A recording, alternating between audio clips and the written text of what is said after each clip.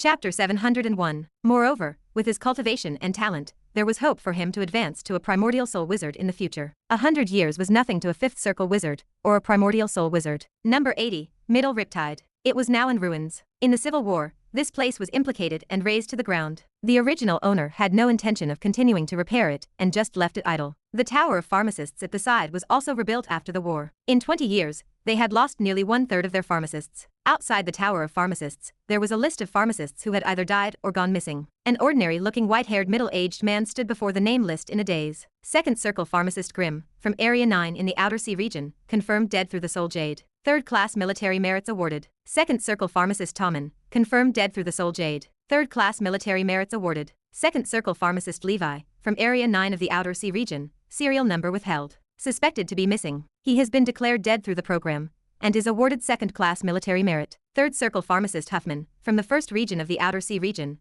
halfling, serial number withheld, confirmed dead. First-class military merit awarded. Damn it, he is already dead. What is the use of giving him military merits? Levi stared at the list in silence. I was wondering why there was no notice for me to serve in the military for so long. It turns out that you think I am dead. When I received the official wizard notice, I did not record my spiritual power mark in the Soul Jade, so the military should not be able to determine if I really died. However, it shows that I am dead. There is a high chance that it was done by Huffman. His goal was to make me fake my death to escape the conflict that swept through the city. Grimm and Tommen should really be dead. They have recorded their marks on the Soul Jade. Once they die, the officials will immediately know the situation. But what is the use? We are so insignificant that we will disappear into the dust. The big shots will not care even if they know you are dead. Thank you, Huffman. However, in this era, I am too weak to avenge you. I hope you do not hate me in the underworld. Of course, if I live to the end and my fists are tough enough, I will find the people who killed you and crush these big shots to death. Of course, an old man like you had better fake your death. Levi had been worried that he would be arrested for evading military service.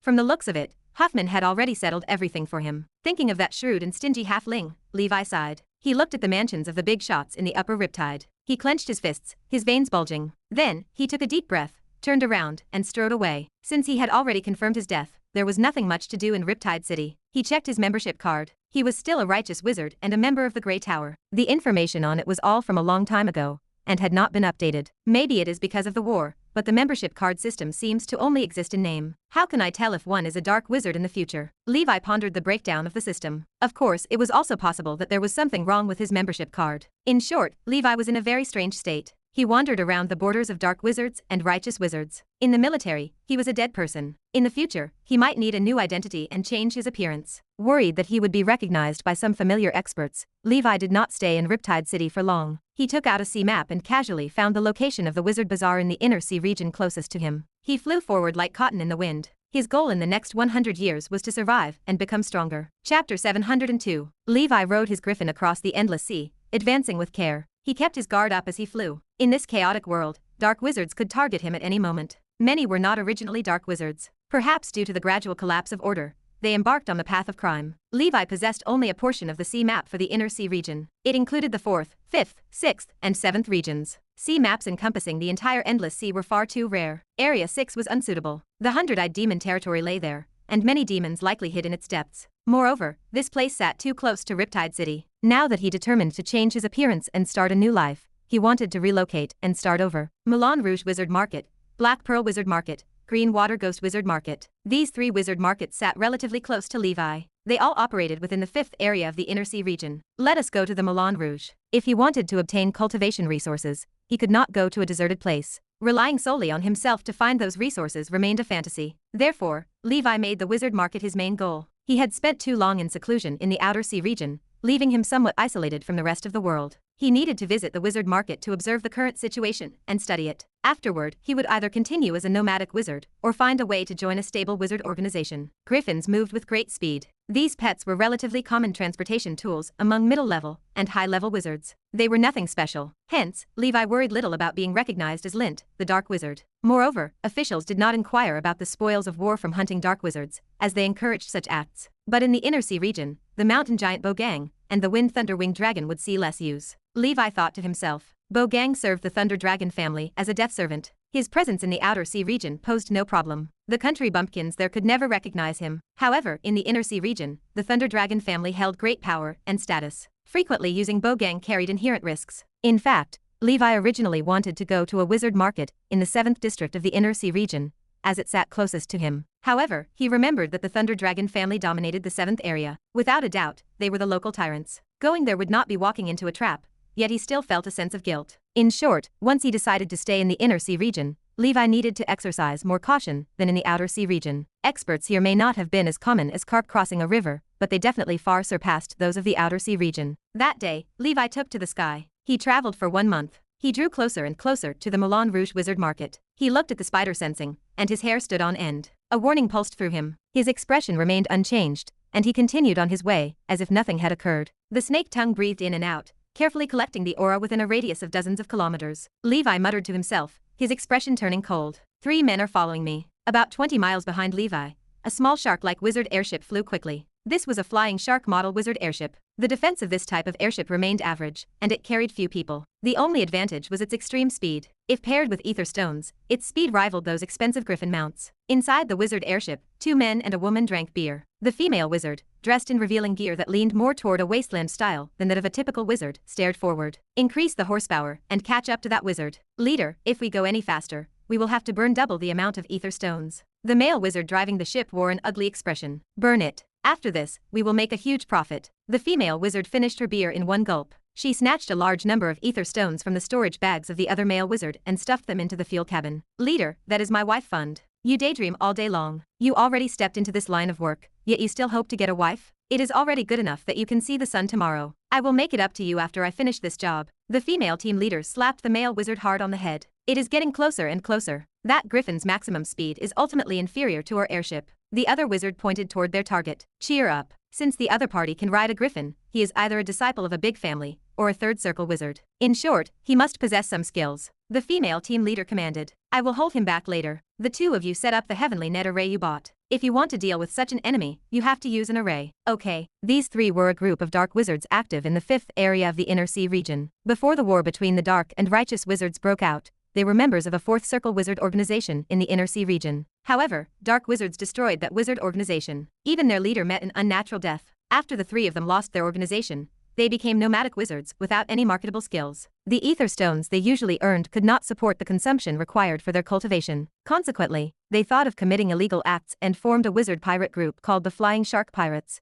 led by this female leader, a 3rd circle wizard. In any case, the world was in chaos now, and the Wizard Council was in a terrible fix. No one could care about them. Chapter 703. According to the grapevine, the reason why the war between the dark and righteous wizards could not be resolved was because of a long time. Among the 12 legendary wizards of the Wizard Council, 2 factions had emerged. One was a conservative faction that advocated continuing to operate following the old order. The other was a reformer group that wanted to completely change the order of the wizard civilization. These 2 sects had been fighting in secret at the beginning, but now, the conflict threatened to turn into an open battle. In other words, the legendary wizards were not united. Someone took advantage of the chaos caused by the dark wizards to make a big fuss, and they wanted to split the Wizard Council. In fact, just a few years ago, a piece of news that no one knew for sure began to spread in the endless sea. The legendary wizard tool, the Heart of Skynet in the Central Realm, was actually destroyed under the eyes of the Grand Wizard. What was the Heart of Skynet? This might not be the most powerful legendary wizard tool, but it served as one of the most important wizard tools to the wizard civilization. This wizard tool provided the material guarantee of the membership card system. Relying on the powerful computing ability of this wizard tool, the wizard world could collect and update all wizard information in real time. For example, to issue a recruitment order to a wizard, the system had to process it through the Heart of Skynet. Even the credit cards of many official venues could not function without this thing. If a wizard died and his soul jade shattered, it remained bound to the Heart of the Skynet. That explained why the Wizard Council knew about the death of those wizards. Therefore, the Grand Wizard had been guarding this wizard tool personally all along. Every once in a while, other legendary wizards took turns to guard the place. And something so important had inexplicably broken. Only legendary wizards could do it. A mole existed among the 7 legendary wizards guarding the wizard world. The officials later refuted the rumor, claiming it was just gossip. Some people asked why the contents of the membership card were not updated. The officials explained that the Heart of Skynet had been operating for too long. It needed fixed maintenance and repairs. It would be suspended for a period of time. The exact recovery time remained undetermined. While the Heart of the Skynet was offline, the rulers of the realm of the unbelievers issued traditional identity tokens to verify the identity of wizards. Although the officials had refuted the rumors, no one believed them. The wizard civilization might be facing a crisis more serious than any civilization invasion in the past. The cause of this crisis was not the outside. It came from the inside. When a powerful wizard civilization could not be united, that became the most terrifying reality. Therefore, the binding force of law and order had decreased over the years. According to incomplete statistics, crimes such as burning, killing, and looting were also increasing year by year all over the wizarding world. Someone said that if the wizard civilization could not end the civil war, the civilization might regress to the ancient wizard era. Others argued that the current civilization was called the Era of Order, but it served as an excuse for those with vested interests. Huge wizard families infiltrated the various ruling classes of the civilization and acted with impunity. The complicated nepotism and corruption in the parliament made it even more difficult for ordinary wizards to obtain resources than in ancient times. Their promotion channels were completely blocked. They were also children of chaos, but some people from wizard families could advance to third circle wizards. The silent majority could only stop at the apprentice wizard level because of the extremely uneven resources. Everyone knew that absolute fairness did not exist in this world. Since that was the case, just like in the ancient era,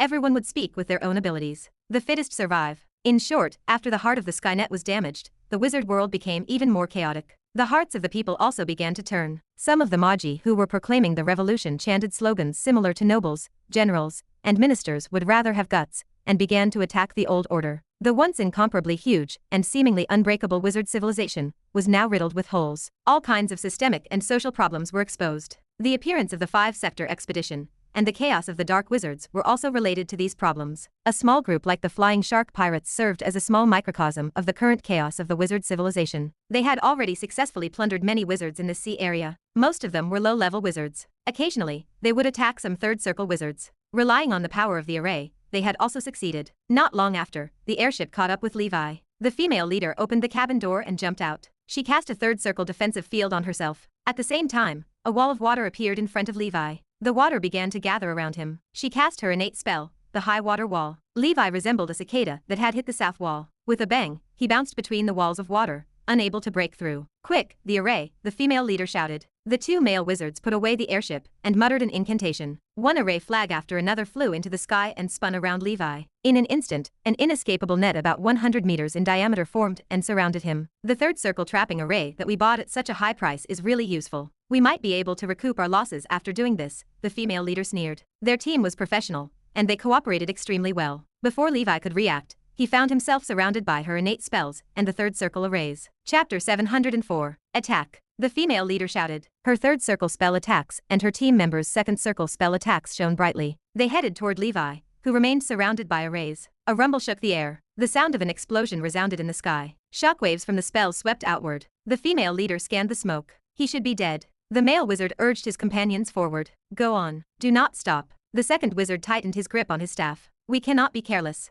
The target is a third circle wizard." Just as the three wizards prepared their next assault, a mocking laugh echoed from behind them. A sharp ice sword arrived. It broke through the protective force field, pierced the male wizard's head, and exploded like a ripe melon. The wizard's body fell straight down, life extinguished. "The enemy is outside. Do not attack the ones inside." The female leader realized her error. She blasted the spell she had prepared toward the spot where Levi stood. At this moment, Levi's glacial sword finger already pierced through the chest of the second wizard. The great black sky curtain revolved around him, blocking most of the attacks. Layers of defensive fields flickered, holding back the aftershocks. Levi lacked a third circle protective force field, but he easily blocked the third circle wizard's attacks using sheer spell power and the effects of his magical enhancements. Swoosh! Another glacial sword finger tore through the air. This person's spell cultivation has reached perfection. He manipulates ordinary second circle defensive spells with ease. Seeing the situation turn sour, the female leader prepared to retreat. It was too late. The great black sky curtain swept over her. She attempted to rely on her force field to continue chanting attacks against Levi. Levi sneered and stabbed his golden scaled hand into the defensive field. Golden revolving divine palm. The third circle defensive field, which the female leader believed secure, distorted under Levi's terrifying strength. Crack! The force field shattered. Levi's large hand grabbed her neck. The great black sky curtain completely wrapped around her. Her limbs bound and shattered. Levi showed no mercy. The burly female wizard possessed a unique aesthetic, rare among the witches of the wizard world. "Tell me, who sent you to harm me?" Levi sneered. "I just want to rob you." "No one sent me." The witch remained unyielding. Despite her impending death, she did not beg for mercy. She had prepared herself for this outcome when she chose this path. "Then die." Levi shoved his hand into the witch's chest and crushed her heart. The female leader's aura withered. The sacred armor scorpions swarmed forward to devour the delicious soul of a third circle wizard. Levi's ashen eye turned her vitality into a silver coin. "I can let Owens come out for some air." Levi pocketed the silver coin. Clearly, the witch simply sought to rob him. Levi picked up the witch's storage bags and collected the spoils from the two male wizards. Levi tallied the loot. The three wizards were poor, carrying only 40,000 ether stones in total. This made sense. As outlaws, they faced death daily. Any money they earned went immediately into increasing their strength, leaving nothing for savings. Regardless, the trio possessed some valuable items. The heavenly net array is very useful for trapping enemies. It is a shame they only trapped a group of poisonous creatures that transformed into my appearance. The real Levi had long remained hidden, protected by the hermit rune. Once they unleashed their ultimate moves, Levi methodically used spells to reap the lives of his opponents. The strength gap proved too great. While their team and array might challenge an ordinary third circle wizard, they stood no chance against Levi. This third circle array should be worth 100,000 ether stones. Levi smiled. A small wizard airship. This looks quite good. Levi retrieved an airship from a male wizard's storage bag. It expanded to 30 feet long. My griffin lacks subtlety. I will use this airship for my future travels. He studied the airship for a short time and quickly mastered it. It was a standard model, simple to operate. 2 third circle spells, high water wall and water tiger's shot, also sat in the inventory. They were ordinary spells, but useful additions to his library for future synthesis of original spells. Levi boarded the wizard airship. It turned into a stream of light, rushing toward the Moulin Rouge wizard market. The flying shark moved as fast as a griffin, though it appeared somewhat shabby. The airship used autopilot for most travel, fueled by ether stones. It only required manual intervention for complex maneuvers. 7 days later, Levi finally saw Red Devil Island. However, broken walls and collapsed wizard towers greeted him everywhere he looked. Chapter 705. From the looks of it, some time had passed. Levi sighed, looking at the ruins. This market is gone. Forget it. Let us go to the next one. He turned and left. The impression grew stronger that the wizard civilization might usher in a new era after this long war. Holy Brilliance calendar year 1076, in the month of harvest. Black Pearl Island. This place produced a transcendent creature called the Black Pearl Shell. The Black Pearl Shell served as a component for wizard tools, while the Black Pearl itself acted as an ingredient for potions. Nomadic wizards gathered here long ago to find shells in the nearby bottomless abyss to sell for money. As time passed, the Black Pearl market formed. With overfishing, the Black Pearl shells were almost extinct. One of the main ingredients of Levi's third circle meditation supplementary potion was the Black Pearl. Levi stored the flying shark as he approached Black Pearl Island. He chose not to show off his wealth. While the flying shark was a standard airship, it remained beyond the means of ordinary wizards. Keep a low profile. Levi did not hide his cultivation level. A third circle wizard occupied a moderate position in the inner sea region. Revealing his strength helped him avoid being scammed by small timers. Wizards flew through the sea air near Black Pearl Island. Relief surged through him. The wizard market remained intact. Levi landed on the island. He found that flight was strenuous, as a no-flying array covered the ground. Black Pearl Wizard Market. Levi examined the sign in front of him. The entire wizard market operated under a dome that flowed with water. A large-scale array. It pulsed with energy consistent with a fourth circle level. This market was significant. The array required visitors to enter and exit at the designated entrance. 2 wizards stood guard, both second circle. Senior, you need to show your identity token to enter the market. The first guard bowed, gesturing to the entrance. If you do not have a token, you can spend 300 ether stones. Our market can help you arrange one. Third circle wizards held power in the Black Pearl Wizard Market, so they treated him with deference. Can I not use my membership card? Levi asked. The guard gave a bitter smile and shook his head. The membership card belongs to the past. We require an identity token now. This is the rule from above. I hope Senior can understand. I am a nomadic wizard living in seclusion in the outer sea region. I am new here and possess no token. I will have to trouble the 2 of you. Levi handed over 300 ether stones and registered his information with the guard. He signed the contract slate, swearing an oath that the information was true or his soul would dissipate. His information was true. On the official side, however, he was dead. He did not know how the registration process would handle that. Anxiety prickled at him. The guard returned shortly, a smile on his face. Senior, this is your identity token. This will serve as your identification card for entering and leaving the Black Pearl Wizard Market. Please keep it well. Can I only enter and exit the Black Pearl Wizard Market? Levi asked. What about the other bazaars? You will need to set up new identity tokens at the other markets. The guard spoke with a sigh. According to the rules, identity tokens do not work across the board. Every market and organization needs a specific identity token and bears responsibility for the identity of those they register. If a dark wizard infiltrates, the organization must bear joint responsibility. That is why we asked you to register and swear a poison oath. Thank you for telling me. Levi tucked the identity token away as the grand array opened. He stepped inside. The market was lively. Hawking, chatting, and the sounds of a fight in the arena filled the air. Collecting fees just to apply for identity tokens must leave the leaders of these markets quite comfortable. There is no justice here. Levi sighed. Maintaining the operation of the market required a fee, and the array constantly consumed ether stones. It was natural for them to charge. The Black Pearl Wizard Market was large.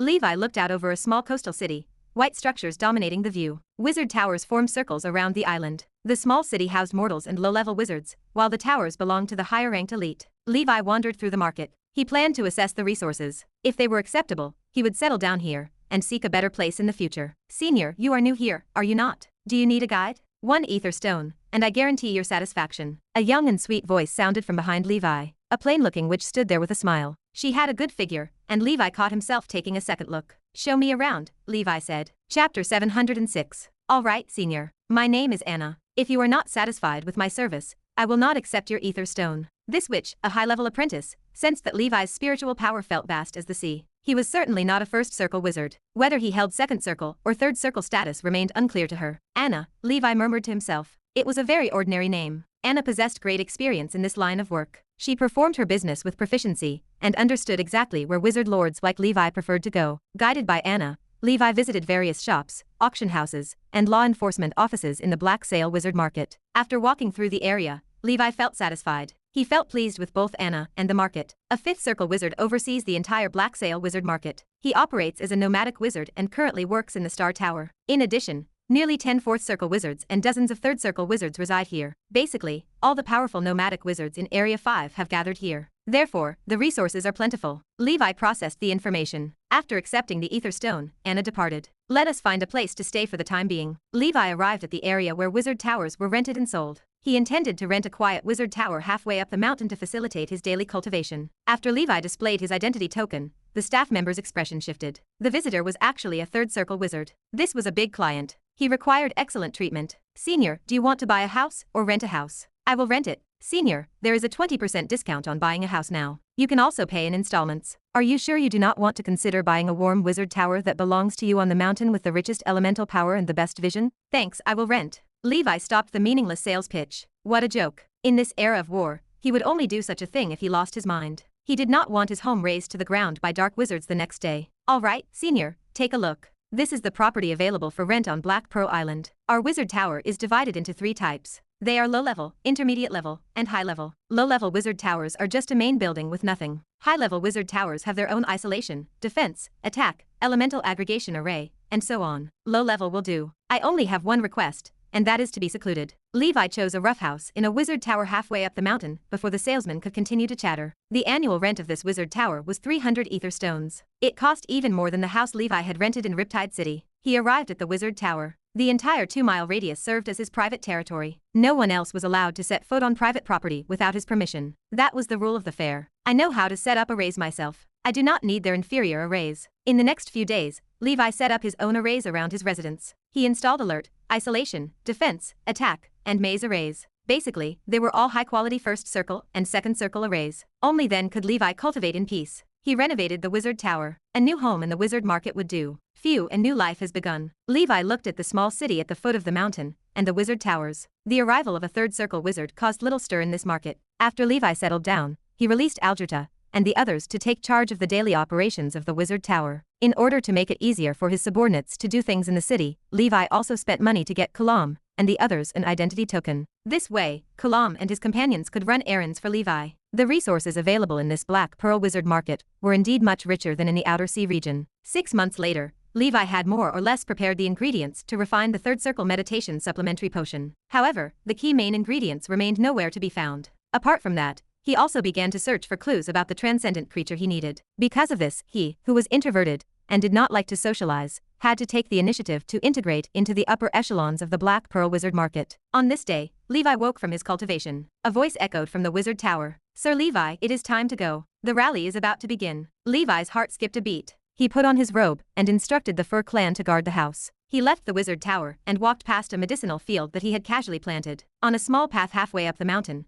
a male wizard stood with his hands behind his back, smiling at Levi. Good morning, Sir Xavier, Levi said with a smile. The male wizard in front of him was also a third circle wizard. He was also a third circle weapon craftsman and Levi's neighbor. To gather the resources he needed as soon as possible, Levi took the initiative to make friends with some third circle wizards around him. This Xavier was one of them. The result did not disappoint him. He also learned from Xavier that there would be a large-scale wizard gathering every other year in this Black Pearl Wizard Market. Only official wizards were qualified to participate. At the gathering, everyone could make new friends and exchange resources and information. Sir Levi, fourth circle wizards are participating in this gathering. Something good might appear. You have to prepare the money, Xavier said jokingly. Ha ha ha, I will just buy some ordinary cultivation resources. I do not expect anything else, Levi said with a smile. The two of them walked together and arrived at an abandoned ship at the eastern port of Black Pearl Island. This was the Black Pearl. The annual gathering was held here. The cabin was brightly lit, and graceful figures swayed inside. Please, Sir Levi, just in time for the mermaid dance, Xavier laughed. Levi nodded. He remained on full alert as he stepped inside. Chapter 707. The Black Pearl. Inside the cabin, merfolk dancers moved with vibrant energy. Small waists, flowing figures. Levi watched them, a sigh escaping his lips. That is nice. The merfolk resembled a humanoid race, similar to the Sea Clan. Yet, the merfolk shared more traits with the mermaids of his past life. They possessed human heads and fish tails. The Sea Clan sported fish heads and human bodies. For humans, the visual contrast between the two species felt like the difference between heaven and earth. Dim candlelight illuminated the space, bouncing off twinkling pearls. Figures descended, mingling in the crowd. They reminded Levi of the audience watching music in the pear garden from his past life. They gathered in groups of 3 or 5, surrounding the small tables. An old man spotted Xavier and approached. Old Xavier, it has been a long time. I have a wizard tool that needs repair. When can you fix it for me? Xavier gestured helplessly. Old John, I have been too busy recently. Let us wait for a while. Old John turned his attention to Levi. All right, who is this? This is Sir Levi, also a third circle wizard, Xavier introduced. Levi, this is Old John, whom I have often mentioned to you. He shares your obsession with potions. He is a third circle pharmacist, but he spends most of his time at home concocting brews, so I rarely see him. Levi offered a kind smile. I am new here. There are many things I need to consult with everyone about. Old John nodded in return. If the chance arises, we can exchange our pharmacy experiences. Definitely. The group exchanged pleasantries and found a place to sit. The merfolk concluded their dance, and a wizard in a yellow robe clapped his hands for attention. Everyone, I am Veril, the person in charge of the Black Pearl gathering. To facilitate progress among the wizards in our market, the owner of the Black Pearl Market, the fifth circle wizard Garcia, entrusted me to hold this gathering. I will keep this brief. As usual, as long as you cause no trouble, everyone can communicate freely. Veril released the spiritual power fluctuations of a fourth circle wizard. The difference between a third circle and a fourth circle wizard felt obvious. One possessed gasification spiritual force, while the other commanded liquefaction spiritual force. There was no comparison. Now, you are free to proceed. The wizards participating in the gathering retrieved memory slates and placed them on the tables. Levi watched the crowd and produced his own memory slate. He inscribed a list of items he needed onto the slate. Other wizards could examine it at their leisure. If a wizard could satisfy Levi's requirements, the two parties could engage in preliminary negotiations to finalize a trade. To put it bluntly, this gathering of wizards resembled a public blind date. Levi sought potion materials, clues about transcendent creatures, and knowledge on various subjects. Xavier checked Levi's slate first, shook his head helplessly, and turned to leave. Old John checked the slate next, then looked thoughtful. Sir Levi,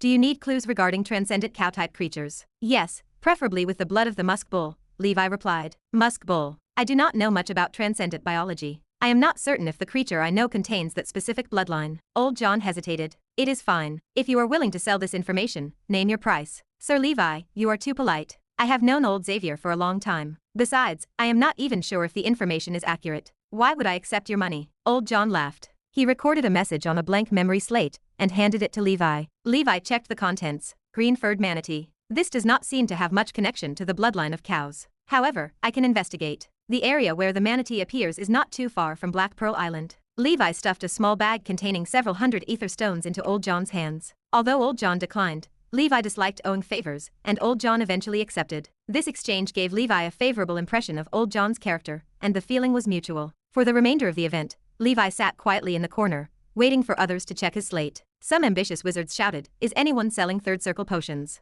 They practically broadcasted their imminent advancement. Levi's stall received a steady stream of visitors. He collected a portion of the materials required to refine the meditation potion. As the gathering reached its climax, some wizards set up physical stalls with signs listing their needs to increase efficiency. Levi wandered among them, searching for potential finds. Finally, he stopped before a stall that drew no interest. The owner, a thin, dark-skinned man, appeared to be a third circle wizard. 2 spell crystal balls sat in his stall, along with a pitch-black fragment. A sign read, "Third circle spell model, Sunflame Explosion, worth 30,000 ether stones, or a third circle meditation supplementary potion of the same value." Chapter 708. The third circle spell model, Fire Dragon Guide, was worth 30,000 ether stones. Levi looked at the merchant and asked, 50,000 ether stones for the Sunflame Explosion, and the Fire Dragon Guide. Are you selling them? If you are, I will take them all. The Sunflame Explosion served as an advanced spell for his 5 fireballs technique. Levi wanted to acquire it. As for the Fire Dragon Guide, he intended to use it to fill his spell library. If time permitted, he might even cultivate it. The power of the Fire Dragon Guide proved extraordinary, as it condensed a fire dragon to strike the enemy. The third circle wizard hesitated. He had obtained these two third circle spells by killing a third circle dark wizard.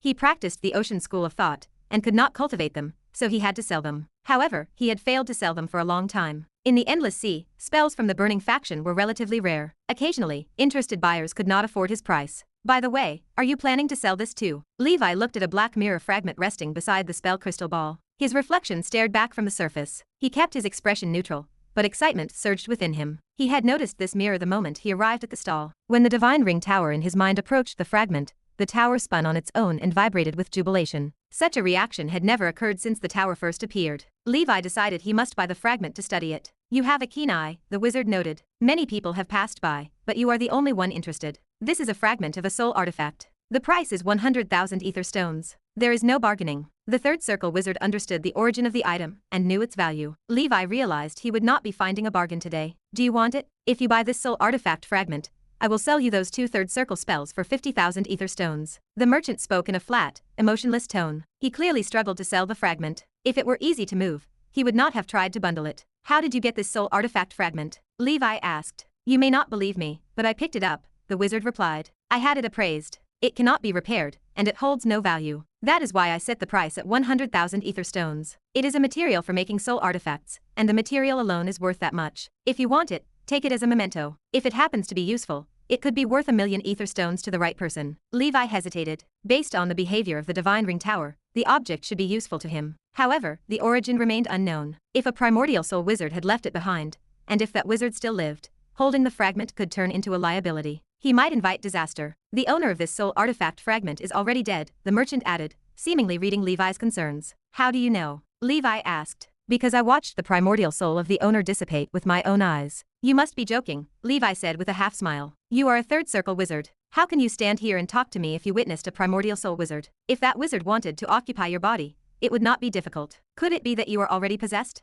Am I talking to a primordial soul wizard? Levi maintained a joking tone, but he stayed on guard. He remembered what Leon had told him. During the war between dark and righteous wizards, a primordial soul wizard had almost died, leaving only his primordial soul to escape. Could this be the owner of the fragment? He worried he had hit the nail on the head. He felt tempted to walk away from the deal. If he had possessed someone else, he might have succeeded, the wizard said, seemingly annoyed by Levi's caution. Unfortunately, he chose me. Believe it or not, the owner is dead. When a primordial soul dissipates, the spirit is destroyed. I can sign an agreement and swear an oath on it. Levi weighed the pros and cons. Since the man offered to sign a contract, he likely spoke the truth. Everyone had their own secrets. As long as Levi confirmed the owner was dead, he could purchase the fragment without worry. I will buy them all, Levi said. Lower the price by 10,000 ether stones. 140,000 for one soul artifact fragment and 2 spells. I am buying them sincerely. You will not find many other buyers for these things. If you miss this opportunity, you will not have another. The third circle wizard considered the offer, nodded, and signed the contract. Levi took extra care with the terms to ensure no tricks. After they found a private room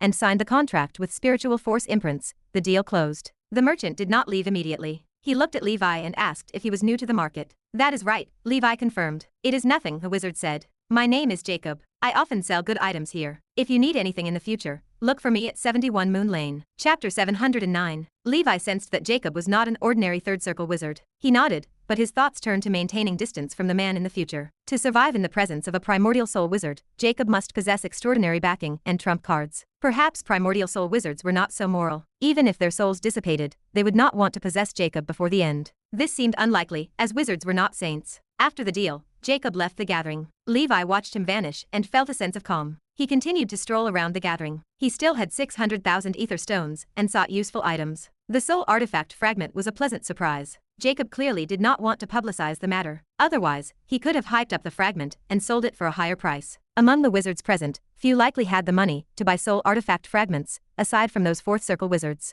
Levi took a gamble. If this fragment proved useless, it would be equivalent to 100,000 ether stones going down the drain. He disliked gambling, but this time, he wanted to try. When the event concluded, Xavier approached with a smile. It seems you have gained a lot, Levi smiled. It is all right. By the way, Sir Levi, I saw you chatting with that Jacob just now. I do not know if I should say this or not. This person is eccentric. You should interact less with him in the future. Xavier transmitted the warning directly into Levi's mind. Thanks for the warning. Levi's heart skipped a beat. In fact, from the deal he had with Jacob, the man appeared normal. He was not as strange as Xavier described. Perhaps Levi had not interacted with him enough. He left the wizard market and returned to his tower. After Levi checked the arrays until he confirmed they functioned perfectly, he took out the soul artifact fragment. What soul artifact fragment is this? It looks like a small part of a broken mirror. He fumbled with the black fragment. Although this item reacted to the divine ring tower in Levi's mind, Levi did not dare to experiment recklessly. It was even more impossible for his blood to recognize him as its master. Before he understood the situation, such actions might bring him danger in this transcendent world.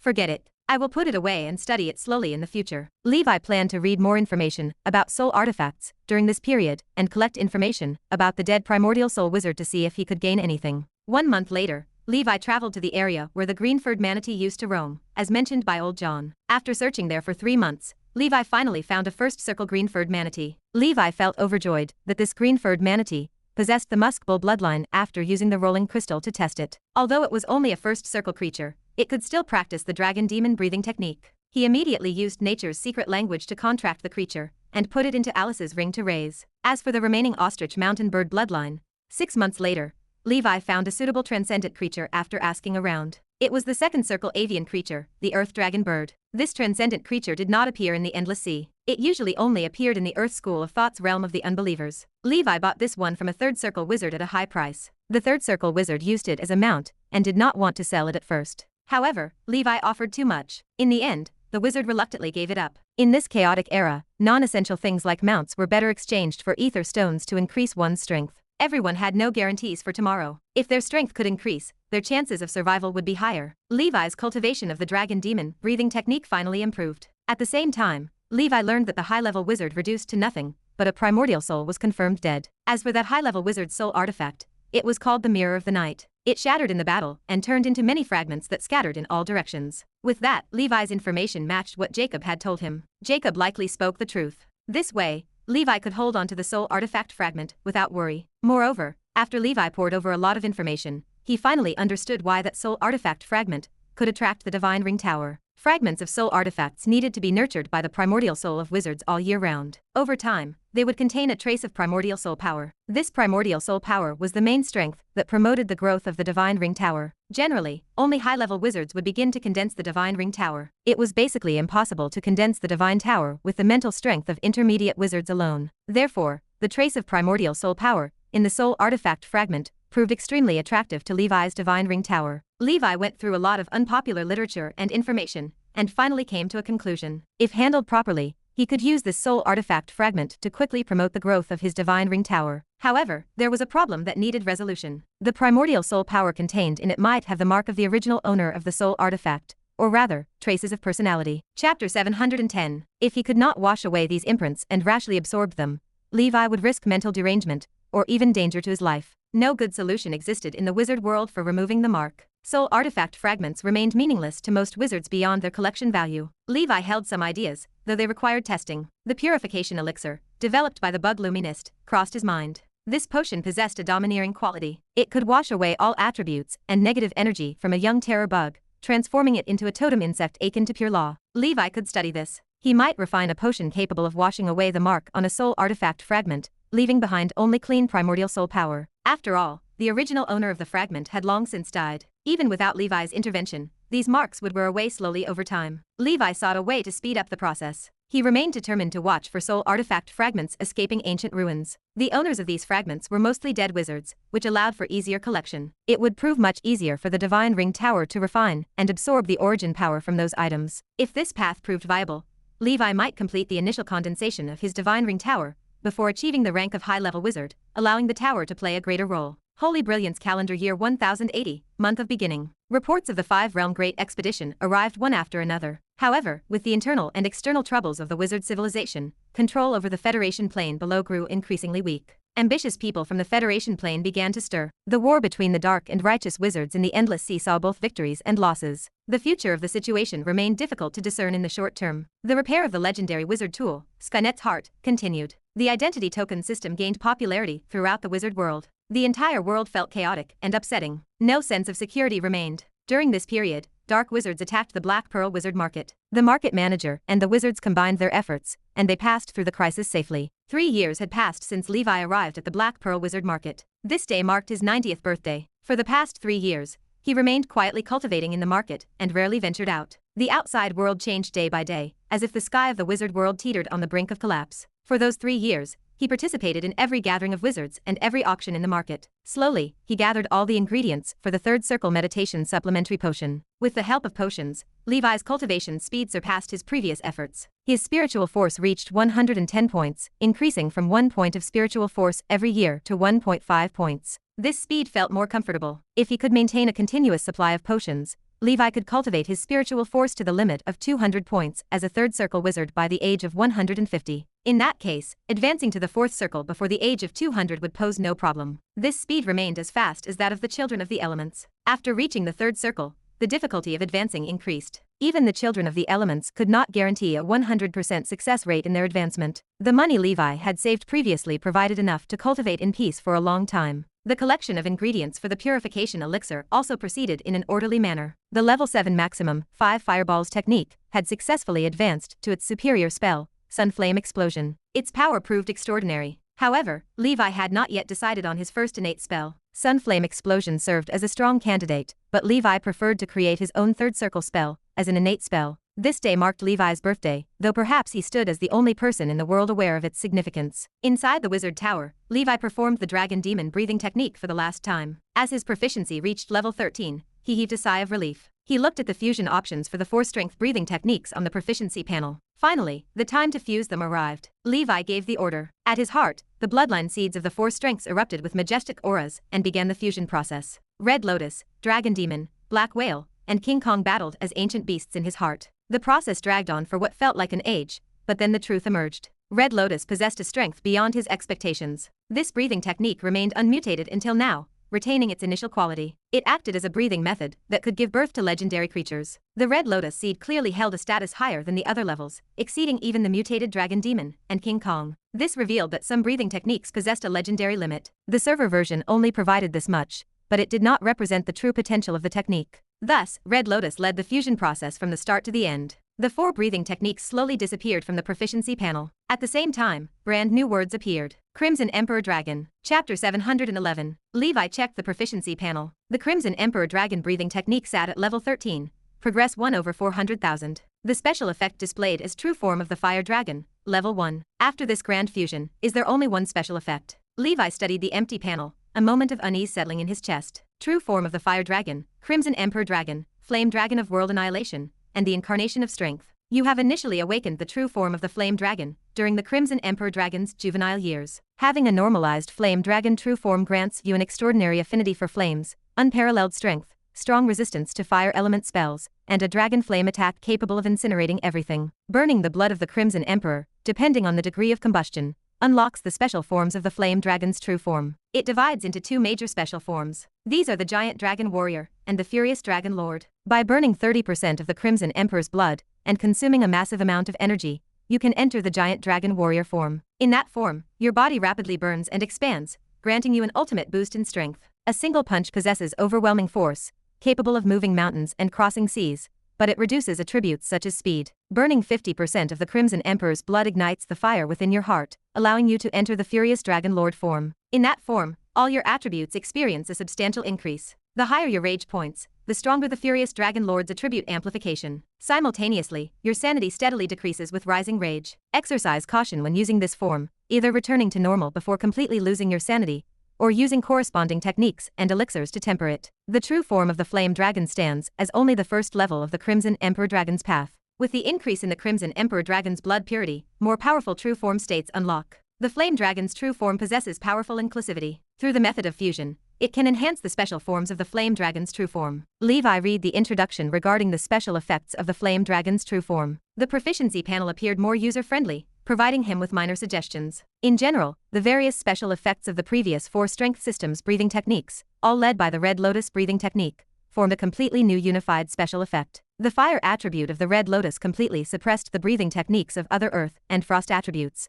This led to the disappearance and degeneration of many useless special effects and legendary organs. In their place, a thorough Flame Dragon's true form emerged. The most regrettable aspect remained that the Frost Heart special effect had vanished. Did ice and fire prove impossible to coexist? Forget it. It is gone. This just means that my practice of frost spells will slow down a bit. With so many affinities, it does not pose a big problem. Moreover, he he could still obtain the frost element talent through other methods in the future. He guessed that the Crimson Emperor Dragon represented the epitome of fire and strength, incompatible with other attributes. After the revision, the Crimson Emperor Dragon's breathing technique became simple and straightforward, embodying the principle of simplicity. A simple true form of flame dragon encompassed most of the previous special effects. Additionally, the two important special effects for Levi, Sea Swallowing Whale, and King Kong's Wrath, turned into two special forms of the flame dragon's true form. Dragon Warrior, sacrifice some other attributes and pursue the ultimate strength. Furious Dragon Lord, expend a portion of sanity and burn rage points to comprehensively enhance physical qualities. With these two special effects,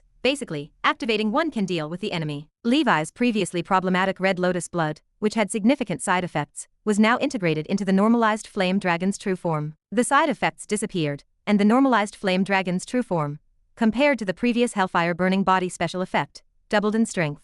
Now I have preliminary mastery of the 5 major dimensional breathing techniques: Golden Snake's Defense, Crimson Speed, Crimson Emperor's Strength, Sky's Endurance, and Death Ember's Physique. I truly look forward to the day when the 6th major dimensional perception breathing technique takes shape. Well, let us go outside and secretly experiment with the power of my Flame Dragon's true form. Levi's heart stirred. He slipped out of the Black Pearl Wizard Market during the night. The training room in his wizard tower lacked the space for Levi to unleash his Flame Dragon's true form. Moreover, within the market, many strong individuals resided, making it inconvenient for Levi to display his skills. After leaving Black Pearl Island, Levi chose a direction and flew toward an uninhabited sea area. Half a day later, he arrived at a desolate island with a volcano in the center. This place will do. Levi reached the volcano. Array flags of lightless shield flew out, temporarily concealing the area. Entering the array, Levi summoned Mountain Giant Bogang, Tyrant Il, and Wind Thunder Winged Dragon. Come, the 3 of you attacked together. Bogang and the others were accustomed to acting as Levi's sparring partners. They rushed toward him, utilizing brute strength and spell abilities. Levi activated the Crimson Emperor Dragon's breathing technique, and the normalized Flame Dragon's true form appeared. Under the crimson flames, the dark golden scales turned into a bright red color. In its normalized form, the Flame Dragon's true form stood only about 2 yards tall. The overall appearance resembled the Demon Dragon, a red version, from the tales of his past. Full of muscle and power,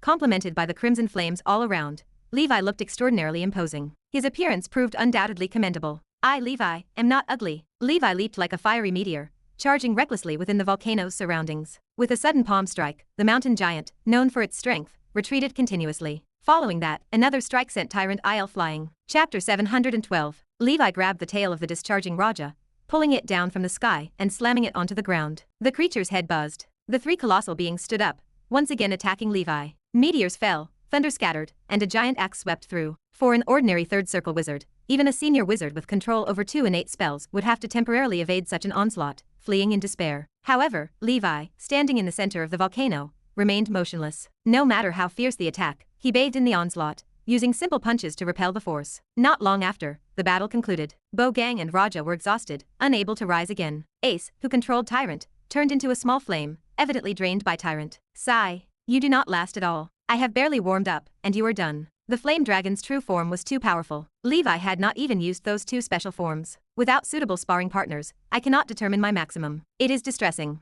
I wonder if I have a chance to break through the defensive field of a 4th circle wizard and kill them in close combat. Although I am only equivalent to a 3rd circle ordinary wizard after the blood transformation, I am a hexagonal warrior, and my breathing techniques are top-notch. Basically, under the premise of close combat, I can boast a little about being invincible under the 4th circle. However, I should not get too arrogant. Every villain who calls themselves invincible meets a tragic end. Levi mused. Of course, these were just thoughts, not to be put into practice. It was better to quietly become stronger. If anyone dared to provoke, he would crush them. After testing his strength, Levi put away the array and prepared to sneak back to the market. The outside world was too chaotic at the moment. If not necessary, he would not step out. On the way back, Levi activated his intuition and proceeded cautiously. Suddenly, his expression changed. Within his perception range, a familiar face appeared, one he had not seen in a long time. After some hesitation, Levi changed direction, quietly flying towards that figure. On the sea ahead, under the night sky, 2 streaks of light sped. One streak was a gray owl flying ahead. Behind the owl was a witch, dressed in vibrant attire,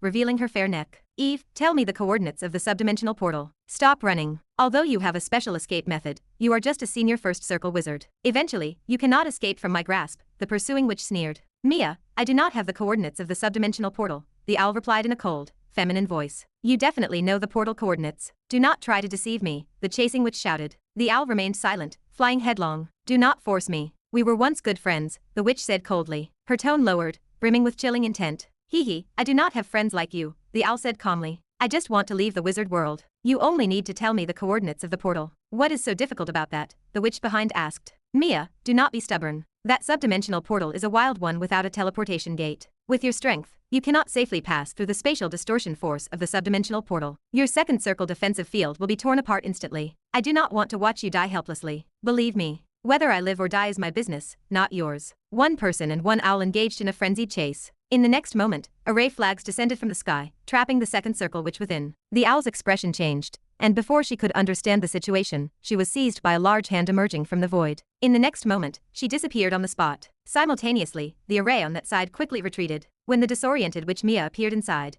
she looked around, and her spiritual force spread across the sea. In the noisy night waves, there was no trace of the owl. Anger and shock gripped her. Anger grew, for she let that woman escape. Shock followed, for the strength of the one who just rescued her must be far superior. She had not even detected the arrival of that person. This was the most terrifying part. Only someone with a spiritual force realm far higher than hers, a second circle wizard, could achieve all this unnoticed. Even a third circle wizard might not be able to. Possibly a fourth circle wizard. When did Eve know someone of this level? If it were not for that person harboring no ill intentions toward me, I might already be dead. Could it be that she befriended a powerful figure when she was a messenger? Mia shuddered at the thought. She was once Eve's good friend, and had learned by chance that when Eve was a messenger, she obtained the coordinates of a wild subdimensional portal. Mia had some intentions. Unfortunately, no matter how she persuaded, Eve refused to disclose the coordinates. She had no choice but to resort to a direct approach, chasing Eve all the way. If Eve had not possessed a particularly unique escape method, Mia, with her second circle status, would have caught up with her long ago. Now, she discovered that Eve had somehow gained the favor of someone she could only look up to. Mia felt even more bitter. Why had no one noticed her? Why did she not have the chance to have a warm and secure haven in this chaotic world? Chapter 713. I can only think of another way. I must return to the mortal realm. The wizard world is about to undergo a major upheaval. I do not know how many wizards will fall. Instead of waiting here to die,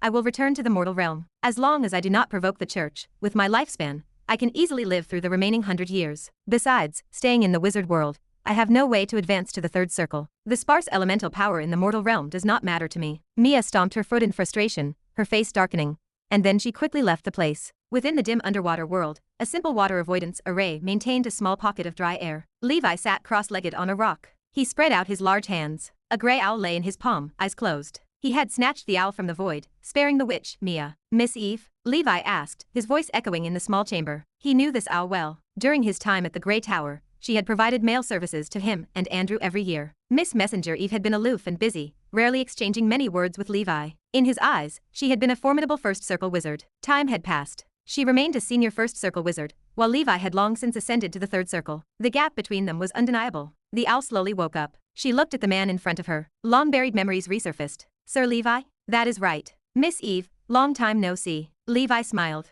Eve sensed the powerful spiritual force radiating from him. Her expression shifted. Thank you, Levi. No, thank you, Senior. Eve chirped, her voice trembling. No need for formalities. It was a small effort. You provided mail services for us for so long. Senior, those were my duties. Besides, I am unemployed now. I am no longer a messenger. The Olary was destroyed by a dark wizard. I managed to escape but was chased until this point by a former friend. If not for your rescue, I would have died here, Eve said. Senior saved me. Could it be for the coordinates of the subdimensional portal? Eve realized, her gaze sharpening. Levi smiled and nodded. I am indeed interested in the subdimensional portal. He had eavesdropped on their conversation and decided to rescue Eve. He refused to return to the mortal realm because he could not progress there, and the mysterious Church of the Stars Saint, Estella, had already discovered him. However, if he could control a subdimensional portal to the mortal realm, providing himself with another retreat option, it would serve him well. If the wizard world descended into chaos, or if Levi faced a severe crisis, escaping to the mortal realm for a while would be a sound option. Sir, it is not that I do not want to tell you, but the subdimensional portal is undeveloped. Without a teleportation gate as protection, even the protective force field of an intermediate wizard may not withstand it. Moreover, with Senior's current cultivation, returning to the mortal realm is self-destructive. Staying there for too long, your cultivation may regress. The reason I did not want to give the coordinates to my friend was also for her own good. I did not want to see her die in vain, but she just did not trust me. Eve seemed reluctant to reveal the coordinates. Levi stared at the owl. He remained silent, making his stance clear. After a while, the owl sighed. She opened her beak and spat out a memory slate. Levi took the memory slate. It contained the coordinates of the wild subdimensional portal, actually in the 100-eyed demon territory. Well, let us put it away for now. It is not needed temporarily, Levi thought. He looked at the owl. Miss Eve, why not transform back into a human? The owl sighed. For the convenience of delivering messages and increasing escape speed, I have been using the owl transformation technique for a long time. It is challenging to return to human form now. Levi had not expected such consequences from the transformation technique. What are your plans now? Levi asked. The owl slumped in Levi's palm, sounding helpless. Apart from delivering messages, I do not seem to have any other skills. Now that I have turned into an owl, I do not know when I can transform back into human form. I am just a first circle wizard, and my remaining lifespan may not even be 100 years. How about becoming my personal messenger? Levi suggested. Having a personal messenger could save a lot of trouble. Sir, can this be done? Eve perked up, her voice tinged with excitement. Levi had managed to rescue her under Mia's nose without her noticing. That meant Levi's strength was at least at the 3rd circle level. Before the outbreak of war, she was just a small messenger in the wizard world, a pure and low-level laborer. Without special opportunities, it was impossible for her to get close to a powerful figure like Levi. Now, with an opportunity right in front of her, she naturally would not refuse. In reality, many ordinary talented witches in the wizard world dreamt of becoming companions or servants to powerful male wizards. The weaker they were, the more beautiful they tended to make themselves. On the contrary, powerful and confident witches often retained their original appearance, not bothering to use their looks to please male wizards, like Granny Marlene, for example. Chapter 714. If it is not a problem, let us settle it this way. Sign this agreement, and you provide me with message delivery services. I will, of course, ensure your safety. Levi extended the parchment.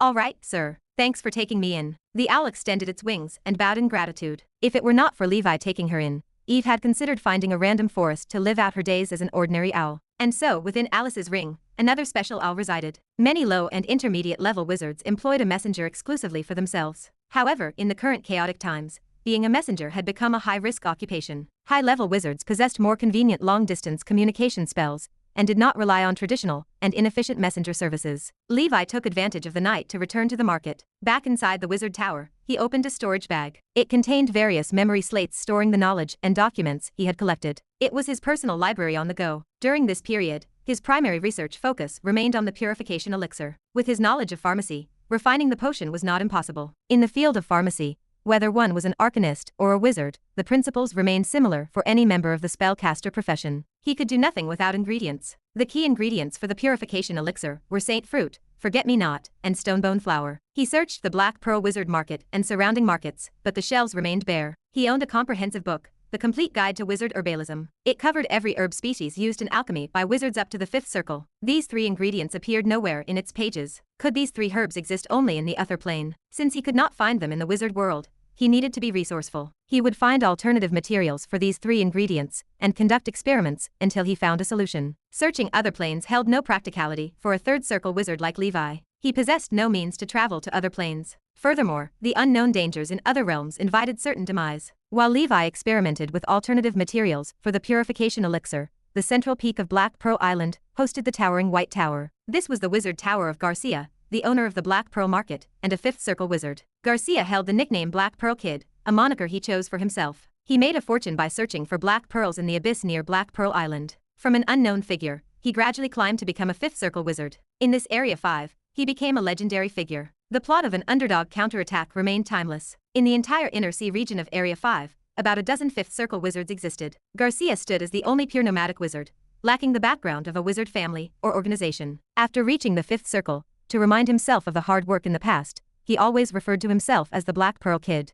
Due to his nomadic background, Garcia treated nomadic wizards with kindness. This influenced Levi's choice to stay in the Black Pearl Market. Under Garcia's command stood 4 4th circle wizards, all from the Ocean School of Thought, known as the Black Pearl 4 Wizards. Veril, in charge of the Black Pearl Gathering, was one of them. Now, Garcia gathered with the 4 4th circle wizards. Everyone wore a serious expression. Something significant was about to happen. Garcia paced the room. He addressed them. Ladies and gentlemen, I called you from your respective positions today to discuss an important matter. Garcia, a white-haired old man with wisdom shining in his eyes, stood dressed in a large white robe. He held a staff, fitting the popular image of a wizard. Lord Garcia, please speak. Veril stood up. Garcia sighed. He looked at the group. I just received a letter from Area 7. The Thunder Dragon family in Area 7 wants to acquire our wizard market and turn it into their private property. The air in the room grew heavy. The Thunder Dragon family was too audacious. They extended their reach from Area 7 to Area 5. Our Black Pearl Wizard Market worked hard to develop to its current state. If the Thunder Dragon family acquired it, nomadic wizards would have no future. All resources would fall under the control of these wizard families. What would have been the point? Was this not going down the old path of ancient wizards? Sparrow spoke up.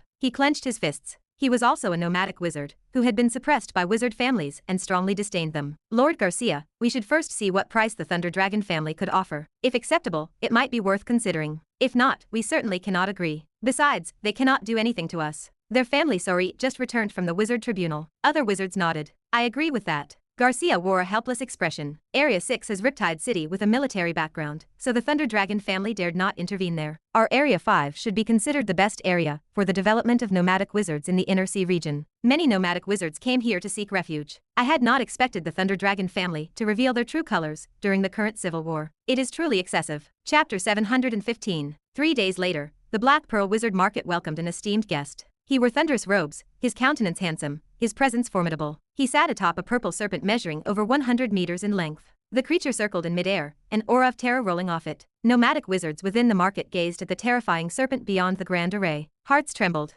Using a fourth circle transcendent creature as a mount. That displays quite the extravagance. Do you know who this is? This is Sorit, the Thunder Spear, head of the Thunder Dragon family in Area 7 of the Inner Sea region. Rumors say he is the strongest in the area. Perhaps he might advance to the primordial soul level within 100 years. The guest was indeed Sorit. Garcia, would you not welcome a guest who came from afar? Why not come out to greet me? Sorit spoke with a half-joking tone, arrogance and indifference lacing his words. Sorit's voice rumbled like distant thunder. One strike could shatter the protective array if he wished. Today, however, he came for negotiation and to assert dominance, not to fight. Even with the Thunder Dragon family backing him, he could not afford to be overly arrogant, especially after his recent punishment from the Wizard Tribunal. Soon after, a white-robed wizard approached the grand array, accompanied by 4 fourth circle wizards. He laughed heartily. I was in seclusion, and unexpectedly, Lord Sorit came to visit. I apologize for not welcoming you from afar. Hurry, let Lord Sorit in. Have the maids prepare fine wine. Garcia laughed. Sorit squinted his eyes and grinned. Thank you. Once inside the market, Sorit and Garcia,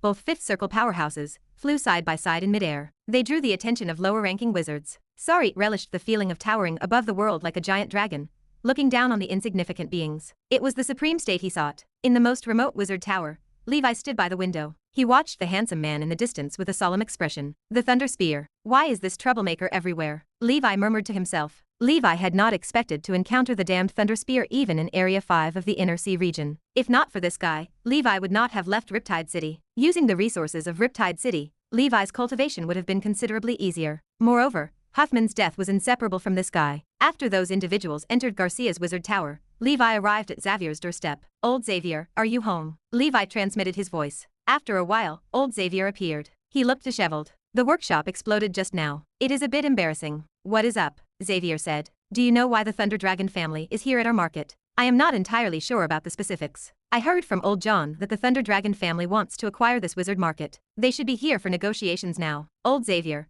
do you want the Thunder Dragon family to buy this place? Naturally, I do not want that. The current Black Pearl Wizard Market is undoubtedly the best state for us nomadic wizards. If the Thunder Dragon family takes over and brings its family system here, we nomadic wizards will either become dogs for the Thunder Dragon family, or have to leave. I do not hope for it, but our wishes do not matter. How can we, as nomadic wizards, confront such a behemoth as the Thunder Dragon family? Xavier sighed. Levi and old Xavier sighed simultaneously. Being a nomadic wizard is too tough. Old Xavier, have you ever considered joining a wizard organization? Levi asked. I have not. Ordinary wizard organizations do not interest me. Those good wizard organizations have too many rules. Sometimes you have to sacrifice your life for the organization. It is not worth it. I am doing well as I am now, making some money with weapon making, enough for my cultivation. Breaking through to the fourth circle would be the best. If not, it does not matter. As a third circle wizard, with a lifespan of 500 years, I still have 200 good years ahead of me. You are quite laid back. Levi admired old Xavier's carefree attitude towards life. Levi kept an eye on the situation at Garcia's tower. A purple giant serpent coiled high in the sky, waiting for its master to emerge. The Thunder Serpent, what a good thing. In this day and age, fourth circle transcendent creatures are rare in the wizard world. They say that the purple thunder gall of the Thunder Serpent is greatly beneficial for practicing lightning spells in the lightning faction. Levi mumbled to himself, then shifted his gaze away. Not long after, Sorit flew out from the wizard tower, his expression blank. He headed towards the waiting serpent. Without a word, he flew away, leaving the area. Levi saw Garcia's displeased expression. The negotiations were not pleasant. Are we going to change places again? Moving every day, when will it end? Well, let us not move for now. Let us watch and see what happens. Levi shook his head and returned to the wizard tower. Above the distant sea, the thunder snake soared. Sorit revealed a cruel smile. I temporarily cannot take Riptide City. Can I not take over a market of nomadic wizards? Once I control both Area 7 and Area 5, Riptide City, surrounded by me, will be mine. Blue Dragon Lady, you wait for me. Not only will I take Riptide City, but I will also take you, you wretched Dragon Lady. Since that is the case, let the chaos come more violently. Seventh Familiar, come out for me. Chapter 716. High in the sky, the Thunder Serpent coiled. Sarit's face continuously changed shape. Sometimes, a handsome human face stared out. At other times, a terrifying and grotesque demon face with a bird-like beak appeared, incredibly eerie. Victor. Sarit roared the name. He spoke to the presence within himself. Before long, a black mist seeped out from Sarit's body. It transformed into a shadow wearing a black crown. The shadow wore a raven mask, and the true face remained hidden. The figure wore a wide cloak woven from black feathers and heavy black armor. Like a solitary king, it sat upon the Feather King throne woven from black feathers. Sarit, what business do you have to summon me again? The shadow chuckled with a deep voice, knowing the reason but still asking. Victor, I need the power of your seventh familiar. Sarit said coldly. Is this the attitude you wizards have when asking for help? Victor sneered. Victor, don't forget, without me, you would have dispersed into smoke long ago. If you want to successfully return to the abyss, reclaim the throne of your abyss lord, on the 223rd level, don't adopt such a lofty posture. We are just cooperating, and I am not your slave. Sarit said. I can provide you with the power of the seventh familiar. Now what is the price? Victor calmly asked. What price do you want? Sarit inquired. I need a powerful and perfect vessel, capable of bearing the power of the great abyss lord, and the noble black feather demon king, Victor. Victor said. A body of a fourth circle wizard, is that acceptable? Sarit frowned. A fourth circle wizard. Sarit, you might misunderstand the powerful strength of an abyss lord. With your wizard's feeble body, if you want to bear my power, you will need at least a sixth circle wizard. Fourth circle wizard. Unless it is a body refining wizard, it is impossible to bear my strength. Victor shook his head. A sixth circle wizard. This is a high-level wizard, an existence comparable to an abyss lord. Where do you expect me to find one for you? Sarit laughed angrily. Don't equate those abyss lords below the 100th level with me. Even the 100-eyed demon king, who turned your endless sea upside down when I was at my peak, is not my match. The 100-eyed demon king is already a thing of the past. He has advanced to become the 1,000-eyed demon king, reaching the 9th level as a demon lord. Now, even at your peak, you are not worthy of comparison. You just tell me when you are preparing a suitable vessel for me. My power is not something you can casually use. Victor retorted, annoyed by Sarit's provocations. High-level primordial soul wizards are impossible. Even if I had the ability, I would not let you inhabit my body. I would have killed you long ago. Next, I will look for a suitable mid-level body-refining wizard candidate. Once I find one, I will send the vessel to you at the earliest. Sarit promised. Mid-level body-refining wizard. That is acceptable, for now. Victor replied. Now, can you lend me the power of your seventh familiar? Sarit asked. Victor remained silent for a moment. Then, he recited complex incantations, akin to the demonic whispers that troubled the mind. Within the misty shadowy form of his body, a massive void appeared. A dark, abyss-like opening led to the unknown. From this void emerged an ordinary crow. As soon as the crow appeared, it transformed into a young man with sleek black hair. The seventh familiar, Dark Raven, pays respects to the Lord. The black-haired youth appeared and half knelt in midair, bowing to Victor. Victor, the lord of the 223rd level of the abyss, housed 18 familiars within him. Among these 18 familiars, the first 7 were demons of upper-level strength comparable to high-level wizards. The remaining ones possessed various special abilities, standing out as middle-level demons. The 7th familiar, Dark Raven, had a true form as a level 6 demon, called the Crow Feather Demon. It excelled in duplication, stealth, and assassination. This Dark Raven was only a manifestation of Victor's fragmented soul, magically condensed within Sarit's body, equivalent to the level of a level 4 demon. The actual Dark Raven, along with Victor's true self, remained suppressed by Victor's enemies on the 223rd level of the abyss. Long ago, Victor had been betrayed by his most powerful and trusted first familiar, who had joined forces with other wandering upper-level demons without territory. Together, they ambushed and severely wounded Victor. Victor's true self, along with the other 17 familiars within him, was subdued and refined by his enemies, making it impossible for them to rise again. Over the course of a long time, Victor's true self's strength had been continually diminishing. At this rate, Victor was bound to perish. Fortunately, Victor had left a hidden card. During the war with the wizard civilization, he had left a fragment of his soul in the mortal realm. This fragment had been dormant until Sarit unintentionally stumbled upon it, allowing Victor to invade Sarit's body and become the master within. Eventually, through the form of a soul contract, Victor and Sarit reached a cooperation agreement. Victor provided demonic power to Sarit to fulfill his ambitions, while Sarit had to meet Victor's demands. Chapter 717. Victor intended to find a suitable physical vessel in the wizard world, merge his fragmented soul with it using a secret technique, and form an avatar. When the time arrived, this avatar would discover a way to the abyss. He remained a pitiful and lonely soul trapped within Sarit's body, relying on Sarit's strength to act. Sarit, for now, I will lend you the power of the 7th familiar, Dark Raven. I hope you will not disappoint me. Victor gazed at Sarit before transforming into a black mist and merging into Sarit's body. Summoning the power of the seventh familiar proved a considerable burden for Victor's already weakened fragmented soul. Sarit narrowed his eyes, exuding a dangerous aura, and spoke to the seemingly indifferent Dark Raven. Dark Raven, go to the Black Pearl Wizard Market. Infiltrate it and create chaos and panic in the coming days. If a fifth circle wizard catches you, self-destruct. Do not reveal our connection. Dark Raven replied calmly. As long as it is the Lord's will, I have no problem. It is just losing a magical gasification body. I have been longing for the taste of slaughter for too long. His expression turned fierce and excited. Demons were inherently like this. It was in their nature. Go. Without a word, Dark Raven transformed into a crow and flew towards the Black Pearl Wizard Market. No wizard below the fourth circle in the Black Pearl Wizard Market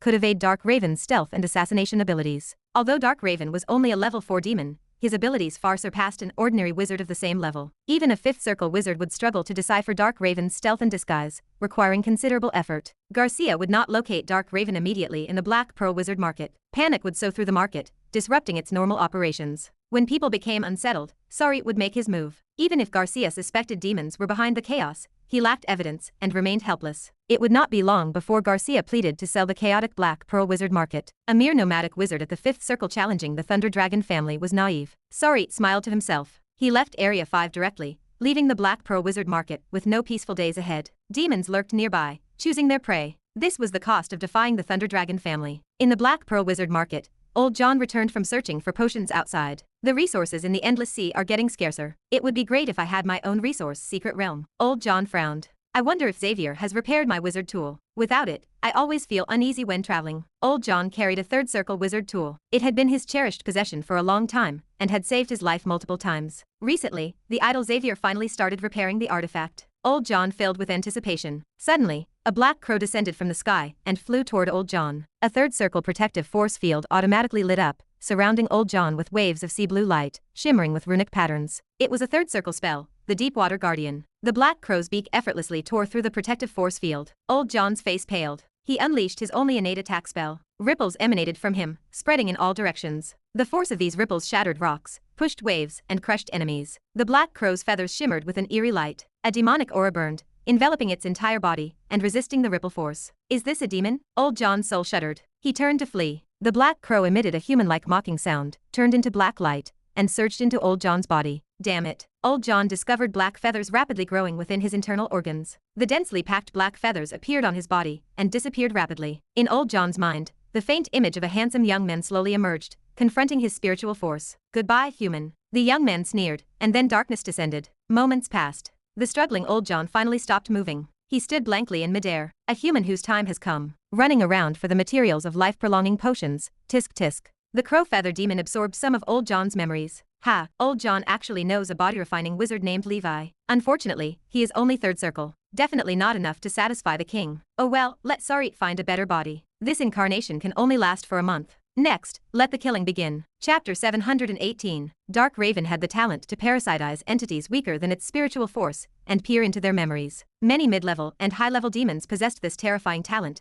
among them the infamous Mind Flayers. Because of this, demons were formidable opponents. They often relied on powerful disguises, concealing themselves among humans. If they did not use demonic aura, it might be impossible to detect them. The figure disguised as Old John swiftly flew towards the Black Pearl Wizard Market. They arrived at the entrance of the array. The second circle wizard guarding the entrance smiled and leaned forward. Lord John, you have been out for quite a while this time. Old John shook his head and sighed. Do not mention it. Being a pharmacist is too challenging. I cannot find any materials. The guard shifted his stance and looked toward the horizon. Yeah. There are more and more wizards, but resources are becoming scarcer. I guess after this internal war ends, we will have to start preparing to search for and open up new resource planes again. Old John presented his identity token, easily deceiving the Grand Array. Dark Raven could effortlessly conceal its demonic aura. It was an innate ability of its race. Navigating through the pristine city and feeling the vibrant human auras, Dark Raven returned to the wizard tower that belonged to Old John. Dark Raven landed and spoke with excitement. Let us begin. Dance of the Raven Flock. Behind Dark Raven, feathers flew out, transforming into black shadows. These shadows entered the earth like black swimming fish,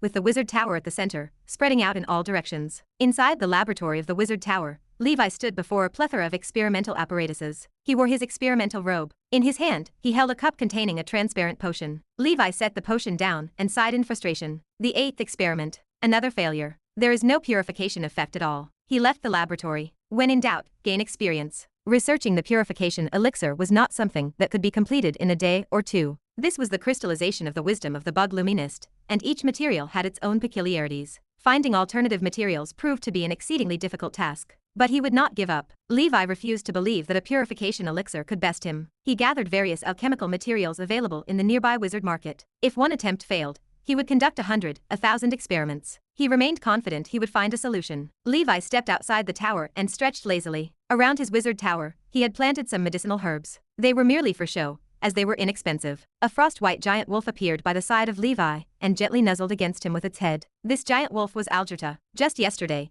this white wolf girl seemed to undergo an unexpected change during her breakthrough to legendary. It appeared to be a direct atavism, resembling a miniature version of the legendary silver frost wolf. This was quite different from the legendary experience of Levi. Typically, legendary beings only gave birth to a legendary organ, and it should not result in a direct atavism. When Levi tested the bloodline of Algerta again, after a short while, he made a startling discovery. Her silver frost wolf bloodline had significantly surged once more. Levi speculated that this might be some extremely unique atavism. After a brief moment, the giant wolf transformed back into the white wolf girl. Algerta exclaimed happily. Transforming into a giant wolf is really cool. Levi patted the head of the white wolf girl. Do not get too proud. Keep working hard. This is just the beginning. The other 3 members of the Fur clan were also top-notch Grand Knights. However, they still had a considerable way to go before breaking through to legendary knights. Even for the Fur clan with remarkable talents, the threshold of becoming a legendary knight remained a barrier for the majority. Algerta, however, was quite exceptional. Levi suspected that this young girl might have a connection with the white wolf god worshipped by the White Wolf clan,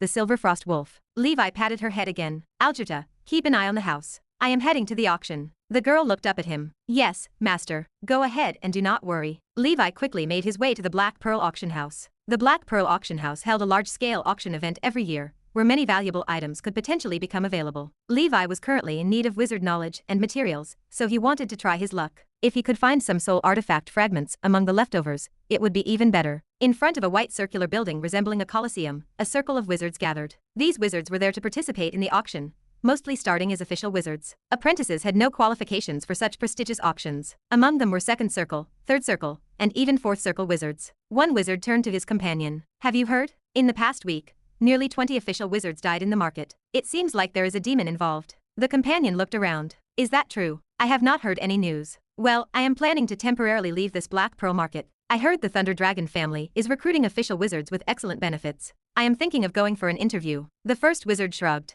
In my opinion, the wizard world has long become a troubled place. It is the same everywhere you go. Wizards stood around, casually discussing some unverified gossip. Levi frowned upon hearing this. He had been busy with his research on the purification elixir, and had not paid much attention to the affairs of the market. Chapter 719. Levi's first reaction was that the Thunder Dragon family was secretly involved. Other wizards might not be aware of this pattern, but Levi had spent time in Riptide City. It was all too familiar. Riptide City had experienced a similar situation before the major turmoil. First, demons caused chaos, wizards mysteriously died or disappeared, and then the Thunder Dragon family stepped in to clean up the mess. Sarit had just left, and now this wizard market was plagued by demons. The Thunder Dragon family was acting with shameless impunity. Did they collude with demons, aligning themselves with the abyss, and was there no one to stop them? A silent rage burned within Levi. All he wanted was a quiet place for undisturbed cultivation. Yet, the Thunder Dragon family, like annoying flies, was causing trouble in Riptide City, and now in Area 5's Black Pearl Wizard Market. Levi stared at the crowd.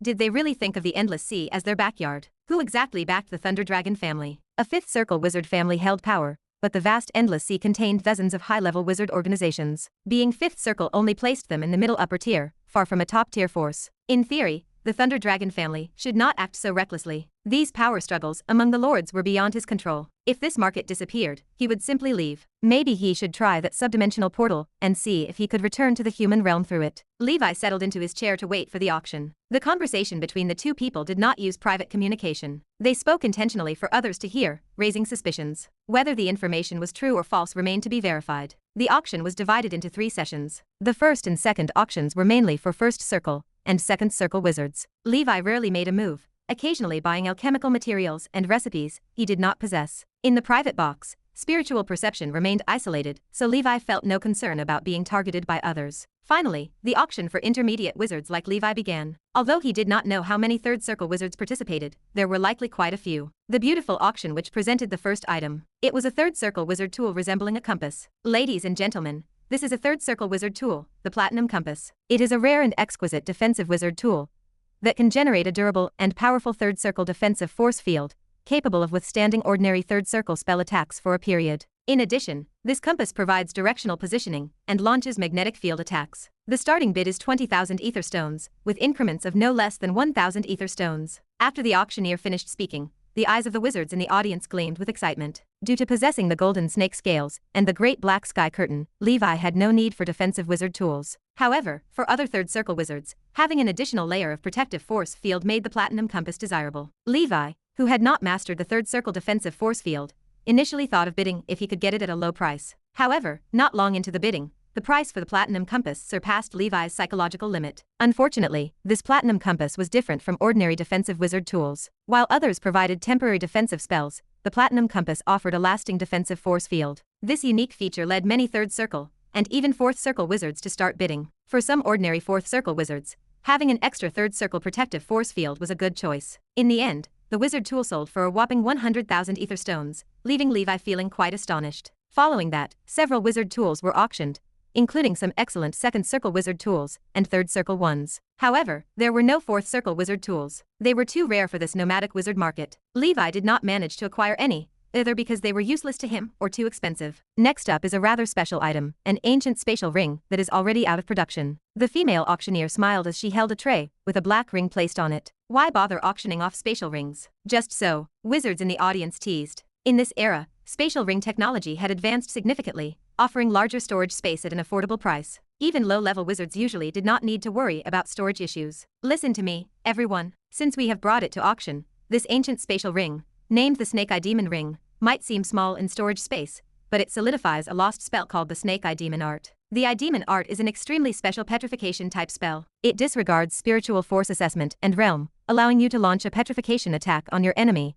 with a constant 1% success rate. For those wizards who consider themselves lucky or enjoy collecting these ancient discontinued wizard tools, consider bidding on it. Even if used as a storage ring, it is still an excellent choice. Of course, there are some points to note. After our testing, the Eye Demon Art has a cooldown period of 7 days after each use. Additionally, we could not test its effectiveness on high-level wizards. Chapter 720. The auctioneer held up the black ring. The Snake Eye Demon Ring starts with a bid of 10,000 ether stones. Increments must be no less than 100. The announcement sparked excitement in the audience. A wizard in the front row scoffed. A 1% chance. In practical combat, that probability is practically zero. This wizard tool is nothing but a disappointment. Another collector shrugged. Well, I think it would not hurt to have it for collection. Apart from a few scattered bids, no one else competed for the ring, just as Levi had anticipated. He decisively won the Snake Eye Demon Ring with a bid of 15,000 ether stones. Levi chose to bid because the forging style and design of the Snake Eye Demon Ring matched his existing spatial ring, the Trembling Ring, which also carried a 1% chance of paralysis. Levi studied the ring in his palm. Could these deceptive rings be part of a series? What special effect might unlock if he gathered 10 of these types of rings? Both the Trembling Ring and the Snake Eye Demon Ring shared the touch of the same weapon craftsman. Intriguing. Levi slipped the Snake Eye Demon Ring onto his finger. He counted them off. The Ring of the Wind Spirit,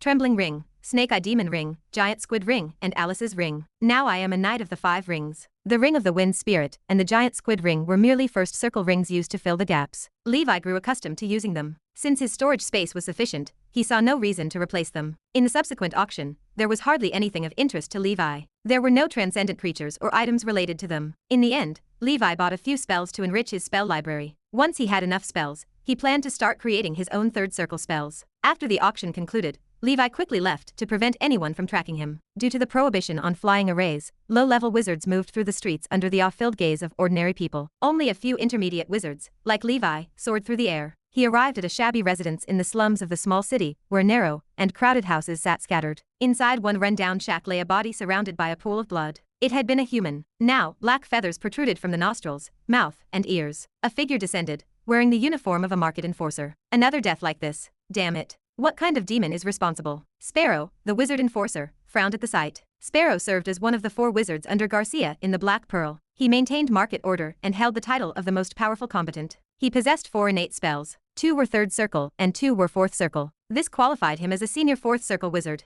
Despite his strength, Sparrow searched for several days without apprehending the mastermind behind the disturbances. The demonic aura emanating from the deceased confirmed that they had fallen victim to a demon. Sparrow collected the bodies and placed them in his storage space. It already contained hundreds of corpses, both of ordinary people and wizards. He intended to present these bodies to scholars specializing in abyssal studies and demons. They could determine which type of demon caused the havoc and devise an appropriate solution. Only skulking around implies that their strength does not surpass that of Lord Garcia and me. To silently kill low-level wizards, it is highly likely they are at least third circle. It seems someone in the market has fallen victim to a demon. Sparrow analyzed the situation calmly. Currently, the entrances and exits of the market were closed. Only entry was permitted. Sparrow had to inspect all the wizards in the market, especially those of the third circle. They were highly susceptible to demonic possession. If Lord Garcia had not gone to the Star Sea these days, this demon would not have been so audacious. In the White City on Black Pearl Island, a gloom shrouded the entire city as numerous people went missing or died each day. The enforcers responsible for the market had yet to catch the culprit or provide an explanation. Many expressed dissatisfaction with the market. Simultaneously, rumors spread that the Thunder Dragon family planned to acquire the market, recruiting more wizards to expand and strengthen it. As a result, some ordinary people and wizards secretly hoped that the Black Pearl Wizard Market could come under the protection of the Thunder Dragon family, anticipating a better future. The 4 wizards of the Black Pearl made no response to these rumors. 2 groups of wizards stood at the exit of the magic array, their spiritual forces threatening to clash. A third circle wizard stepped forward. Why are we not allowed to leave? This is a market, and we can come and go as we please. We have already said,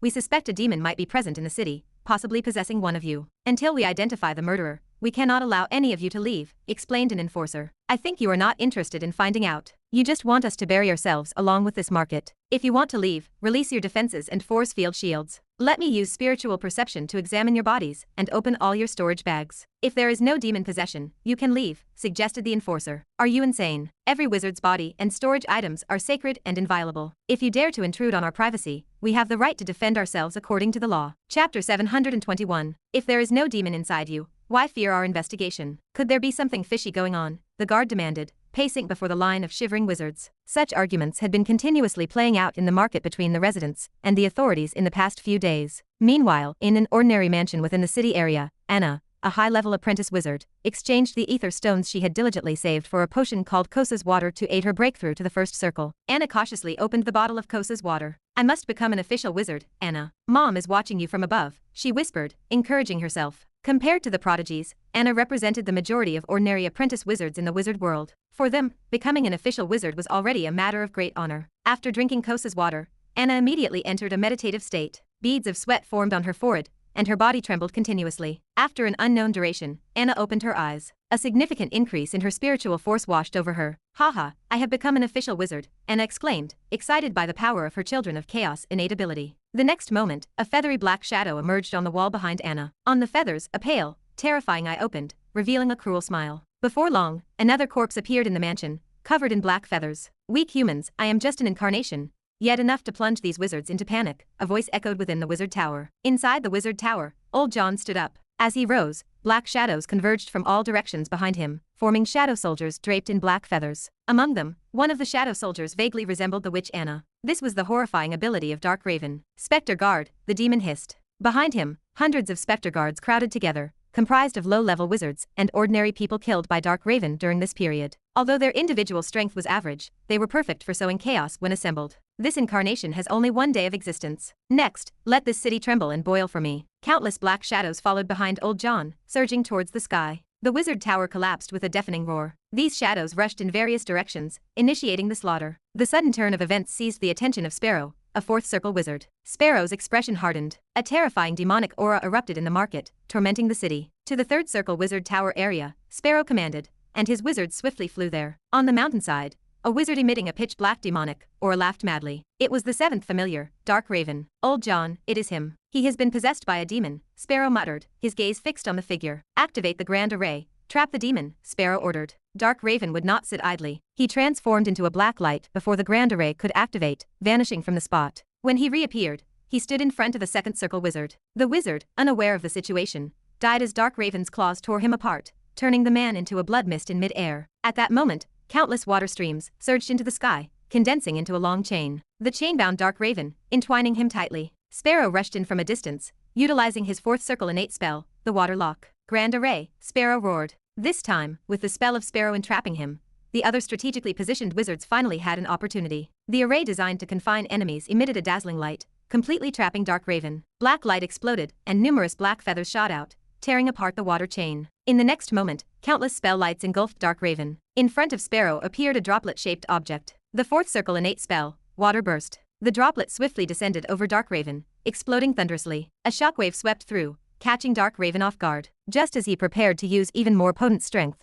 he found that the body of Old John had already shattered and stood on the verge of collapse. This human body is indeed fragile. I have not even used my true abilities yet, and it cannot withstand the pressure. I refuse to disappear like this. Dark Raven's thoughts raced. Suddenly, he gathered all the specter guards, forming a black, yarn-like sphere. Countless twisted souls wailed within, grievances soaring, distorting reality. Specter burst. Boom. The explosive force, gathered from hundreds of self-destructing specter guards, tore through the array that trapped Dark Raven. Sparrow blanched and swiftly vanished using teleportation, escaping the explosion. When I find a more powerful body, I will play with you all again, Dark Raven sneered, recalling the body-refining wizard in the mind of Old John. That wizard had showcased impressive skills during a battle against an invasion of dark wizards, leaving a profound impression on Old John. Dark Raven knew that with his current body, he could not match that fourth circle wizard. However, if he could occupy the body of that body-refining wizard, he should be able to contend with him. Chase him. Do not let him possess again, Sparrow shouted, grasping the intentions of the demon instantly. Simultaneously, Veril, one of the Black Pearl 4 wizards, arrived to join the rescue effort. Chapter 722. Veril rushed forward, readying a spell. I will assist you. Sparrow kept his gaze fixed on the disturbance, his expression grim. The demon possesses strange abilities. Be cautious. Veril pointed toward the structure. I remember the location. It is the tower of a third circle pharmacist and a body-refining wizard named Levi.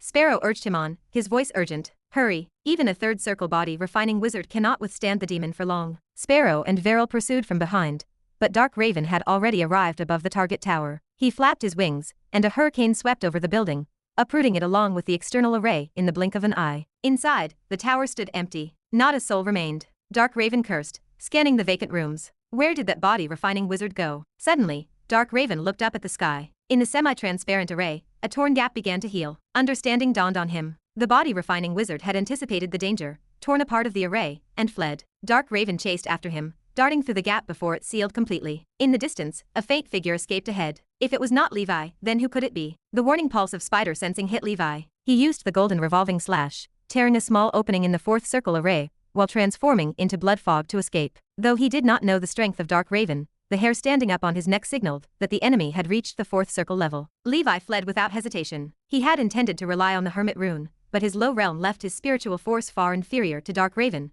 making total concealment impossible. The moment Dark Raven appeared, he locked eyes with Levi. The pursuit began, one running and the other chasing, while the two fourth circle wizards followed closely behind. Sparrow gasped in astonishment. That body-refining wizard tore a corner of the grand array. Even I find it difficult to tear open a corner. How did he do it? Veril shouted from behind, his voice echoing in the wind. Do not run. With us here, the demon cannot harm you. Levi could not match the speed of Dark Raven. The demon soon caught up, and protective force fields shimmered around Levi. Dark Raven turned into a black arrow, piercing through layer after layer of the force fields. With a sharp bang, it collided with the golden scales of Levi, threatening to penetrate them and enter his body. Levi instinctively dissolved into blood fog. However, an endless tide of spiritual force surged from all directions, compressing the blood fog. In this state, Levi was forcibly revealed. Dark Raven sneered, his voice cold. Petty tricks. It is your privilege to be possessed by me. He applied more force, tearing apart the protective golden scales. His spiritual force reached the mind of Levi, preparing to destroy the consciousness within,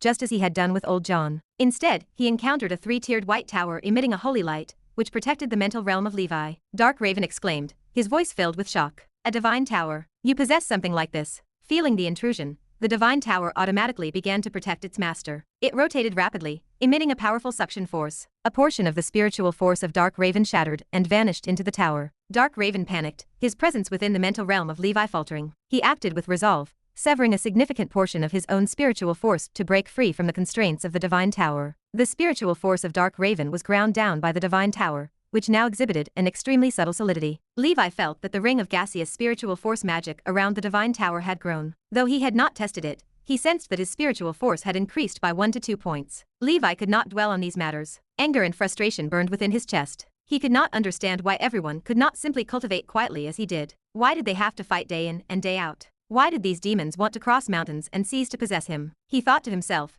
picking on the soft ones. Just because I keep a low profile, every person wants to take a bite out of me. I am really tired of this. Anger surged, and the blood of the Crimson Emperor Dragon circulated from his heart throughout his body. Levi stopped running. He stood still. He lowered his head, silent fury burning within him. 70%, 80%, 90%, 100%. The moment the anger of Levi reached 100%, his eyes turned crimson, reflecting a world filled with molten lava and a sea of fire. In the center of this world, A red dragon coiled in the sky, opening cold, profound golden eyes and emitting a dragon roar. Golden scales overlapped madly, layer upon layer. Under the state of the furious dragon lord, the attributes of Levi skyrocketed. The usual 2-meter-tall true form of the fire dragon looked different under the furious dragon lord state. Organisms resembling antlers grew on his head, and a robust dragon tail trailed behind him. Since awakening the true form of the fire dragon, Levi had never used the furious dragon lord form until this moment. Chapter 723. At this moment, Levi finally could not hold back. He lifted his head, feeling the energy surging within him like a tide. An indescribable sense of power washed over him. So, this is the true strength. Levi grinned. He lifted his head to gaze at Dark Raven. The bloodied and blurred face of Old John became visible. Old John was a decent person. Although they had not spent much time together, he was diligent and straightforward. Boom. Levi disappeared from his original position. He moved so fast that a flame phantom remained in the same spot. Bang. Levi's dragon claw gripped the protective steel-like wings of Dark Raven. Golden iron clashed, and sparks flew. The blow sent Dark Raven's figure retreating several hundred meters. This is not the strength a third circle body refining wizard should have. Is this the fourth circle? Dark Raven stood in shock. Levi attacked again. He resembled an enraged bull. Dark Raven, being a demon,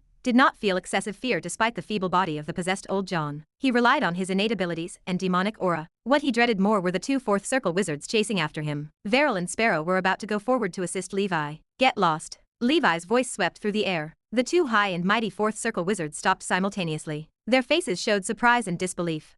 Is he going to deal with a level 4 demon alone? Veril furrowed his brow. Sparrow smiled bitterly. Since becoming a fourth circle wizard, this was the first time a third circle wizard had scolded him. I think that is the case. Let us watch and see. It is a good opportunity for him to test the strength of this demon. We can intervene later. His temperament is indeed worthy of a body refining wizard. No, he should be a dragon descendant body refining wizard. The physique of a dragon descendant, coupled with a powerful body refining technique, explains why he can resist the attacks of a level 4 demon while only at the third circle. However, this explosive state of his probably will not last long. It is just a brief confrontation with a level 1+ demon. To completely defeat it is basically impossible. In the furious dragon lord state, Levi uttered harsh words that were otherwise incompatible with his usual character. This loss of rationality was unpleasant, which was why Levi was reluctant to use the state. Boom. The crimson figure and the black figure clashed high above the sky. Crimson flames and demonic aura seemed to turn the sky into two separate worlds. Levi wielded the Frostmourne. With the augmentation of flames, Frostmourne transformed into a fiery sword of world-ending flames. Every slash engulfed the air in flames.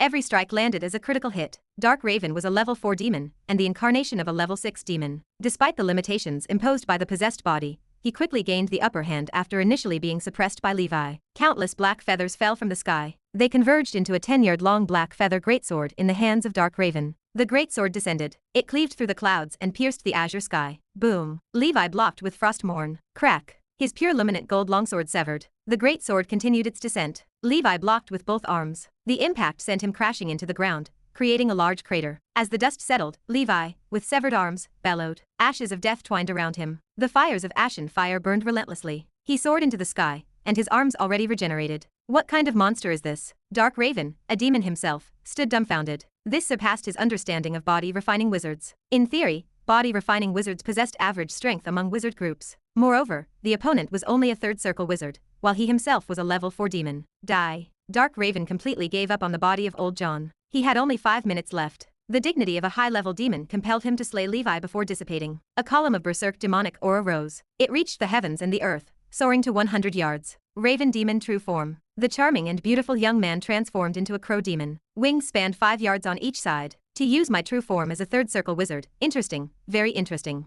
Ha ha ha. The black wings spun. They resembled a black tornado sweeping through the sky, unleashing countless feather blades. Levi roared. His body grew against the wind. Like a sea-swallowing whale, an abundance of energy surged instantly. Pinnacle of strength. Giant dragon warrior. A giant dragon warrior, also reaching a height of 5 yards, whipped its massive tail. Boom. The two terrifying giants collided in the sky. The shockwave dispersed all clouds within a radius of several kilometers. A clear blue sky remained. I feel like there is no need for us to intervene. He should be a fourth circle body refining wizard, but it seems his spiritual force cultivation has not caught up. Sparrow stood in shock. Veril questioned him. But do body refining wizards not also rely on spiritual force to cultivate body refining spells? That should be due to his dragon descendant status. This wizard might have pure dragon blood running in his veins. While the two fourth circle wizards discussed, Levi looked at the gradually fading true form of Dark Raven in the sky. Do not run. Levi roared. Terrifying flames surged, swallowing the true form. Humans, when the war drum between the abyss and wizards beats again, I, Dark Raven, will return. The unwilling voice of Dark Raven echoed. His strength, according to the rune language, depleted completely. He dissolved into nothingness. Meanwhile, in the Thunder Dragon family, Sorit rested. Victor's voice echoed in his mind. Dark Raven's incarnation is dead. No matter. I believe my purpose has been achieved. Sorit opened his eyes. Thunderous light flashed, resonating through the void ahead. Chapter 724. Suspended in mid-air, Levi released the strength in his body until a cold liquid suddenly flowed through his blood and spread to his limbs. Levi's anger slowly dissipated. He panted heavily, and the true form of the giant dragon warrior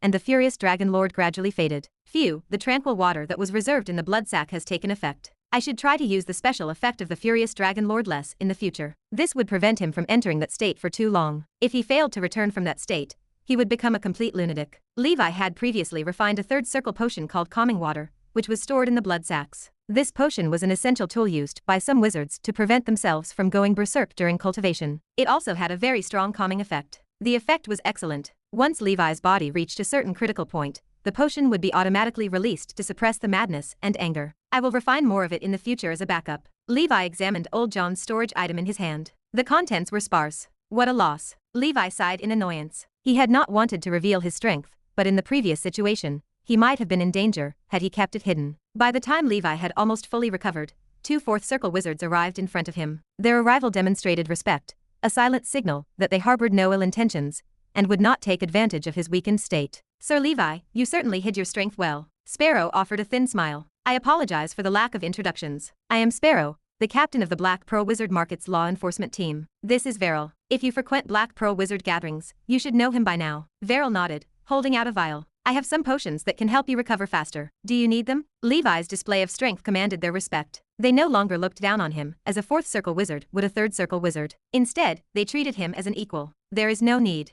Thank you. Regarding this matter, we understand. Sparrow smiled. We are rogue cultivators. We do not have any backers in this world. Everyone has secrets that they do not want others to know. We brothers naturally understand this. Levi nodded gratefully. Thank you, both of you. If it were not for you, I would not have dared to fight a level 4 demon. However, it does not seem like a level 4 demon. It is just an incarnation. Sparrow's expression turned solemn. That is right. It is just an incarnation, but it is already so difficult to deal with. The main body should be a 5th circle superior demon that is comparable to a primordial soul wizard. In the abyss, this is an absolute powerhouse. Such an existence appeared in our Black Pearl Wizard Market. When Lord Garcia returns, we must report this matter. Veril interjected. However, if you do not like to be exposed, Sparrow, and I can simply say that we killed him together. Of course, this would be taking your credit, and we worry that you might find that uncomfortable. Levi smiled. That is even better. I just want to find a quiet place to cultivate. I do not want to cause trouble, and I have no ill intentions. I simply do not want to be disturbed. I hope the two of you can understand. Sparrow nodded.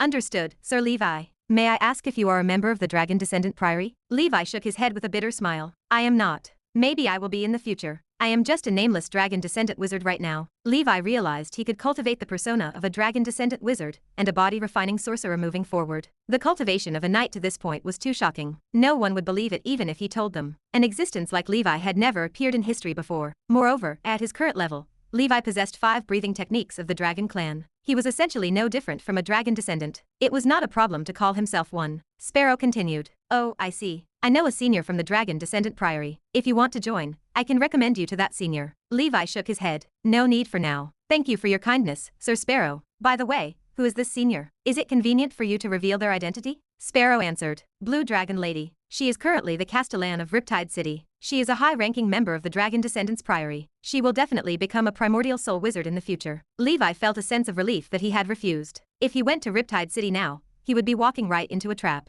Although the Blue Dragon Lady was not as evil as Sorit, she was not someone to be trifled with. If Huffman had truly died, Levi felt that both the Blue Dragon Lady and Sorit shared responsibility. I still have some things to do, so I will leave first. If you need to refine potions in the future, you can come and find me. Levi had already exposed his strength in front of the two of them. He had no choice. He could not kill them, and he lacked the strength to force them to sign a confidentiality agreement. He might as well go with the flow and take this opportunity to befriend them. This way, he could maintain a good relationship with the higher-ups of the Black Pearl Market, which would facilitate his future actions. Chapter 725. No problem, Sir Levi. I will get my men to prepare a new wizard tower for you. Veril gestured toward the horizon as he watched Levi. Thank you very much. A month passed. Garcia rushed back from the Star Sea and returned to the wizard market. Upon hearing about the demons causing a ruckus in the market, he quickly called the Black Pearl's 4 wizards for a meeting. The 5 wizards sat together to discuss an important matter. That demon must be completely dealt with. These entities are the hardest to manage. They possess strange abilities and prove impossible to guard against. Garcia paced the room. We witnessed the demon disappear with our own eyes, Sparrow replied. We checked the entire market again. The demon must be dead.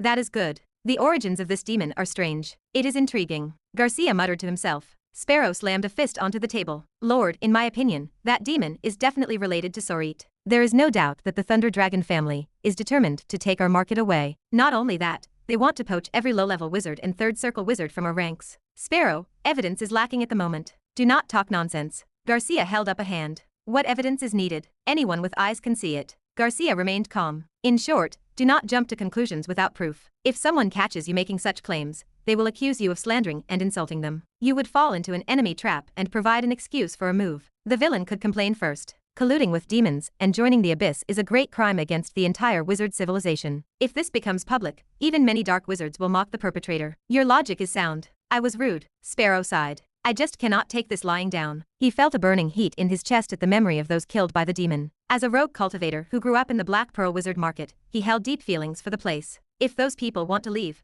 we cannot stop them, Garcia said. The market was originally a trading center for rogue cultivators. We lack strict restrictions and rules. This was our original intention. If the Thunder Dragon family wants this market, let them have it. If the 4 of you want to follow the Thunder Dragon family, I will not stop you. I have already exhausted my life's hard work, luck, and potential to attain the 5th circle realm. The hope of becoming a primordial soul is slim. Perhaps the Thunder Dragon family offers a better future for you. Sorit is the first person in thousands of years who has the highest possibility of breaking through to the primordial soul stage in that family. If you follow him, you might advance further. As for me, I plan to head to the Star Sea and establish a true wizard organization there to continue my legacy. Lord, I, Sparrow, will never join any wizarding family, no matter how poor I am in this life, Sparrow said firmly. Even if I lack a single piece of ether stone. Veril added his support. We, the 4 Black Pearl wizards, have always advanced and retreated together. If you do not mind, sir, the 4 of us will join your organization. Sparrow nodded. Establishing a wizard organization is a sound idea. We need to improve our strength. A loose wizard market is insufficient. We need to form a proper organization. We can have more low-level wizards collecting resources while we provide knowledge and protection. This forms a beneficial cycle. That makes sense.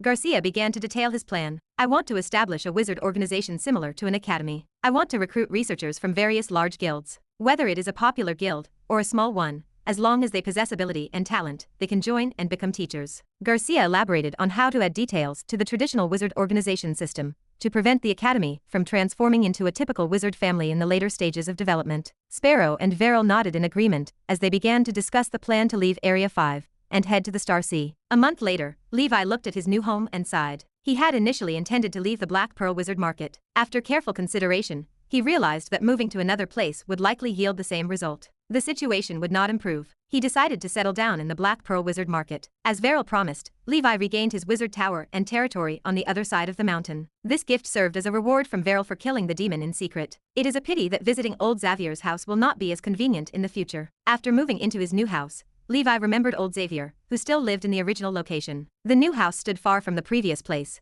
but at the speed of a third circle wizard, the trip took only a few minutes. The battle with that level 4 demon proved that in his current furious dragon lord form, he possessed the strength to fight against a 4th circle wizard by relying on the accumulation of attributes in the hexagon. This was only the initial confrontation. That level 4 demon was only an incarnation, and his strength was almost exhausted. If the creature had not dissipated on its own, Levi might have lost his mind and failed to secure the kill. Chapter 726. From the looks of it now, without the polygon panel, the first transformation of the blood source realm could only compete with an ordinary 3rd circle wizard. To challenge a 4th circle wizard, the 3rd transformation of the blood source realm would be necessary. When the 5-dimensional breathing technique advanced to the 2nd transformation of the blood source realm, the strength to fight an ordinary 4th circle wizard would arrive. With the furious dragon lord and the giant dragon warrior, killing ordinary 4th circle wizards in close combat should be easy. Levi mentally reviewed the battle. By facing that level 4 demon, the limits of his current strength became clear. Do not be arrogant. The furious dragon lord state cannot be used often, he warned himself. Old John's storage bag held little. Most contents were medicinal materials of low value. Inside, there were also 60,000 ether stones, some potion formulas, spells, and a wizard tool that Old John had loved. Levi planned to find an opportunity to sell it. The next day arrived.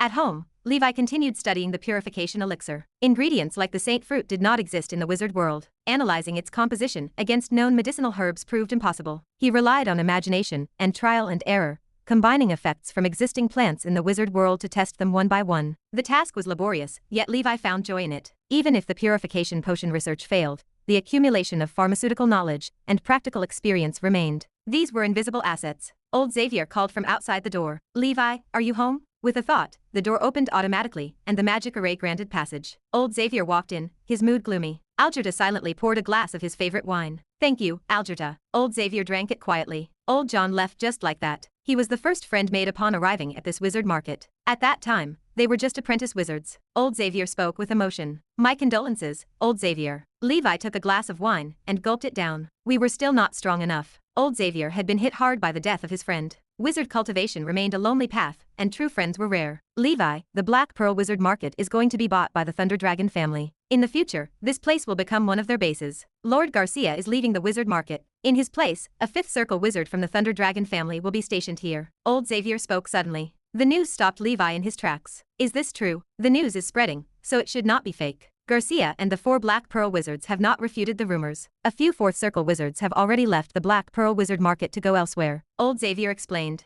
Levi smiled bitterly. "This is unfortunate. I just arrived, and the seat is barely warm. It cannot be helped. In recent years, the wizard world has become increasingly chaotic. Many wizard families have taken advantage of the disorder to wantonly acquire small wizard organizations or markets to strengthen their family power. The traditional wizard family system and the new wizard organization system have always conflicted. Large wizard families have long been dissatisfied with the rule of the Wizard Council. Many reforms and innovations initiated by the council touched their interests. Conservative legendary wizards are said to be the patriarchs of several top wizard families in the current wizard world. That explains why some people do not want the war to end. Some big shots have taken advantage of the war to make profits. Even legendary wizards are no exception. One can imagine the situation on the ground. This is normal. Every man for himself. At the beginning of the establishment of the council, many of the actions of the wizard ancestor Sauron won the favor of many low-level wizards. There is no doubt that it also touched the interests of a small number of upper-level wizards. Before Sauron disappeared, he relied on the deterrence of the wizard ancestor status to keep other upper-level wizards from making trouble. Now, that is impossible. Sauron existed in ancient times. There is a high probability that he fell in a foreign land.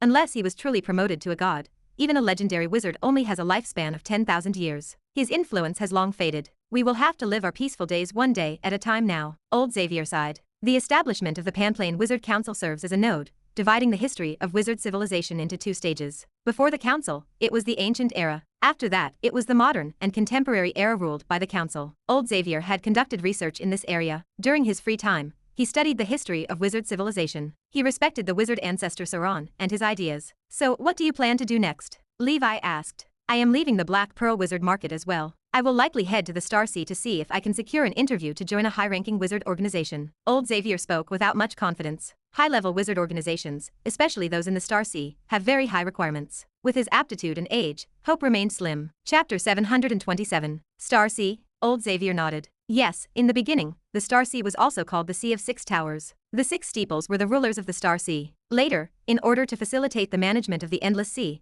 under the leadership of the Wizard Council, the 6 steeples formed the Star Tower. However, the establishment of the 6 steeples still exists today, and they became the masters behind the scenes of the Star Tower. That is pretty good. There are more opportunities in Star Sea, Levi said. Levi had also heard of the 6 steeples that formed the Star Tower, and the famous 7 Waters steeple was one of them. The Black Sun steeple was once one of the 6 towers, but Black Sun Adam led the Black Sun steeple to rebel, and was removed from the Star Tower. Each of the 6 towers possessed an 8-circle primordial soul wizard overseeing them. In history, there had even been a 9-circle grand wizard. "Are you not going?" Old Xavier asked. "I will not be going for the time being." Levi shook his head. He was not ready to head to Star Sea yet. If he could not stay here anymore, he would go to the 100-eyed demon territory and see if he could return to the human world through the spatial node. If possible, he might as well hide in the human world for a while. Moving back and forth in the wizard world was not a solution. If he could not go to the human world, he would make other plans. "All right, then if you go to Star Sea in the future, we will find a way to contact each other. Levi, my friend." Old Xavier pulled Levi into a hug. Levi patted Old Xavier's shoulder,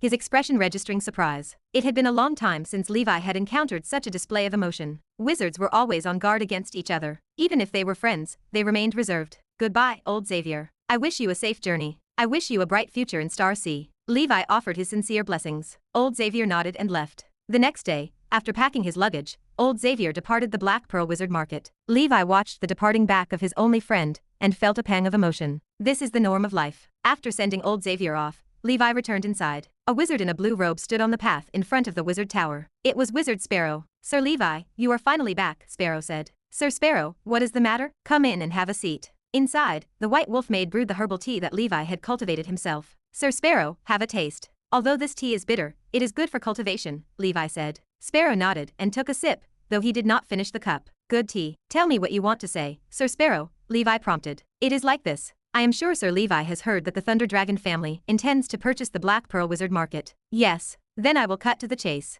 On behalf of Wizard Garcia, I invite you to join the Starfire Sorcerer Academy as the Dean of the Pharmaceutical Academy. As the Dean, you can receive a reward of 10,000 ether stones every 10 years, Sparrow said. "Starfire Wizard Academy?" Levi repeated. "That is right. Master Garcia wants to establish an academy-type wizard organization. The 4 Black Pearl Wizards have already joined it. However, we are still lacking manpower, so we are currently recruiting talents," Sparrow said. "Where will the Wizard Academy be?" Levi asked after pondering for a moment. "Star Sea. It is the most prosperous place of the Endless Sea's wizard civilization. There are currently more than 60 high-level sorcerer organizations in the Endless Sea, and nearly half of them are concentrated in the Star Sea. That is the stage where the middle-level and high-level sorcerers display their talents," Sparrow said. Levi smiled. "Sir Sparrow, I have some matters to attend to, so I cannot go to Star Sea for the time being. When I am done, I will go to Star Sea to look for you. If there is still a vacancy in your school, just arrange a pharmacy teacher position for me. I am afraid I am not qualified to be the dean with my talent." Sparrow thought for a moment. Levi's answer fell within his expectations. He could tell that Levi did not like joining wizard organizations. He was already satisfied to be able to get a promise from Levi.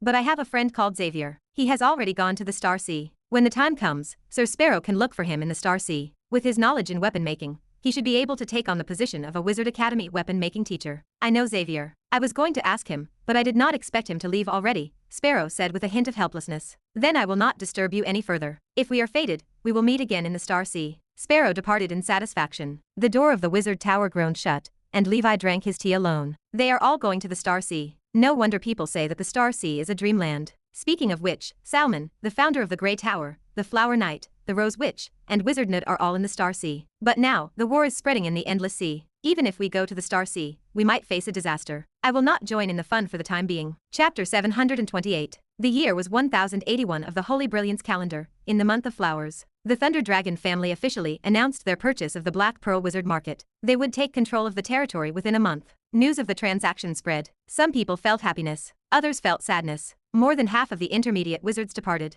Those capable of cultivating at that level generally disliked the restrictions of a wizard family. For the low-level wizards and apprentices, no better destination existed. The Inner Sea region offered little difference for them. They were merely pawns, ordered around regardless of location. If they traveled to the Outer Sea region, where the elemental power was thin, they would lose the superior cultivation environment they possessed here. Unlike Levi, who possessed a proficiency panel, these wizards possessed average talent. Lacking resources and background, they scrambled for any method to accelerate their cultivation. They needed to break through to a higher realm within their limited lifetimes. Levi's wizard tower stood empty. The Fur clan had packed every belonging and stored them within Alice's ring. "Let us go." Levi threw out the flying shark. Kulam piloted the airship. They quickly left Black Pearl Island, flying toward Area 6 of the Inner Sea region. At that moment, a 1,000-meter-long wizard airship broke through the clouds. It cast a massive shadow across the sea. The sheer scale felt oppressive. This was the top model, the Cloud Whale 380, developed by the Seven Waters Steeple. Levi's craft looked like a firefly against the bright moon compared to that vessel. A purple thunder dragon roared ferociously on the side of the Cloud Whale. Its wings seemed to cover the sky. Endless thunder fell from above, suggesting a power capable of destroying the world. The emblem of the Thunder Dragon family revealed their arrogant and powerful nature. Levi retracted his gaze. The flying shark quickly left the horizon, turning into a glimmer of light. On the deck of the massive Cloud Whale, a fifth circle wizard looked at the fleeing airship with an indifferent gaze. He was Rex's father, the oldest member of the Thunder family, Thunderblade Tyrell. In this turbulent era, ants are exhausted and at a loss. Only the strong can do whatever they want. Tyrell sighed. He remained unaware that the ant fleeing before him was the murderer of his son, Rex. The Cloud Whale airship slowly descended above the Grand Array. The defensive barrier opened, allowing the vessel to enter. Tyrell moved forward, escorted by a team of intermediate wizards. Garcia, the white-robed wizard with the old and kind face, stood before him. Behind Garcia, the 4 fourth circle wizards remained expressionless. Sparrow clenched his fists and lowered his head in silence. "Sir Tyrell, I did not expect you to be in such a hurry to take over." Garcia smiled. "Black Pearl Kid, you made a wise choice. The Black Pearl Wizard Market has been established for thousands of years. During its heyday, A six-circle primordial soul wizard even presided here. But now, it has fallen into decline. It is no longer as prosperous as it used to be. Our Thunder Dragon family is here to change this situation. I believe that under the leadership of the Thunder Dragon family,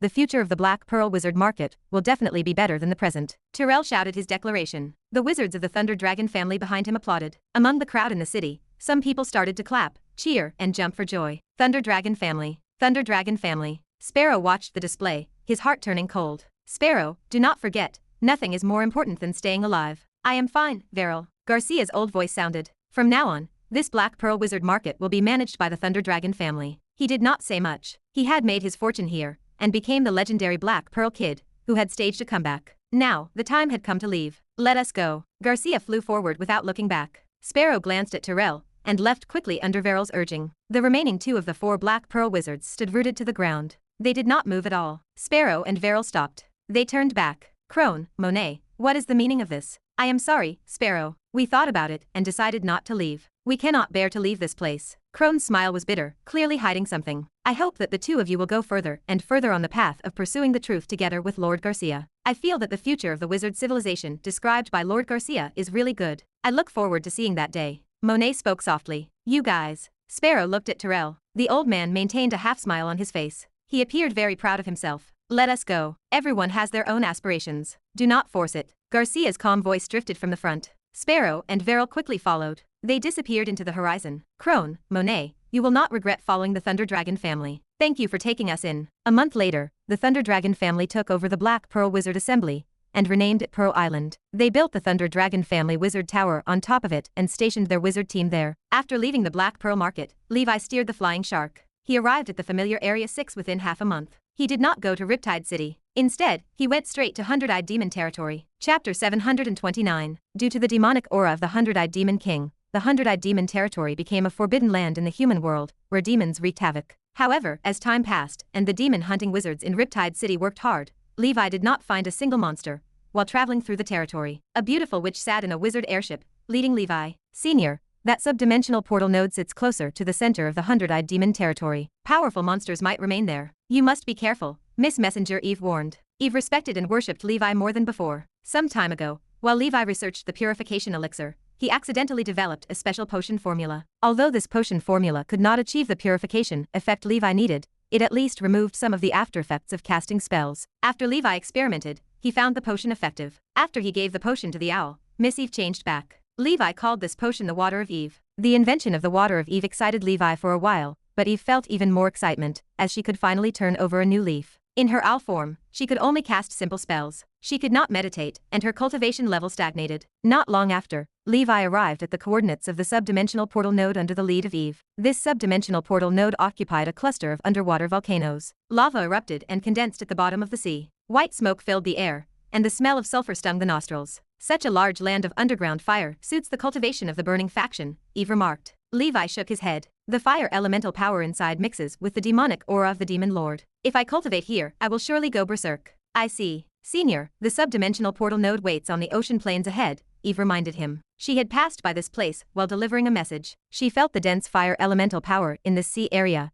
and thought she lacked a stalk of crimson fire grass, so she descended to look for it. She never expected to encounter a wild subdimensional portal node. Levi arrived at the plains that Eve mentioned and stopped, stunned. No plains existed before him. A huge pit with a diameter of nearly 1,000 miles filled his vision. Extremely high-temperature underground fire lava pooled within. It remained underground fire, but the temperature burned several times higher than the underground fire on Blackfire Island. Why has such a large plain disappeared? Eve wondered aloud, her expression twisting with anxiety. She worried that Levi would vent his anger on her. Do not panic. It should be here, Levi assured her. He pondered for a moment before summoning Joanne from Alice's ring. Senior. Ayo, it is so hot, Joanne exclaimed before he could even fawn over Levi. He stared at the boundless sea of magma in the deep pit. There was such a magical place at the bottom of the sea. Joanne, use your knowledge as a ruin hunter to determine if this deep pit once held an ancient ruin, Levi commanded. All right, Senior. Let me take a look, Joanne replied. Traces of light flickered in his eyes. In his world, the omnipresent magnetic force circulated in an orderly manner. However, within the deep pit, the magnetic force appeared chaotic and disorderly. After a long while, Joanne spoke with a serious expression. Senior, traces of an ancient wizard relic exist here. From the magnetic field, the space here appears distorted. Also, I felt a strong spell fluctuation in this magma sea. This did not form naturally. It is man-made. Levi nodded. This ancient wizard relic must be the place where the 100-eyed demon king was sealed. Then is this place not very dangerous? Eve asked, clutching her robes. Senior, let us leave quickly. It does not matter. From what I sense with my perception, no demons remain in the 100-eyed demon territory. The demons have either been killed or have already infiltrated the wizard gathering place. They will not stay here. This deep pit likely formed after a legendary forbidden spell struck the abyss well. The legendary forbidden spell changed the landscape here, turning the plains into a deep pit. The lava also spewed out and drowned the place. The two of you can enter the ring, Levi instructed. I will be entering the magma ocean alone. With your current cultivation, you would not last more than 1 minute before burning to ashes. All right, be careful, Senior, Eve replied. At the edge of the huge magma ocean, Levi stood, tiny as an ant. Is this the power of a legendary wizard? Levi muttered. It truly changes the world,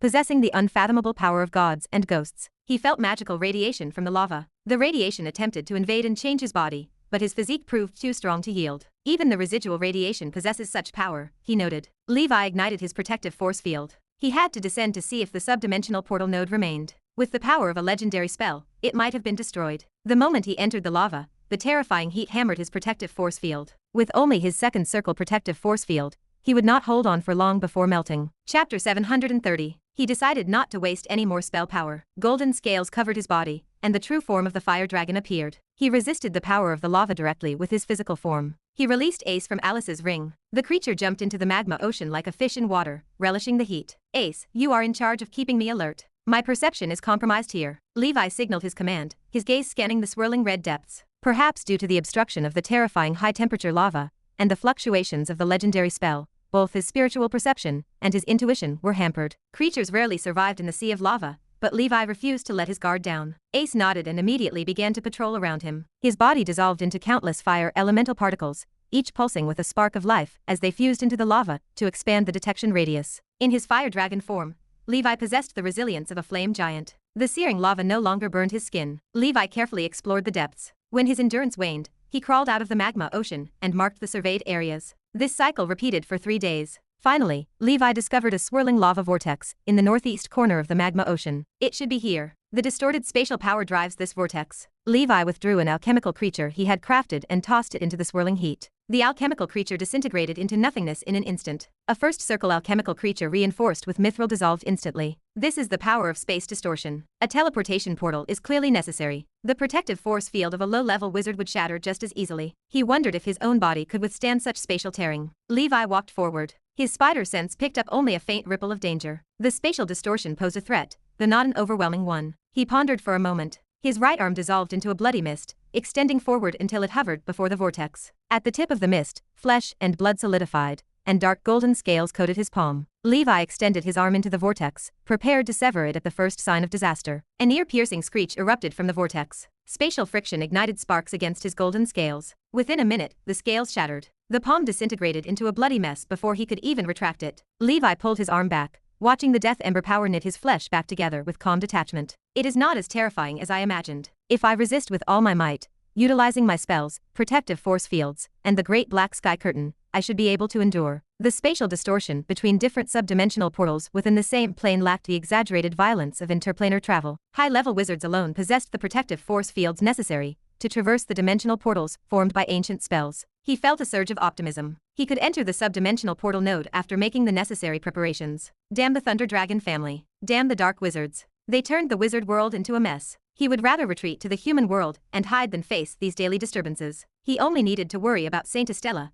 which remained a better prospect than staying here. The thin elemental power posed a challenge, but the Book of Cipher contained a small elemental conversion array capable of drawing power from ether stones. It would be a waste of stones, but there was no other choice. The Dark Wave Awakening also promised a steady increase in elemental power in the human world. Cultivation should remain viable there. Levi had a premonition. The convergence of the heavenly sphere, the awakening of the Dark Wave, the Great Expedition, and the war between dark and righteous forces were all unfolding simultaneously. The old order was collapsing. The human world served as the origin of wizards. Its simplicity was merely a mask. The peace agreement between the wizards and the 7 gods might shatter. When that happened, the human world would become a dangerous theater. He needed a fallback. If indecision paralyzed him, he would hide in the human world. The saints there possessed immense power, but their strength had a ceiling. The gods could not reach directly into the human world to strike him. The big shots in the wizard world, however, proved far more powerful. Thinking of the Thunder Dragon family, who had shattered his peace time and time again, Levi felt a wave of despair. The Thunder Dragon family was merely a hound raised by a true power broker in the wizard world. The waters are too deep. The next day, Levi returned to the space vortex once his preparations were complete. As he stepped toward the spatial vortex, his spider sense signaled a surge of danger. Levi retreated quietly. Why not learn a third circle defensive spell first? It is safer this way. He had prioritized quality over quantity, leaving him without any third circle defensive spells until now. He had no choice but to start cultivating one immediately. Chapter 731. He left the spatial vortex and found a place to stay. He paced the small space, muttering to himself. Actually, he did not have to return in such a hurry. This place remained undisturbed. He might as well cultivate here for a while, organize his spell library, and fuse an original spell of his own creation. Therefore, in order to pass through the subdimensional portal node without any risk, Levi began to research his original third circle defensive spell. At present, Levi's spell library contained 536 cantrip spells, 124 first ring spells, 35 second circle spells, and only 8 third circle spells. Most of the spells in his current spell library originated from the Ocean faction. He would combine a few to synthesize a third circle Ocean faction defensive spell. Levi carved a cave abode into the seabed and erected various magical arrays. He instructed the mountain giant and his other summons to stand guard. He began the long journey of spell research. To synthesize a third circle spell, Levi needed to master at least a dozen similar cantrip and first ring spells, which required a significant amount of time. Cultivation possessed no time limit. It was the year 1085 of the Holy Brilliance calendar, in the month of flowing fire. The 49th year of the Great Expedition had arrived. The wizard world remained in a state of constant war. The dispute between the dark and the righteous forces had entered an even more intense stage. There were more than 240 regions in the Outer Sea region, and nearly 100 regions had already fallen to the Dark Wizards. The Star Tower had given up on the Outer Sea region to focus on attacking the Dark Wizard forces in the Inner Sea region. Both sides fought with a strategy of inflicting 1,000 damage to the enemy, while sustaining 800 damage themselves. War acted like a meat grinder, causing the wizard civilization to suffer heavy losses. In comparison, the situation at the front line of the 5-sector expedition looked much better. Under the leadership of the 5 legendary wizards, the expeditionary army had won time and time again. The battles between the 4 evil gods of chaos and the legendary wizards repeatedly left the gods at a disadvantage. However, victory remained insufficient to assist the Wizard Council. For the Wizard Council, the most important matter now involved more than the 5-sector expedition. Losing 5 planes caused a huge loss, but losing this civil war would mean the end. In the Star Sea, amidst the flames of war, a 5th Circle wizard organization named Starfire Wizard Academy quietly rose up. The Starfire Wizard Academy did not set a wizard talent threshold. Anyone with wizard talent, even if they were children of chaos, could enter and enjoy wizard education after paying a relatively low tuition fee. This allowed Starfire Wizard Academy to gather a large number of apprentice wizards and wizards in a short period of time. Most of them were nomadic wizards. The teachers and students of Starfire Wizard Academy actively involved themselves in the war against the Dark Wizards and received strong support from the Star Tower. The rise of Starfire Wizard Academy naturally encountered many obstacles. People claimed that its principal, Garcia, had encountered several failed assassinations. Whether the mastermind behind the assassination belonged to the Dark Wizards or the Righteous Wizard organization remained unknown. In Area 7, the Thunder Dragon family used various methods to merge with other forces, eventually forming a large-scale Thunder Dragon battle group. After the establishment of the Thunder Dragon battle group,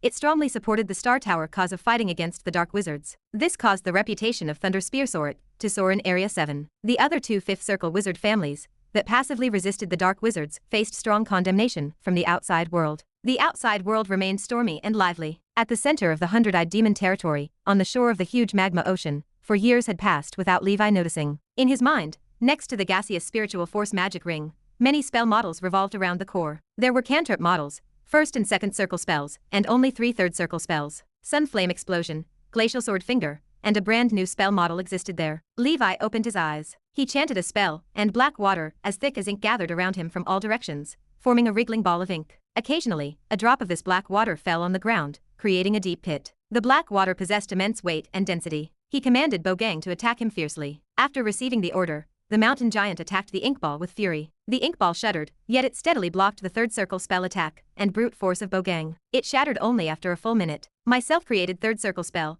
Heavy Water Barrier, is finally completed. This defense is really good. The defensive strength of the Heavy Water Barrier should rank as a grade A spell among the 3rd circle spells. It already qualified as a top-notch 3rd circle defensive spell. With the addition of the Ether Dominance special effect, the actual defensive strength matched a grade S spell. A grade S spell occurred once in 10,000 cases. Such spells were difficult to create. Otherwise, they would not carry the label of top-grade spells. The Heavy Water Barrier served as Levi's 3rd circle protective force field, so it remained completely qualified. Once it reaches grade S, it will qualify to become my first innate spell. With the enhancement of the Ether Rule special effect, it becomes equivalent to me mastering a 4th circle innate spell in advance. What a pity. However, a chance to improve its quality remains in the future. There is no hurry. Apart from that, his proficiency in the golden snake breathing technique had also reached 4/5 of level 13, bringing him closer to the second change of the blood source realm. After level 13, the cultivation speed of the night breathing technique slowed significantly. One of the main reasons involved the quality of Levi's secret medicine failing to keep up with the increase in his realm. The resources of transcendent creatures in the wizard world had depleted over the years,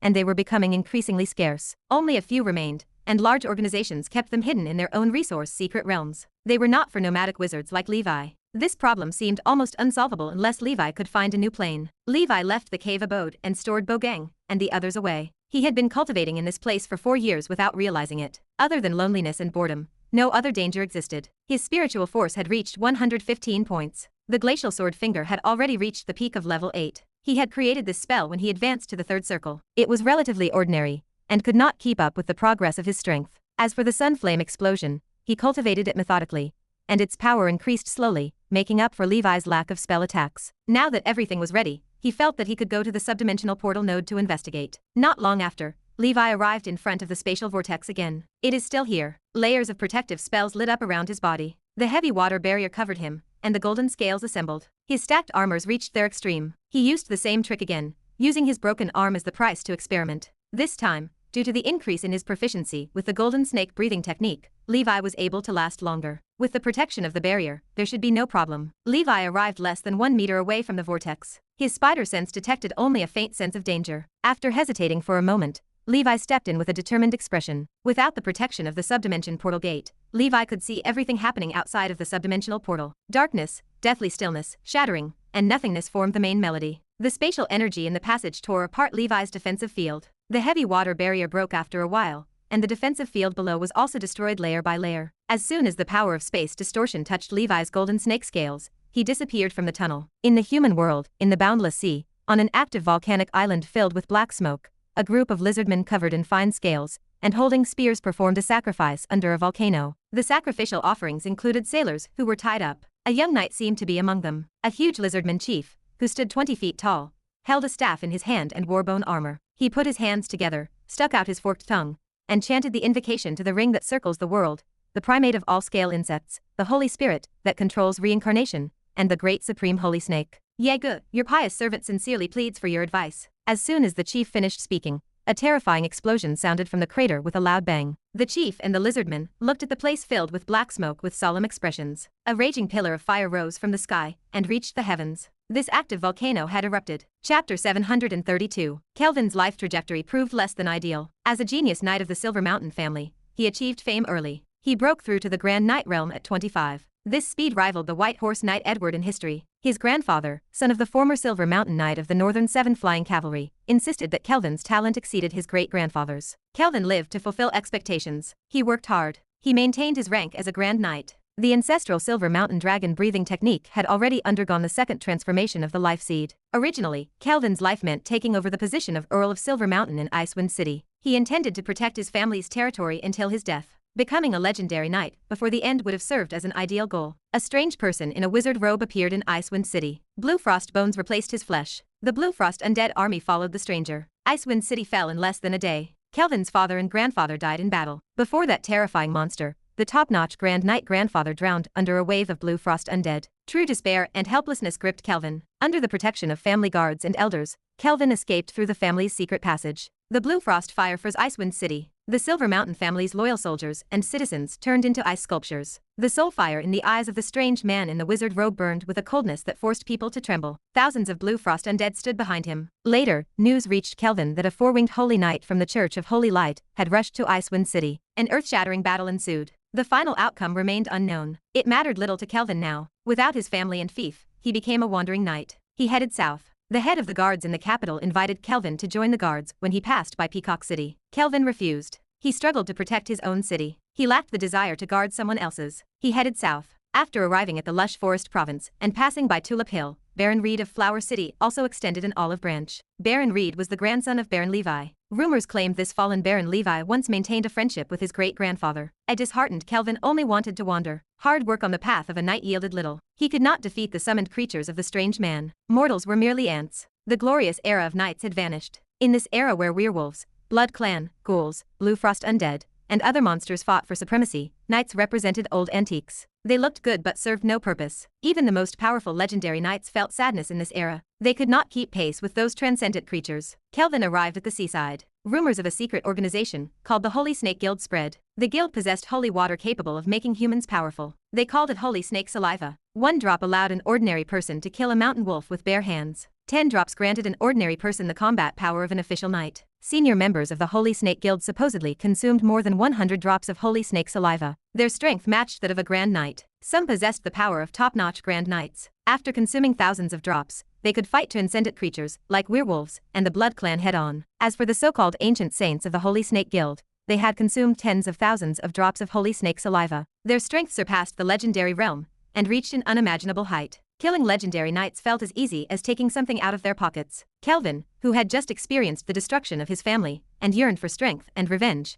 joined this organization. An unknown guide led him. He took a boat to a deserted island in the sea. He found no Holy Snake Saliva. Only a group of ferocious and terrifying scaled people waited. These people fell into 2 types. One remained a lizardman, no different from a human except for scales. The other type included Nagas with degenerated legs, and a slender snake body supporting their torso. A sudden attack left Kelvin unconscious. He woke up tied alongside the ignorant sailors, who had also sought the Holy Snake Saliva. They rested on a strange altar. The altar consisted of white bones. It resembled the skeleton of some huge snake-like creature. The burly and tall lizardman leader standing before him clearly intended to use him as a sacrifice to an evil god. My life can finally come to an end. Kelvin sighed. He had accepted his fate. Death did not arrive. Kelvin opened his eyes. The Nagas and lizardmen stood dazed. Even the leader in charge of sacrificing to the evil gods froze. Kelvin looked where they stared. In the crater, lava that had remained silent for a long time broke through the sky. Waves of heat swept over. Volcanic ash quickly spread to the surroundings of the island. Chapter 733. The lizardmen reacted, panicked, and fled in all directions. A terrifying apocalyptic scene unfolded. Rain of lava fell from the sky,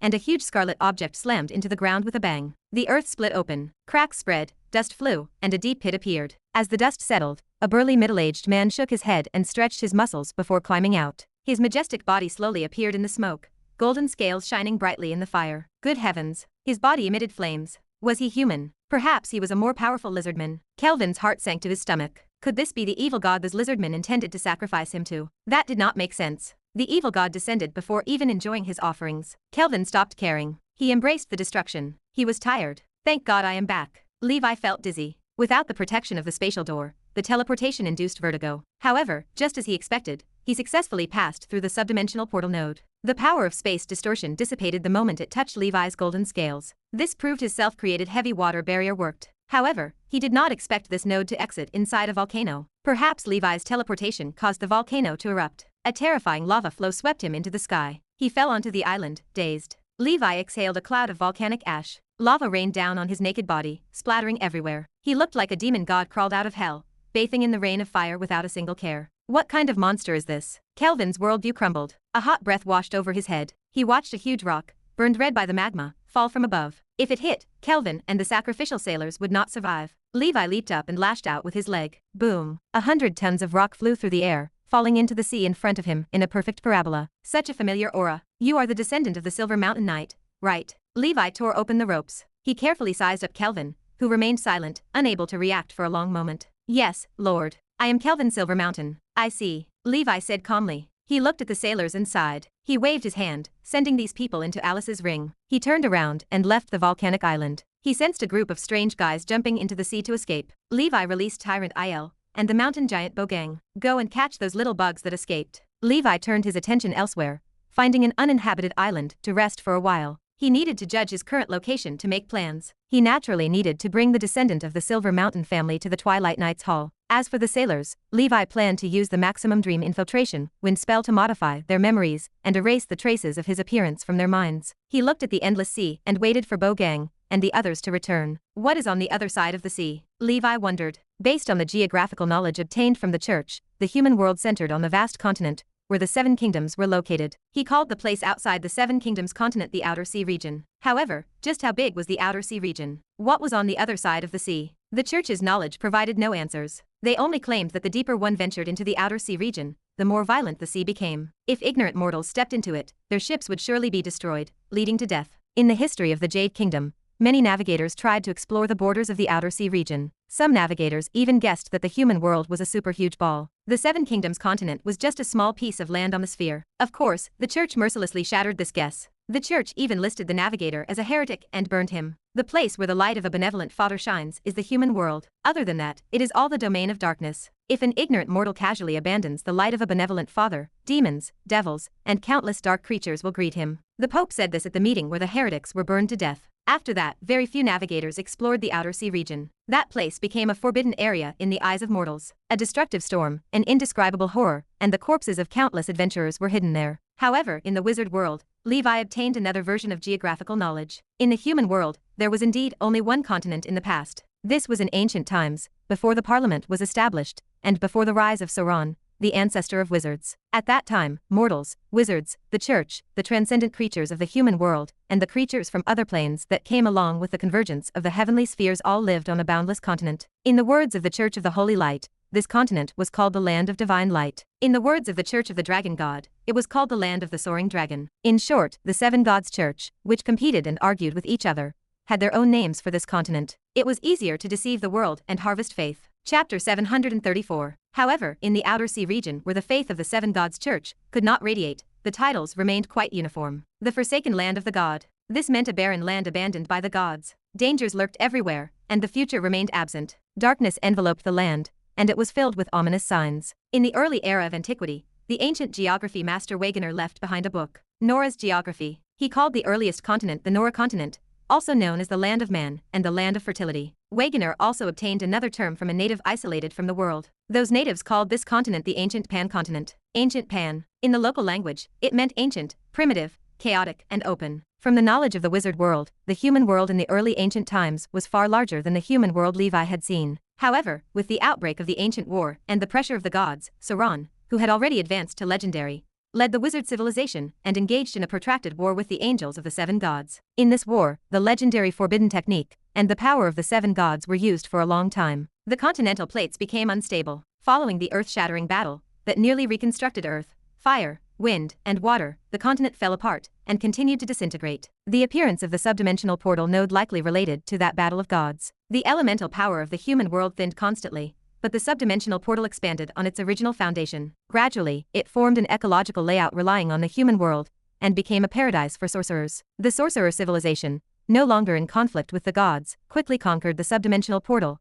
and became the ruler of this place after conquering natives like the Sea Clan. They relied on this to explore other planes and became a new civilization comparable to some of the older and more powerful civilizations in multiple planes. The Seven Kingdoms continent in the human world became the last remaining land of the seven gods. The seven gods and wizards did not interfere with each other and did not interact until they died of old age. It was considered peaceful. Thinking about it, it seemed normal. The human world and the subdimensional portal were two dimensions of a big ball. The subspace was the sphere outside. Inside, there was a bubble-like realm of the unbelievers. These realm of the unbelievers might only be the size of a secret realm, and the area might be similar to the territory of a lord in the human world. The largest realm of the unbelievers was the Endless Sea. From the current detection of the wizard world, the size of the Endless Sea should be equivalent to the sum of the realm of the unbelievers of the other large sections. It was countless times larger than the Seven Kingdoms continent. However, because most of them were oceans and very few landmasses existed, the area available for wizards' cultivation was relatively small. Levi suspected the subdimensional portal acted as an extension of the human world, or a place where a projection magnified. Every time he teleported to the human world from the Endless Sea, he appeared on the sea. Did this mean the Endless Sea actually functioned as an extension or reflection of the overseas land of the human world? The area of the Outer Sea region was much larger than the Seven Kingdoms continent. No one knew where the border of the Outer Sea region stood. The Endless Sea was also much larger than the other realm of the unbelievers. Was all of this a coincidence? Perhaps, in the ancient era before the appearance of wizards, before the appearance of the seven gods' faith, the so-called human world and the subdimensional portal were originally one. However, for some reason, these two dimensions began to separate. Some rose and some sank. This part of history had long been buried in the endless river of time. Perhaps myths and legends of some ancient races held the answers. I wonder if the Sea Clan knows this part of history. The Sea Clan existed before the wizards descended on the Endless Sea. They should have lived there since ancient times. It is also possible they are an ancient race from ancient times. Levi pondered the possibilities. If a chance arose, Levi wanted to explore the borders of the Outer Sea region and see if other isolated continents and other civilizations existed on the other side of the sea. At that moment, rumbling waves approached. Bogang and Tyrant Il brought a group of struggling lizardmen and Nagas to the island. The lizardmen, battered and covered in wounds, looked at the middle-aged man sitting cross-legged on the huge rock in front of them in fear. The tall lizardman chief prostrated himself and placed his staff on the ground. Esteemed ancient saint lord, we have no intention of disturbing you. We are only offering sacrifices to the Lord Holy Snake. We did not know you were sleeping in this volcano. The chief spoke in the language of the human world. Levi fixed his gaze upon the chief, who did not even dare to breathe. The dark wave's resurgence has intensified. Even the lizardmen have come out. The words formed in Levi's mind. Franken's monster manual also contained an introduction to the lizardmen. This race was widely distributed across many planes. Together with the Nagas, they were known as crawlers. This race believed in a supreme existence called the Holy Snake. Legends claimed it was a huge snake that surrounded the entire plane. It seemed similar to the black snake with a candle, the family emblem of the Levi family. No one knew the relationship between the two. Chapter 735. Legends are often exaggerated, and the giant snake that surrounded the plane was likely a mere artistic flourish. Levi estimated that the Holy Snake stood as at least a godlike existence, comparable to a legendary wizard. Otherwise, it would not be so influential, spreading across the entire multidimensional plane. The human world is getting more and more lively, Levi mused. Returning for the time being seemed like a solid choice. In the unknown outer sea region, items capable of reviving the dark wave surfaced with increasing frequency. This meant more opportunities awaited him in the human world. He noted that after 50 years of absence, the concentration of elemental power in the human world was several times higher than it had been before he last left. Although still incomparable to the realm of the unbelievers, his elemental conversion array and various elemental convergence arrays provided barely enough energy for a third circle wizard like Levi to cultivate. While his cultivation level would not decrease, progress would simply be slower than in the wizard world. The wizard world was too chaotic now. Levi planned to stay in the human world longer this time. Other wizards might fret over the density of elemental power, but Levi remained unbothered. He possessed the proficiency panel, various elemental affinity talents, and the potion materials he had collected in the wizard world over the years. That arsenal was enough for him to live a carefree life in the human world for a while. Sometimes, one cannot apply too much pressure to oneself. Just like in his previous life, if he could not survive in a big city, he could just stay in a small one. There was no need to aim for the inner circle. It was better to be the head of a chicken than the tail of a phoenix. The ancients were right. Seeing Levi ignore him, the lizardman chief felt uneasy. He had not expected to meet a powerful ancient saint in a foreign land. He and his tribe were not natives of this world, but the ancient saint empire from another realm. The ancient saint empire was a powerful domain where everyone believed in the Holy Snake. Its members consisted of lizardmen, nagas, and other crawlers. They fervently believed in the Holy Snake and worked hard to spread and revive its glory. During a tribal hunt, they unintentionally found an altar in a dilapidated ancient saint temple in a primitive forest. On the altar, they saw another blue world. Curiosity drove them through the altar. When they appeared again, they were already in another world. The lizardmen were a race that excelled at disguising themselves. They infiltrated human civilization and gradually learned human language, history, politics, and culture. They discovered that this plane's strength was inferior to the plane where their ancient saint empire was located. The strongest among them, the so-called legendary knights, were only at the level of tribal chiefs like him in the ancient saint empire. There might be some experts comparable to the ancient saints in the church, but not many. Hence, they were at ease and bold enough to start preaching in the alternate world. They established the Holy Snake Guild and used the fabricated Holy Snake saliva as an excuse to trick humans into joining the guild. Then, they would sacrifice them to the Holy Snake in exchange for the real gift of the Holy Snake. There was no such thing as becoming stronger after drinking the saliva of the Lord Holy Snake. Only these stupid humans believed it. However, the person in front of him was definitely an ancient saint hidden in the mortal world. In the ancient saint empire, the strongest expert in the crawler race since ancient times had given birth to the blood of the Holy Snake. Those who had reached a higher level were known as ancient saints. Currently, the ancient saint empire only had 13 ancient saints. All of them listened to the ruler of the empire, the ancient saint emperor, Lord Clint. This person in front of him radiated an oppressive feeling. The aura of an ancient saint made the tribal chief prostrate on the ground. Levi sized up these lizardmen with interest. I have been asleep for a long time, Levi said. Tell me about the current situation. If I am in a good mood, I will let you live. He suspected these lizardmen hailed from another plane. The strongest among them was the chief, who held power only at the level of a first circle wizard. The other lizardmen were only at the level of apprentices. They could all come to the human world safely through the spatial node. Did that mean that they could also use the spatial node to counter-invade the other dimensions? Levi worried about the secret medicine of the night-breathing technique every day. It would be best if he could possess his own plane that had yet to be developed by wizards. The wizard civilization acted like locusts. All the planes they conquered had their resources firmly controlled by their respective classes. It was too difficult for ordinary wizards to obtain resources. Only a new world could solve Levi's current dilemma. He planned to take this opportunity to start with these lizardmen and understand the situation on the other side first. Then, according to the danger level, he would quietly develop a new world of his own. Let that group of wizards fight, Levi thought. I shall lead the Twilight Knights on a leisurely discovery voyage in the human world. By the time they find out, I will be rolling in money. Levi imagined the possibilities. In front of Levi, the Lizardman chief told him everything about his experience in the human world. Levi even indirectly obtained a lot of information. In the end, it was more or less what Levi had guessed. These people were foreigners who had arrived after the Dark Wave revival. Chapter 736. The plane home to the ancient Saint Empire had already experienced a plane convergence with the human world. According to the description provided by these creatures, they arrived through an altar. That altar functioned as the spatial node connecting the ancient Saint plane and the human world. Levi gestured toward the device. Show me the altar. Keku, the Lizardman chief, bowed low. Yes, ancient Saint Lord. Keku led a small tribe of dozens of crawlers. In the ancient Saint Empire, hundreds and thousands of such tribes existed. Levi learned that only 13 ancient saints like himself existed in the ancient Saint Empire. The empire seemed surprisingly weak. Perhaps it represented only one force within that plane, not the highest combat power. Still, if a group of weak lizardmen could build a powerful empire in this dimension, the overall combat power would remain low. A high-level primordial soul wizard could subdue the entire realm. This plane functioned as a low-level, small plane. It could not compare to the Blue Frost or Blood River, let alone the Abyss or Hell. Levi reached the site where they first entered the human world under the leadership of the chief. The location was an uninhabited island covered in dense, primitive forests. It sat far from the continent. Levi found an ancient altar. Powerful giant snake bones formed the structure. It remained intact after countless years. Strange, alien runes covered the surface. From the style, the runes belonged to an ancient wizard. Levi studied the surface. An ancient wizard once traveled to the ancient Saint Plane because of the convergence of the heavenly spheres.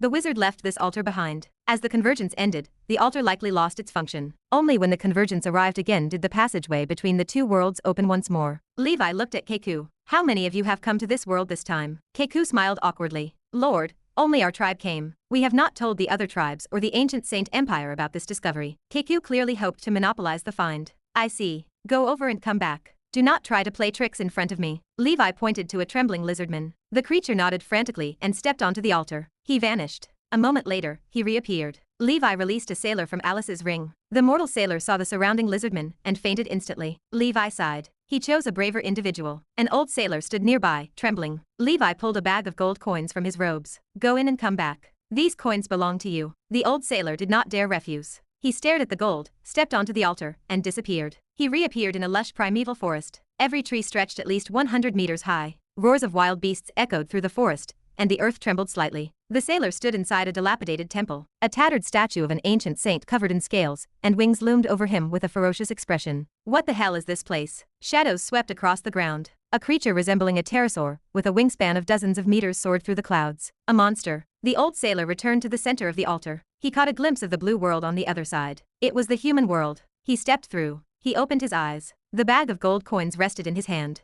Levi felt a rush of excitement. Even mortals can pass through this altar. This is unbelievable. This differs entirely from a wizard taking the initiative to travel through a dimensional space door. Is this the power of the convergence of the heavenly spheres? The old man's description matched the testimony of the lizardman. A brand new world waited on the other side. Although wizards had explored it in ancient times, the explorer likely died long ago. Levi would be the first to discover this new plane. He suppressed his emotions. He exuded powerful might, releasing his dragon's might. Holy Snake Aura. This is the Holy Snake Aura, a true ancient saint. Keku looked ecstatic. He prostrated himself before Levi. A Lord Ancient Saint stood at the pinnacle of the ancient Saint Empire. Levi turned to his minions. You guys stay here and guard the altar. He commanded Bogang and Tyrant to watch the lizardman. He took a moment to compose himself, then stepped into the center of the altar. No discomfort or terrifying spatial distortion greeted him. He arrived in a new world. He opened his eyes and breathed in the primitive, wild aura. The elemental power here rivaled the wizard world. His perception picked up many powerful transcendent creatures lying dormant in the vast primitive forest. The earth trembled periodically,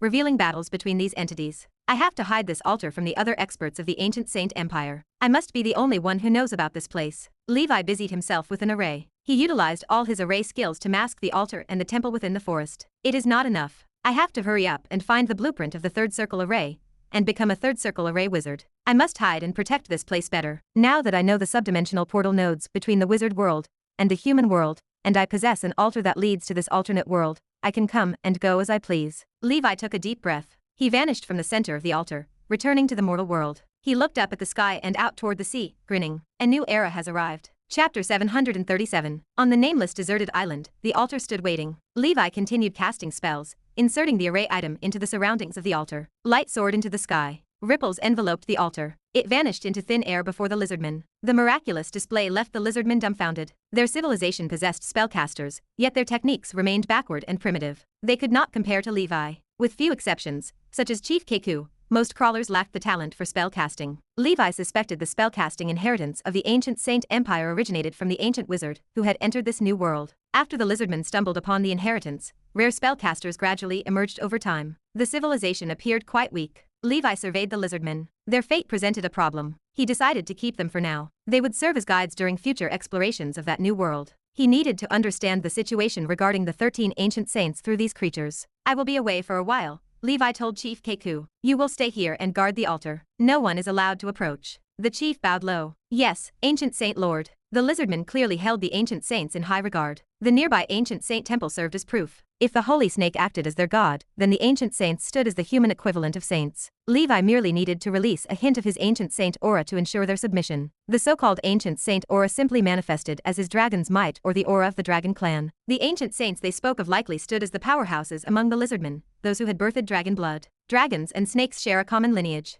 Bogang, stay on this island and guard the altar. Prevent anyone from approaching. Levi needed to leave a powerful combatant behind. Bogang, a third circle mountain giant, and a giant wizard, could hold his own. No one in the current world, save perhaps a saint of the church, could match him. Bogang sat on the ground. His body merged with the earth. Eventually, the giant transformed into a massive pile of rocks. He would remain hidden. Should anyone stumble upon this place, the lizardman tribe and Bogang would deal with them. Levi departed the island. He did not know his exact location, but since the sailors had arrived by ship, he could not be far from the Seven Kingdoms continent. He chose a direction and tore through the sky. At his current speed, the coastline appeared within a few days. I am back, Levi whispered. Year 1085 of the Holy Brilliance calendar, month of the northern wind. Storm City by the sea. Inside the shining tavern, Levi sat in a private room. A cup of Lion King's spirit sat before him. The drink reminded him of the Jostar family in the Yellow Earth continent. He did not know their current situation. Kelvin sat across from him, restrained and nervous, recounting the past. Kelvin remained puzzled. This ancient Saint Lord must have slept in the volcano for far too long. He did not know the current year. The Emerald Kingdom is gone, Levi murmured, a flicker of emotion stirring. When he last returned to the human world,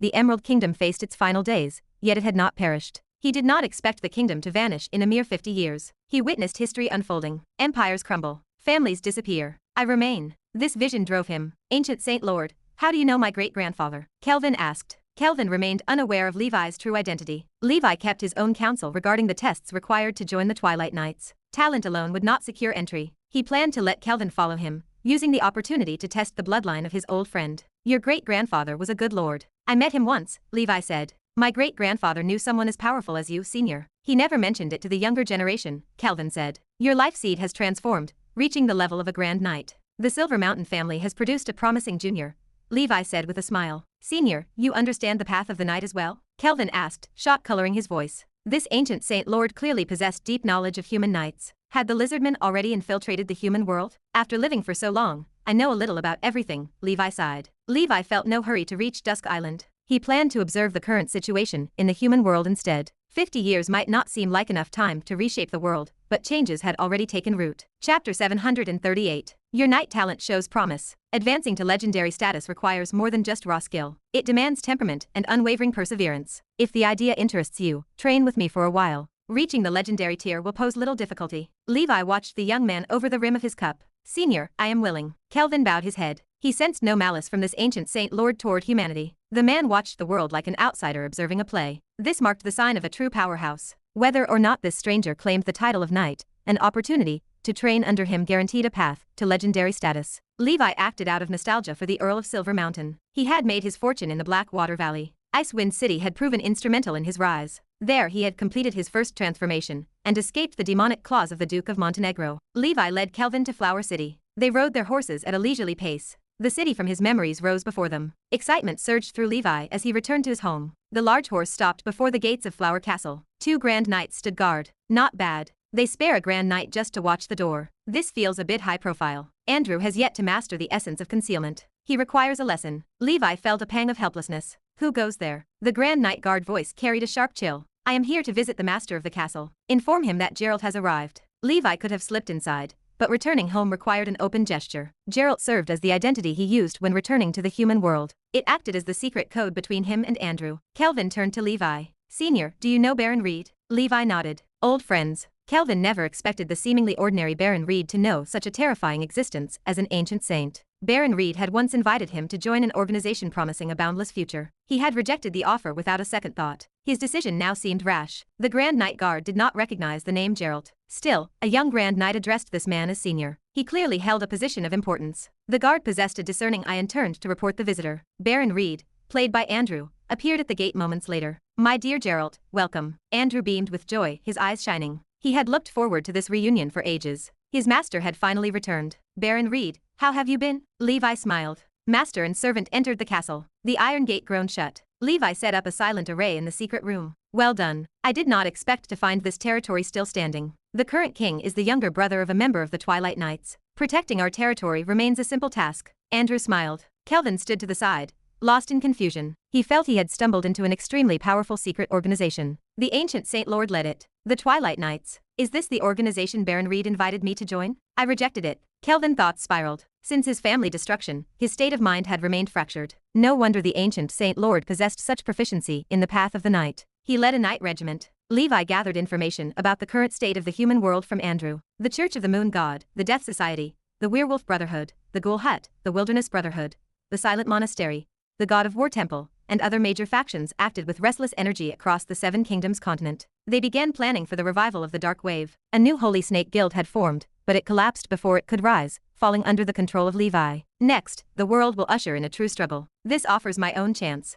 My strength might be average in the wizard world. I cannot rank among the big shots there. Yet, in the human world, I stand as a hidden power. Even the saints of the church might not hold more strength than me now. I should take the initiative to provoke the church. This human world offers great potential. Andrew produced a storage bag and handed it to Levi with a respectful bow. These are the items I have collected over the years. They should interest you. Levi took the storage bags and inspected them. After 50 years of collection, 300 breathing technique inheritance diagrams lay inside. Andrew had replicated them with special recording slates, using functions similar to cameras from Levi's previous life. Levi had given Andrew these items when he left the human world last time. They allowed Andrew to make deals with knights or nobles who possessed breathing techniques. Breathing techniques served as family legacy items. Collecting them directly proved too difficult. However, collecting copies reduced the difficulty significantly. 10 were perfect or legendary, 40 were excellent, and the rest were shallow. Andrew owed his ability to collect so many techniques to the Dusk Holy Temple. The temple attracted many knights from various clans. Of course, Andrew had found some of them himself. Chapter 739. In that case, I do not have to worry about my breathing techniques breaking through for the time being. Levi let out a breath of relief. His mood lightened. After obtaining the breathing technique inheritance diagram,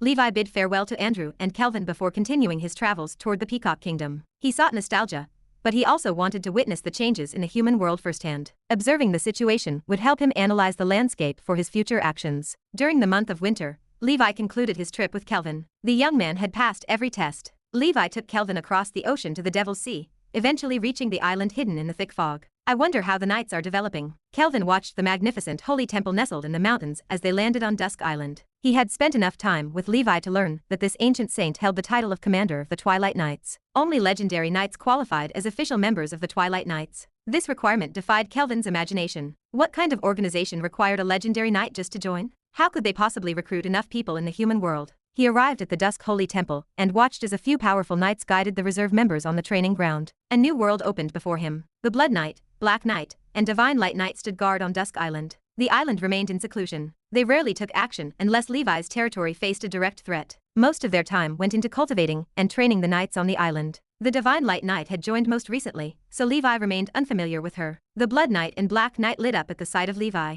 The Black Knight shouted with glee, "Divine Light Knight, allow us to introduce you to a big shot." The Divine Light Knight's expression shifted as she followed the Black Knight and the Blood Knight. A tremor of unease ran through her. Had the Supreme Knight who stepped into the ultimate realm arrived? She looked at the important figure. He wore ordinary knight armor and possessed an unassuming appearance. Silver hair spilled over his shoulders, and his angular face carried the weight of life. His eyes held depth and distance, marks of a man who had seen too much. "Commander, you finally returned. You have been gone for 50 years. The Black Knight boomed, laughter in his voice. 50 years have passed in the blink of an eye, Levi sighed. Staying in the wizard world for long stretches made time slip away unnoticed. It seems the two of you have broken through the legendary shackles and stepped into the second step of the path of knights. Levi grasped the powerful vitality radiating from the pair, a strength echoing Emperor Mew's own. Without your guidance, we would have died of old age long before stepping into this new realm, the Black Knight said, a sigh escaping him. By the way, Commander, this is the Divine Light Knight, our new member, the Blood Knight added. She hails from the current royal family of the Peacock Kingdom. As vice commander, he possessed the authority to recruit. Levi trusted the Blood Knight's judgment implicitly. Welcome, Divine Light Knight.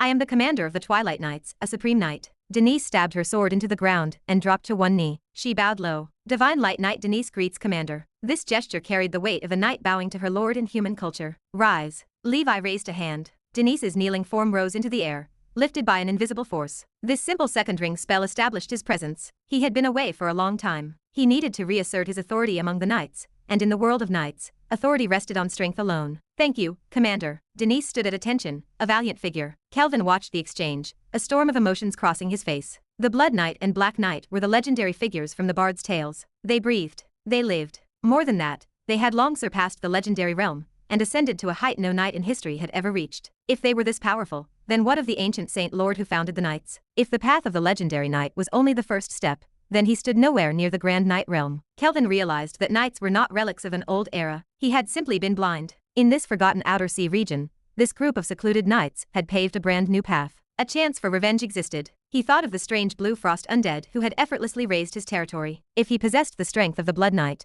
he might stand a chance against that monster. Baron Reed had told the truth. This organization held a future of limitless light. Our Twilight Knights are filled with talent. The human world will soon face the convergence of the heavenly spheres and the drastic change of the Dark Wave revival. I have returned to lead everyone through the shifting tides of this era. Let our Twilight Knights soar 90,000 miles upon this new wave. Levi spoke with absolute confidence. He had lived in the shadows for nearly 100 years. He had accumulated experience and cultivated in silence, never once revealing his true hand. Chapter 740. All of this had finally come to fruition. The Twilight Knights would become a giant force behind the scenes in the human world. They would stir up the wind and clouds and sing loudly. After returning to Dusk Island, Levi listened to the Blood Knight's report on the Twilight Knights in his commander's hall. So far, excluding Levi and the branch he had established in the wizard world, the Twilight Knights in the human world had a total of 4 legendary knights. These were the Blood Knight, the Black Knight, the Divine Light Knight, and Nighthawk. Nighthawk quietly developed in the Seven Kingdoms continent, with the East Pole Empire as the center. He secretly searched for potential knights in various large families. After passing the assessment, he was sent to Dusk Island and became a reserve member. In addition to the assessment, every reserve member of the Knights had to sign a special contract. Once they violated the contract,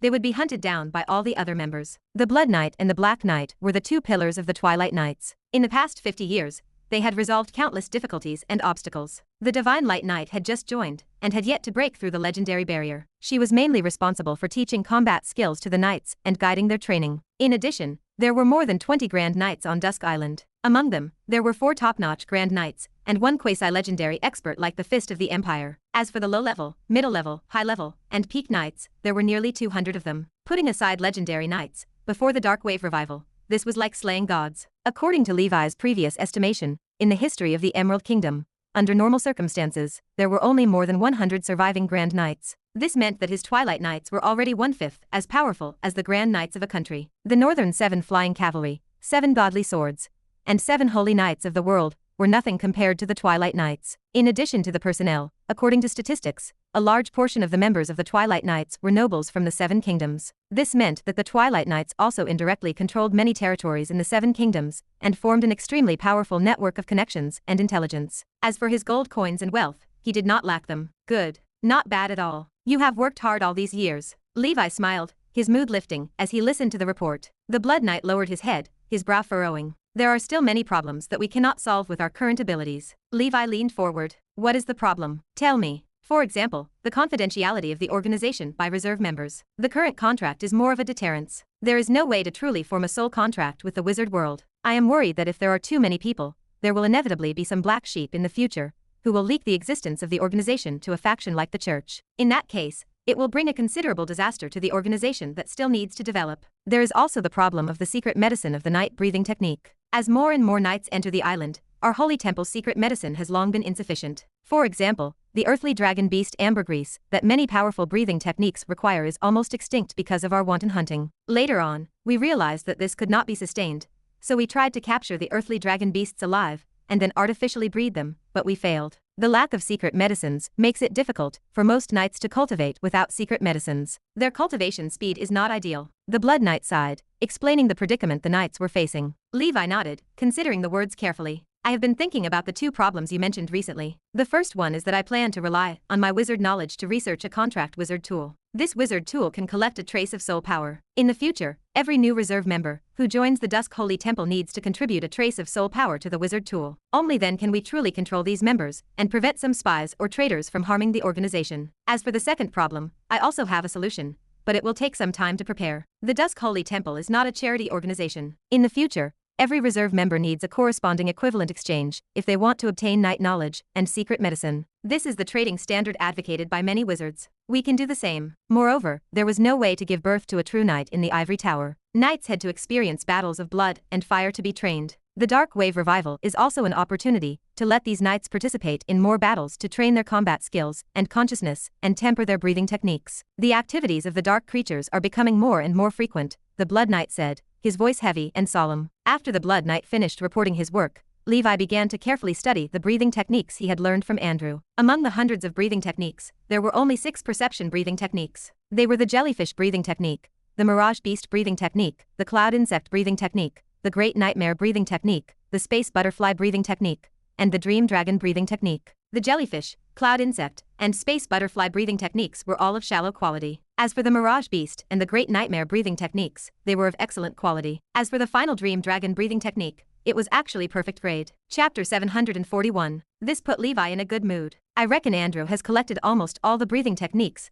that can be collected in the human world in the past 50 years. It will be very difficult to collect new breathing techniques in the future unless we find the forsaken land of the god. With so many breathing techniques, it was enough for him to deduce the perception-type breathing technique to the level of the other 5 dimensions. In the near future, the embryonic form of his 6th dimension would also appear. The only problem is that the secret medicine ingredients required for these perception-type breathing techniques are too strange. Apart from the jellyfish, Levi had never heard of the other 5 secret medicines. Forget it. Since I do not have any secret medicine, I will use the proficiency panel to cultivate directly. In any case, with my current realm, these shallow and excellent breathing techniques will not take long. The more troublesome thing is the perfect Dream Dragon breathing technique. The Dream Dragon breathing technique required a creature called the Nightmare Lizard. This creature should have been extinct in the human world long ago. Levi had never heard of it in the wizard world. The Dream Dragon breathing technique was an antique that Andrew had bought from an antique merchant. In this era, there were no longer any cultivators. I will cultivate other breathing techniques first. I will think about the Dream Dragon breathing technique later. Perhaps there are nightmare lizards or similar creatures in that alternate plane. Levi calmed his mind and devoted himself to the cultivation of these perception-type breathing techniques. At the same time, the exploration plan for the alternate plane remained in preparation. Levi planned to explore alone after his golden snake breathing technique reached level 4, which was the second transformation of the blood source. He wanted to get a rough understanding of the situation in the alternate plane. In any case, he could pretend to be an ancient saint or lizardman, which should allow him to sneak in. After figuring out the situation, he would lead the Twilight Knights to the other world to collect resources. It could also be considered a training session for them. In the future, Levi wanted to move the headquarters of the Twilight Knights to an alternate plane, and let the Twilight Knights dominate this plane. As for himself, he would be plain Lord Levi. Levi also wanted to explore the Outer Sea region to see if there were any so-called forsaken land of the god. Similarly, he could not cut off his connection with the wizard world. He still had to go to the wizard world regularly to collect wizard knowledge. He could not fall behind in his path as a wizard. If possible, he would bring Emperor Mew, Dinos, and the trusted companions of the Grey Tower back from the chaotic wizard world. With the Grey Tower as the foundation, it was still too difficult for the knights to grow to be comparable to wizards in the short term. Moreover, knights' long-range combat ability was still too weak compared to wizards. In the future, when exploring new planes, with the help of wizards, it should be a dimensional reduction attack on the so-called ancient saint civilization. Levi now had 2 secret passages that no one knew about. He could freely enter and exit the 3 worlds. In the future, he might even be able to become Master Dao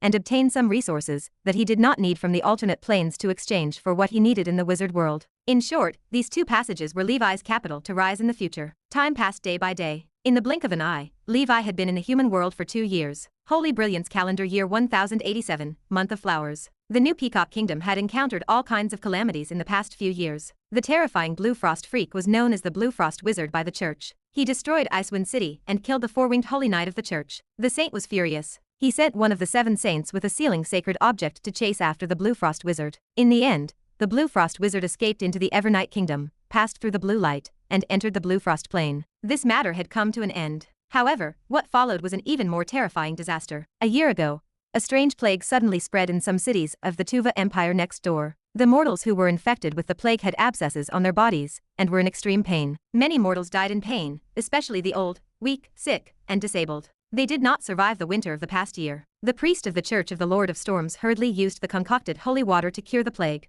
but the effect was minimal. Soon, the plague spread from the Tuva Empire to the south of the Peacock Kingdom along with the business troops. Now, plagues began to appear in many noble territories of the Peacock Kingdom. This made the kingdom flustered. They could only pin their hopes on the Church of Holy Light. The church sent saints to investigate, and the priests were also working hard to develop holy water. In Flower City, Andrew frowned as he looked at the cremated corpse. Lord, the corpses of the people infected by the plague in the city have all been cremated. The servants wore special bird beak masks and chemical protective suits that were tightly wrapped to prevent them from being infected. These things were all developed by Levi, and could effectively reduce the probability of being infected by the plague. There is something strange about this plague. A knight died from it, Andrew murmured. He felt that the plague was not as simple as everyone thought. It is a pity that Master is in seclusion. Otherwise, with his knowledge, he should be able to solve this problem. Ever since he obtained those perception-type breathing techniques, Levi had entered seclusion for 2 years. During this period, he stayed in the Holy Temple in the Outer Sea region and experienced the joy of being an ancestor of the section. He could arrange for his subordinates to do anything. There was no need for him to do it himself.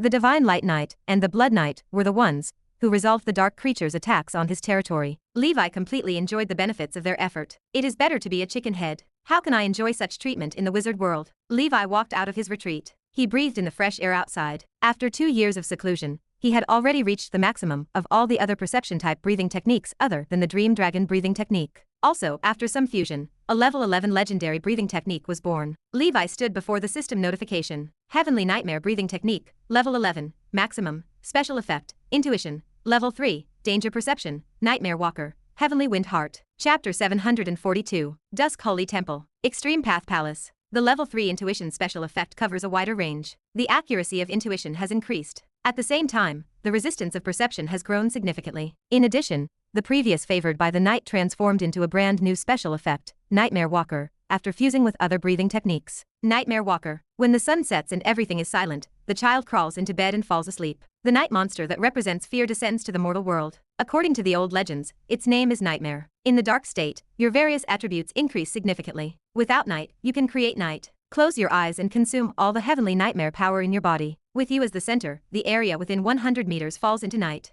The duration of the night relates to your endurance attribute. Nightmare Walker is equivalent to a strengthened version of the favored by the night form. Without conditions, forcefully create conditions that are no longer restricted by the environment and fully utilize the subjective mobility of the breathing technique. Levi allowed himself a moment of anticipation. In this way, after the fusion, other than the giant dragon warrior and the furious dragon lord, there is another form, the nightmare form. Of the remaining 2 special effects, danger perception acts as a spider sensing ability, but the effect is slightly stronger. The Heavenly Wind Heart remains unchanged. The greatest gain is Nightmare Walker. It is time to emerge from seclusion. There is a troublesome matter in the territory that requires my help. Levi walked out of the Extreme Path Palace. The Extreme Path Palace is the name he gave to his Great Hall. Every official member of the Twilight Knights possesses their own special hall. The Divine Light Knight has the 5-colored palace, the Blood Knight has the Blood Palace, the Black Knight has the Night Palace, and Nighthawk has the Ashen Palace. Commander, Andrew has something urgent to discuss with you, the Blood Knight said as Levi stepped into the daylight. I understand. I came out of seclusion to resolve this matter. I am leaving Dusk Island for a period of time. I leave this place to you, Levi said. Understood, Commander, the Blood Knight replied with a stiff nod. How are the results of Kelvin's training? Levi asked. Kelvin is very talented. According to his current progress, he will reach legendary status in the future, the Blood Knight said. Pay more attention to him. He is the descendant of an old friend of mine. Levi turned and left. Flower City. It was the month of flowers. On the plain outside the city, flowers bloomed and wild bees danced. The land teemed with vitality. On the other hand, haggard people with abscesses lay scattered throughout the city. Levi watched everything calmly. Although technology in this era is backward, with transcendent power like the church, there should not be such a large-scale plague. The plague came too suddenly. A faction must be secretly causing trouble. He met Andrew in the castle. Andrew stood near the courtyard, arranging for servants to burn the corpses. How many people have died? Levi asked. Ever since the plague appeared in the city, hundreds of people have died in a month. We tried all kinds of medicines and methods, but we could not cure the plague, Andrew said. What is the Church of Holy Light doing? These residents are their believers, Levi said calmly while looking toward the church in the distance. To be honest, the current territory holds little use for Levi. He had already found the alternate plane. When the time came, he wanted to use the alternate plane as his Twilight Knight's base and his future stronghold. However, he relied on his territory to gradually develop. Now that he had the ability, he could not stand to see so many citizens in the city die from the plague. The church no longer cares about Flower City. Many cities in the south have suffered from the plague. Compared to those regions, Flower City's disaster is the smallest because of the protective equipment you made, Andrew said. I understand. Go and find me a patient infected with the plague. Will do. Not long after, Andrew brought a girl over. This girl looked to be about 20 years old. She was an ordinary farm girl with hands covered in calluses from agricultural labor. On the back of her hand, a foul-smelling abscess festered. Her expression was numb because not long ago, the plague had taken the lives of all her relatives. They did not even have the chance to be buried, and were taken away to be cremated. Levi brought the girl, named Kuili, to a secret room. He tapped Kuili's forehead and she fainted. This was a simple cantrip used to induce a trance. Let me see what causes this. Levi's right arm suddenly turned into a blood fog and surged into Kuili's chest. Not long after, the blood fog returned. Levi's expression turned cold. Zombie plague. Levi was a third circle pharmacist and possessed significant knowledge regarding plagues. His initial guess was that the plague stemmed from a zombie plague. If Levi guessed correctly, it should be a ghoul. According to the monster manual, ghouls live in dirty and rotten ancient tombs all year round and prefer the company of corpses. These creatures sneak into tombs and secretly eat the remains of the rotten tomb owners, and they always carry all kinds of germs with them. There were many potions to treat the plague in the wizard world. Although no one specialized in treating the zombie plague, Levi believed it was only a matter of time before he concocted a suitable potion with his extensive knowledge. Chapter 743. Mixed Venom. Levi placed his palm between Kuili's eyes. The mixed venom true form appeared, and the asphalt-like toxic swarm turned into a thin line that surged in. The corpse poison particles in Kuili's body were all devoured by the toxic swarm. After a period of time, Levi withdrew his palm. An incomparably foul-smelling substance appeared in his palm. The toxic swarm could devour all kinds of poison, but it only sucked out this corpse poison and could not digest it. Ghouls were an extremely dirty race. They believed in the father of plagues, one of the 4 evil gods of chaos. They believed that the father of plagues was the source of all poisons and the most impure person in the world. Levi did not want to find the mastermind behind this plague. That was a task for the church. He only wanted to develop a special potion formula so that his people and soldiers could take the potion and become immune to the zombie plague. Putting away his mixed venom true form, Levi pointed at Kuili's glabella. In a daze, Kuili woke up and rubbed her eyes. She inspected the back of her hand. Although the abscess remained, the pain vanished, and the stench began to dissipate. The Lord in front of her had saved her. Thank you, Lord. You are welcome. I have only temporarily forced the source of the plague out of your body. You might still be infected by the plague. Generally speaking, although knights were also infected with the plague, the probability was far lower than that of mortals. Therefore, apart from potions, physique served as the key to resisting the plague. However, the ordinary people in this world did not possess the qualifications to cultivate the night breathing technique. This was the sorrow of the lower class. Levi was not a god, and he could not save everyone. If he could help, he would not refuse. For the rest of the time, Levi studied medicine, pharmaceutics, plagues, ghouls, and other related knowledge in the Flower Castle all day long. 3 months passed in the blink of an eye. Levi finally successfully developed a drug to fight the corpse poison. Because it was developed in Flower City, he called it the 100 Flowers Potion. The materials needed for the 100 Flowers Potion were not high-level materials. They were all very common potions in the wizard world, and were distributed in some places in the human world. After all, this corpse poison was not a very difficult virus. In Levi's opinion, the reason why the plague could wreak havoc for such a long time was purely because the people from the church were obsessed with power and money, but they did not have true research ability. After the 100 Flowers Potion was successfully developed, Levi immediately conducted experiments in his territory. The results were quite good. After taking the potion, the symptoms of the infected quickly eased. 1 month later, they returned to normal. Other than some scars, they were no different from ordinary people. Holy Brilliance Calendar Year 1088, Month of Beginning. The plague in Flower City and Storm City was gradually contained. A wandering doctor called Watson often appeared on the streets and alleys of these 2 cities, selling a medicine called 100 Flowers Potion. All the patients who took the 100 Flowers Potion soon recovered. The 100 Flowers Potion was very cheap. Even the most ordinary serf could afford it. Gradually, titles like Miracle Dr. Watson and 100 Flowers Doctor spread widely in the southern region. Many aristocratic lords looked for this doctor anxiously. However, the doctor's whereabouts were uncertain. Until now, no one had seen his appearance. Mortals who bought the potions described Miracle Dr. Watson as wearing a common bird's beak mask and being tall and thin. His specific characteristics remained a mystery. After that, the legend of Miracle Dr. Watson also appeared in Redbud City, Emerald Tree City, and other cities in the south. Not long after, the plague in these cities subsided. Miracle Dr. Watson appeared in more than 10 southern cities one after another and disappeared without a trace. No one found any traces of him again. Some people said that because Miracle Dr. Watson had been fighting the plague for a long time, he had encountered an even more terrifying plague and died. Others said that Miracle Dr. Watson had obstructed the financial path of some people who had made a fortune from the plague and was killed. In short, Miracle Dr. Watson had disappeared. However, many cities were still suffering from the plague. The mortals prayed for the appearance of Miracle Dr. Watson, but their hopes were disappointed time and time again. In the end, they could only pray to the gods in their hearts. Peacock Capital. Headquarters of the Church of Holy Light. At the peak of Heavenly Mountain, a young man in sackcloth sat under the statue of the Heavenly Father. A saint hurriedly flew in front of him and bent down to deliver a small bottle of medicine to the young man. Lord Saint, this is the 100 Flowers potion. Saint Yelin took the bottle of potion and sized it up calmly. It is obviously the work of a wizard, Yelin said with a smile. Lord, do you need us to intensify our efforts to find that miracle Dr. Watson?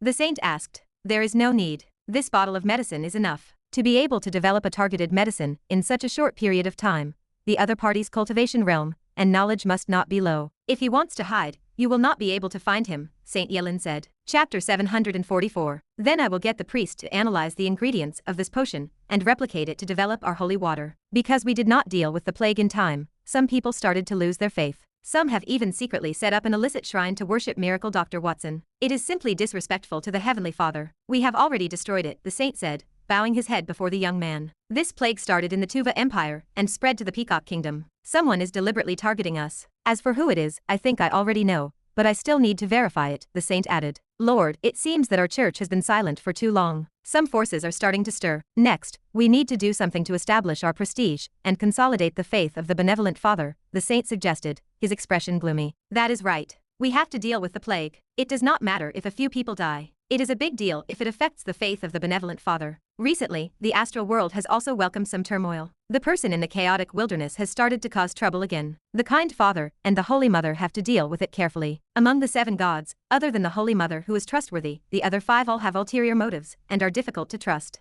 The next dark wave is destined to be a chaotic era. Due to the convergence of the heavenly spheres around the mortal barrier of the 7 kingdoms continent, the strength brought about by the collision of planes is starting to tremble. After the battle of the gods, some of them stayed on the other side of the mortal barrier. They might not have died yet. These might be our enemies. We need to be prepared in advance. The saint's expression changed slightly when he heard the mention of the mortal barrier. Lord, will the mortal barrier be broken? He asked. The young man looked at the saint calmly and said softly, the mortal barrier will definitely be broken. It is just a matter of time. Nothing is eternal. Divine power is not lasting. Gods can also fall. If you were in the astral world now, you could see that in the boundless land of darkness, there are already many planes around Nora that were attracted over and are about to converge with Nora's plane. This is the power of the plane. Even the gods cannot stop it. Moreover, this plane convergence is the largest and longest-lasting convergence in history. After this convergence, some small planes might be integrated into Nora's plane forever. Nora's plane will expand again, and its plane level will undergo a transition. Those subdimensional portals that are folded on the surface of Nora's plane will also return to Nora's plane. What does this mean? He asked.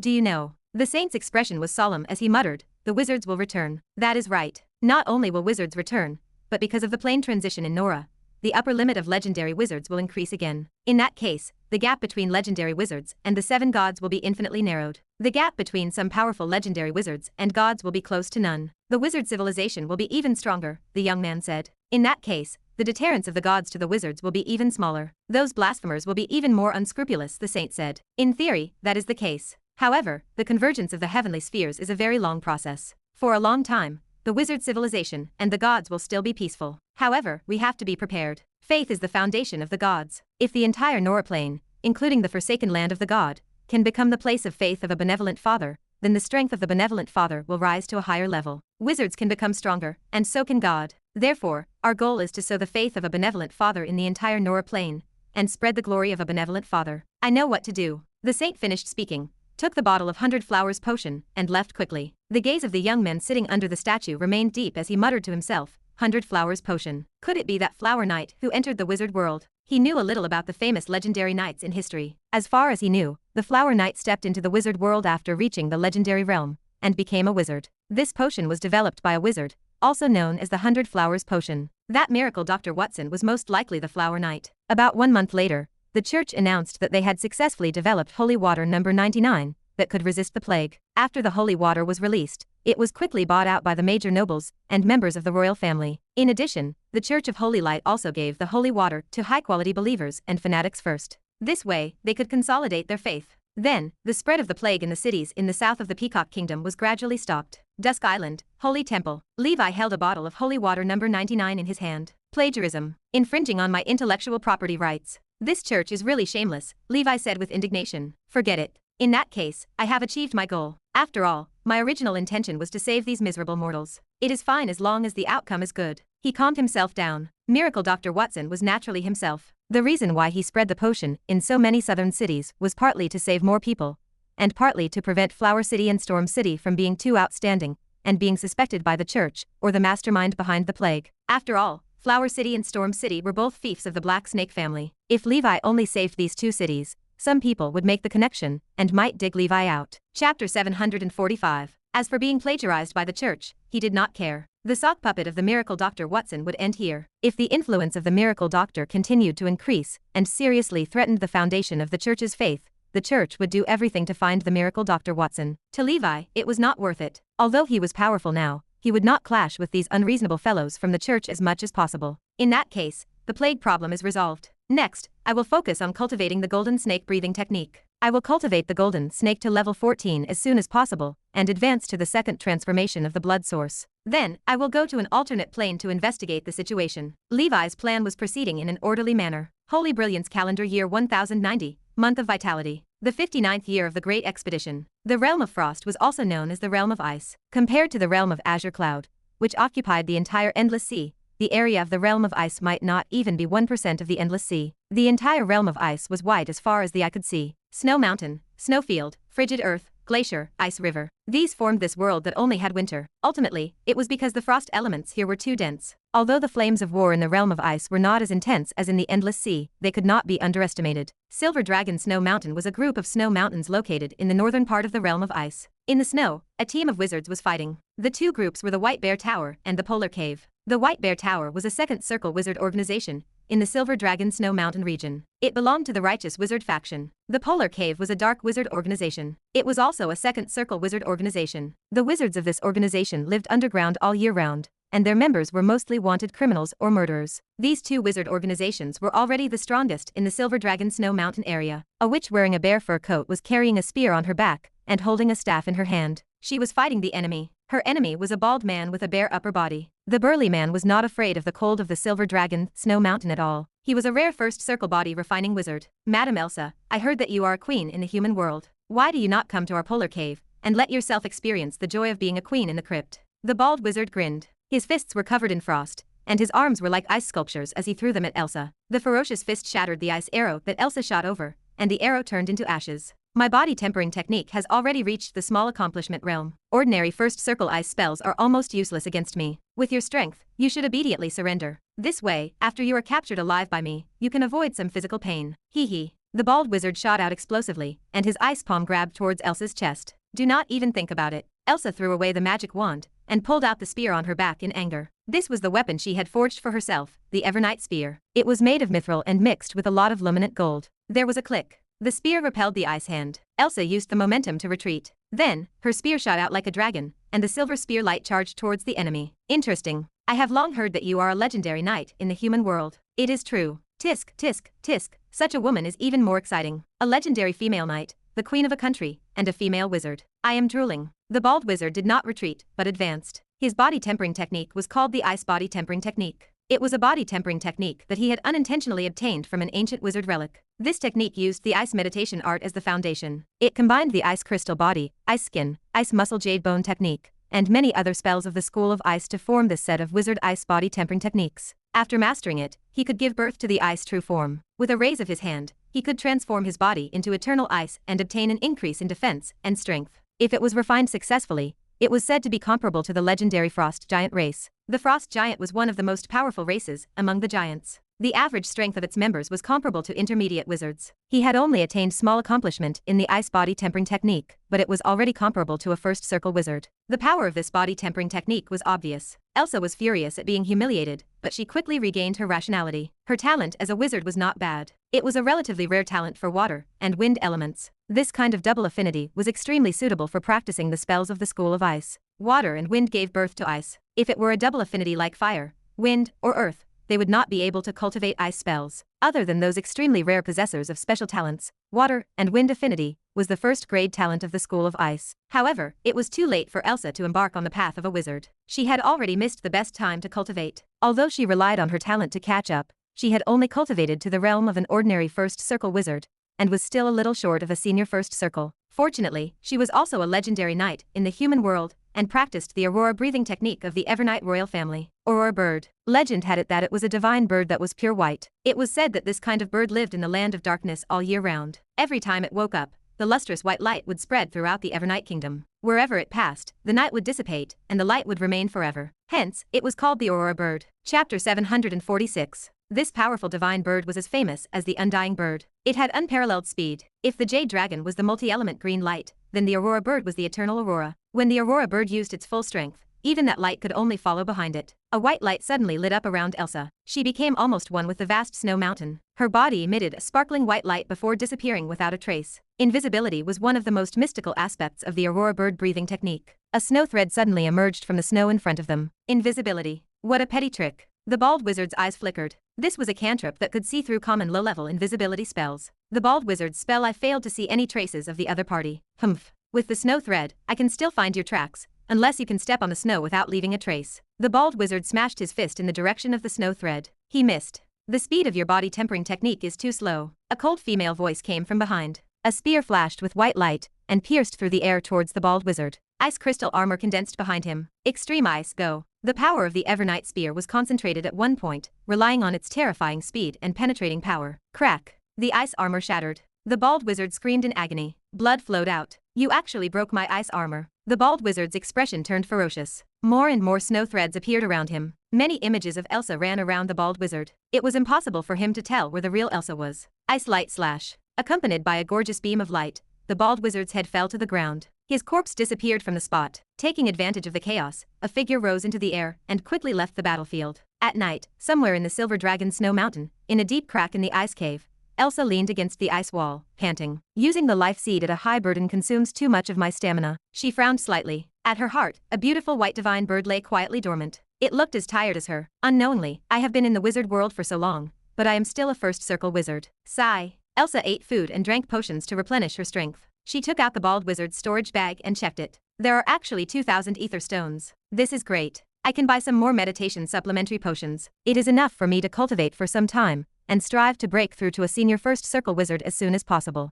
What is this? Ice body tempering technique. Elsa looked at the blue slate in her hand, which emitted a cold aura. She took a closer look. This was not a slate, but some kind of solid ice that could not melt. A powerful body tempering technique was recorded on it. Ice body tempering technique. By Frost Faction Wizard, Ice Fist Wizard Melon. After reading this body tempering technique, Elsa looked rather excited. No wonder that Baldy's body is as strong as a legendary knight. He is a rare body refining wizard. My Aurora breathing technique focuses on speed, causing my physique, defense, and strength to be relatively weak. If I have this body tempering technique, my body's attributes will be even more comprehensive, especially my defense. Coupled with the spells of the School of Ice, my strength will soon be comparable to the top senior first circle wizards. It is a pity that there is no other way after the legendary level. Otherwise, the Aurora breathing technique would be very promising. When my wizard level advances to the second circle, my breathing technique will be dispensable. Elsa sighed. This was the predicament of the Path of Knights. The next day, Elsa, who had recuperated, walked towards the White Bear Tower. In the distance, half of a white steeple lay broken. Broken walls and ruins were scattered all over. Teacher. Elsa arrived at the empty White Bear Tower. Broken corpses lay everywhere, like broken ice sculpture parts. These were all wizard corpses frozen by powerful ice spells, and then smashed to pieces. Senior sister. Elsa looked at the cracked witch's head in front of her. This was the senior who had brought Elsa to the wizard world back then.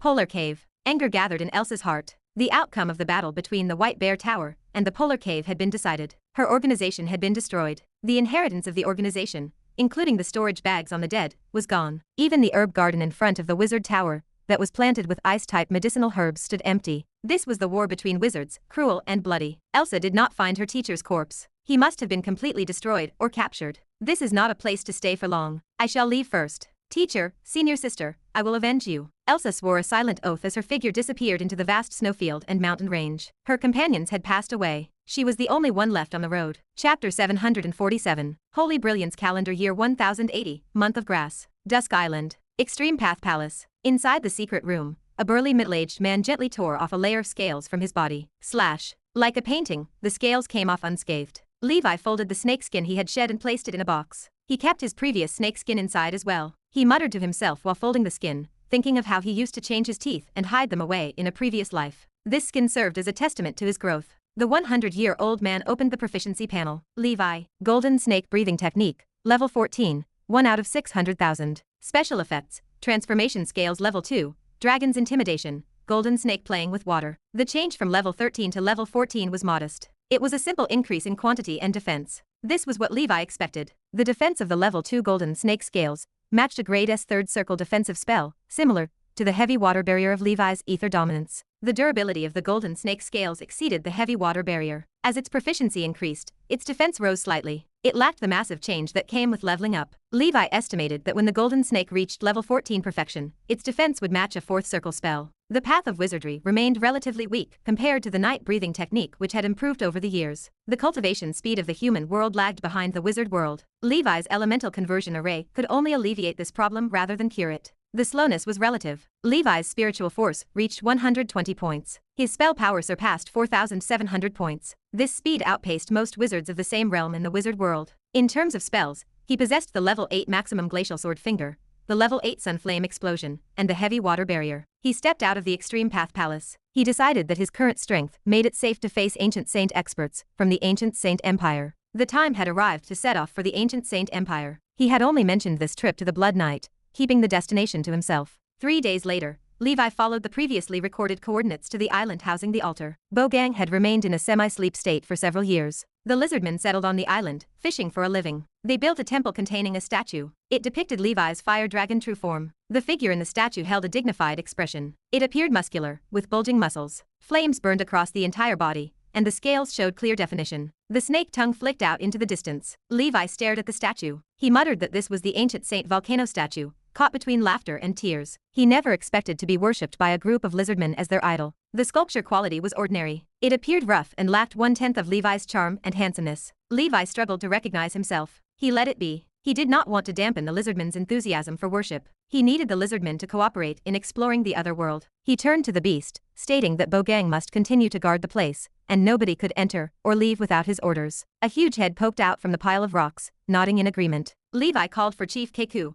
leaving the others behind. Chief Keku beamed with excitement. The prospect of being alone with the ancient Saint Lord meant a great deal to him. Keku thought of himself as the Lizard of Destiny. Levi and Keku stepped into the center of the altar, vanishing from sight. 7 Kingdoms continent. The far north, in the Evernight Kingdom. Snow capital city. The Church of Snow stood tall, reaching toward the sky. From the top floor, one could overlook the entire snow capital city, and view the statue of the snow goddess in the square outside. A young noble lady in a blue palace dress maintained a cold expression. Snowflakes revolved like a hexagram in her eyes. Silver hair draped over her shoulders, falling to her waist. She was Elsa's daughter, the saint of the Church of Snow, Caroline. A voice drifted from outside the door, belonging to an old granny, announcing that the emissary of the Church of Holy Light arrived to see her. Caroline told the messenger to let him in. A tall knight in silver armor entered, helmet secured. Caroline questioned why Yelin wanted to see her. The knight relayed that Saint Yelin sought to work with her. Caroline scoffed, noting that their families shared no close ties. She questioned what the woman from the Church of Earth would think of such cooperation. The knight smiled, claiming he already informed the one from the Church of Earth. Caroline demanded to know the nature of the collaboration. The knight claimed they would stick together for warmth in the next great era. Caroline sneered, dismissing the idea that saints needed to stick together for warmth, calling it a behavior of the weak. Chapter 748. Lord Saint, you are wrong. The 7 gods live in the astral world, and are also trapped in the astral world. The next era will be extraordinary. I am sure you know that. Let us not talk about anything else. Just look at the blue frost in your Evernight Kingdom. It is not like you have not solved it yet, right? The saint smiled and said, "Are you mocking me?" Caroline's eyes were cold. Everything in the room instantly froze and turned into frost. The saint's body shone with milky white power, resisting the power of ice. I am not mocking you, Lord Saint. I am just stating the facts. Our Church of the 7 Gods is facing a serious crisis. Only by joining forces can we deal with the next enemy. After we eliminate all the enemies, the 7 families will compete for Nora's position as the master with our own abilities, the saint said solemnly. Saint Caroline was silent for a moment. She gently played with her silver hair. I will think about it, she said. The saint left in satisfaction. He had been entrusted by Saint Yelin to rope in the other churches, and face the upcoming crisis together. Needless to say, the Church of Earth had always been on the same side as the Heavenly Father and the Mother of Earth. As a result, in many legends, these two were a couple. Caroline looked at the saint who disappeared and pondered. Currently, the saints of the 7 major churches had all descended, although the 7 saints had not fought with each other so far. But everyone knew very well that the saint of the Church of Storm was currently the strongest. In other words, the Saint Groudon. Generally speaking, the strength of a saint was related to the god they represented. Among the 7 gods, the Lord of Storm was currently in the limelight. It could be seen from his title. After all, he controlled 3 god authorities at the same time: wind, thunder, and ocean. With that person's personality, there was a high chance that he would not agree to work with Yelinier. After all, the relationship between the Heavenly Father and the Lord of Storm was rather ordinary. However, just as Yelin had said, the church would no longer be the only protagonist of the Nora plane in the coming era. The multidimensional plane, the wizards, and those existences in the forsaken land of the god. Currently, the strongest saint, Groudon,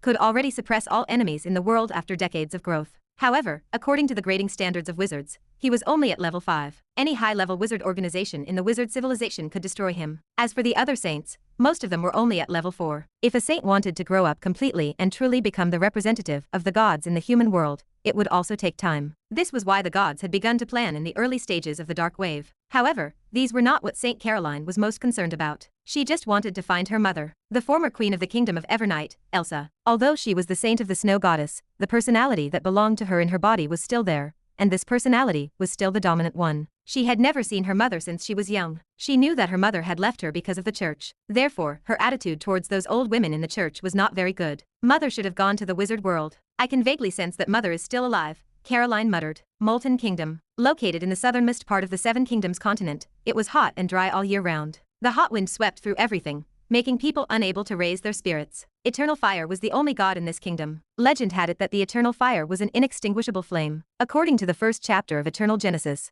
before the universe was born, the first light was born in the endless land of darkness. This light came from the original fire, which was also the eternal fire. Therefore, the Eternal Church firmly believed that the eternal fire was the oldest god in the astral world. He had witnessed the rise and fall of the ancient gods, and the evolution and change of many civilizations. The legendary undying bird was a mythical creature born from the eternal fire. Therefore, it inherited a portion of the eternal fire's divinity, and had the characteristic of immortality. The headquarters of the Church of Eternity was located at the end of Skyfire Avenue, in the holy city of the Molten Kingdom. A majestic red church stood there. There was an endless stream of believers in red robes, who came to worship the eternal fire. One day, a handsome young nobleman arrived at Skyfire Avenue. He wore a hat and stopped by the side of the road. After a moment of observation, he found an alley and entered. At the end of the alley, there was a dilapidated mansion. As the door slowly opened, an old man appeared at the door. "Earl Johnson, you are finally here," the old man said. "Let us go in and talk," the young noble said calmly. "In a quiet room in the mansion. Although the plague has been resolved, our mission has been completed.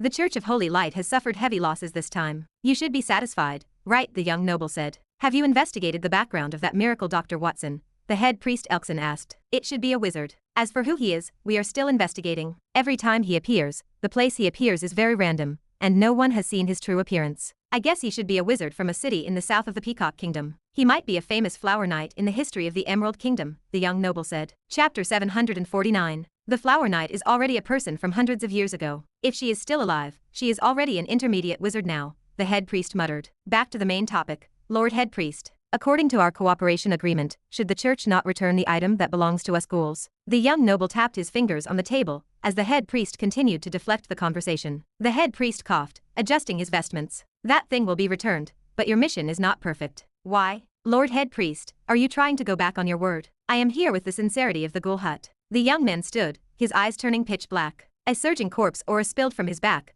twisting into a terrifying squirming evil spirit. The flame emblem on the head priest's chest flickered. He offered a tight smile. "Do not be anxious, Earl Johnson. This is Skyfire City. If you want to attack me, the saint will immediately sense it. With your ghoul Earl's strength, you will likely find it impossible to escape. Humans are dishonest creatures. I cannot defeat a saint, but I am confident that before the saint kills me, I can bury Skyfire City with me. Without faith, you are nothing." The young man gestured, his voice cold. "My friend, I have already said that we, the church, will do what we promised. Do not try to clash with us. In the upcoming era, without the support of the church, it will be difficult for your ghoul hut to gain a foothold. That thing can be returned to you in a few days. I, Elkson, swear by the eternal fire that I am not lying." The head priest held his hand over his heart. "I hope so," the young noble said. The young noble left the room. 10 days later, under an abandoned mass grave in the Molten Kingdom, he received the item sent by the head priest. It was a green ghost claw. "If your ghoul hut intends to use this to perform an evil ritual, we will not interfere as long as it does not happen in the Molten Kingdom. Otherwise, do not even think about getting the other parts of the Ghoul Prince.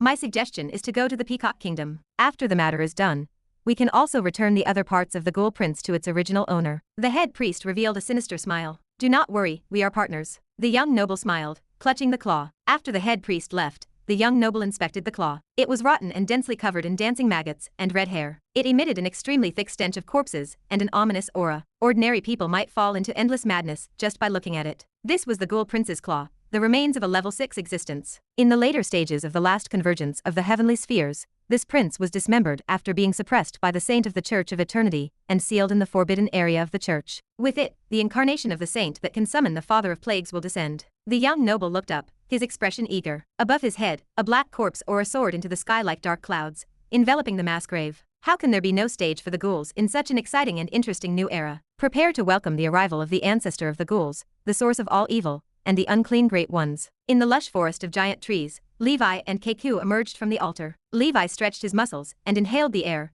noting its sharp difference from the air on the other side of the altar. The density of elemental power should be about the same as the outer sea region of the endless sea. This is only the density of this area. It might not represent the other areas of this plane. In short, the cultivation of wizards is unaffected here. I must take down this plane. At the very least, I have to become an overlord and gain a foothold. Levi stood tall, his resolve hardening. The fallen statue sat on the other side of the altar, a strange scaled man with wings on his back. According to the information he gained from Keiku, this two-winged crawler was an ancient saint from a long time ago. The text named it the Winged Hand Ancient Saint. The Winged Hand Ancient Saint came from the Flying Lizard clan. This clan of crawlers possessed wings similar to those of pterosaurs. They were one of the few crawlers that could fly. Currently, among the 13 ancient saints of the Ancient Saint Empire, the third ancient saint, Skybreaking Ancient Saint, was a flying lizardman. In the civilization of the Ancient Saint Empire, the highest existence among the crawlers was the Ancient Saint. Below Ancient Saints, there were 4 levels: insect, lizard, snake, and ancient serpent. The insect level was the most common crawler, like the ordinary lizardmen of the Keiku tribe. Their strength fell between the level of mortals and knights, and some elites might reach the level of grand knights. Lizard-level creatures, like the chief,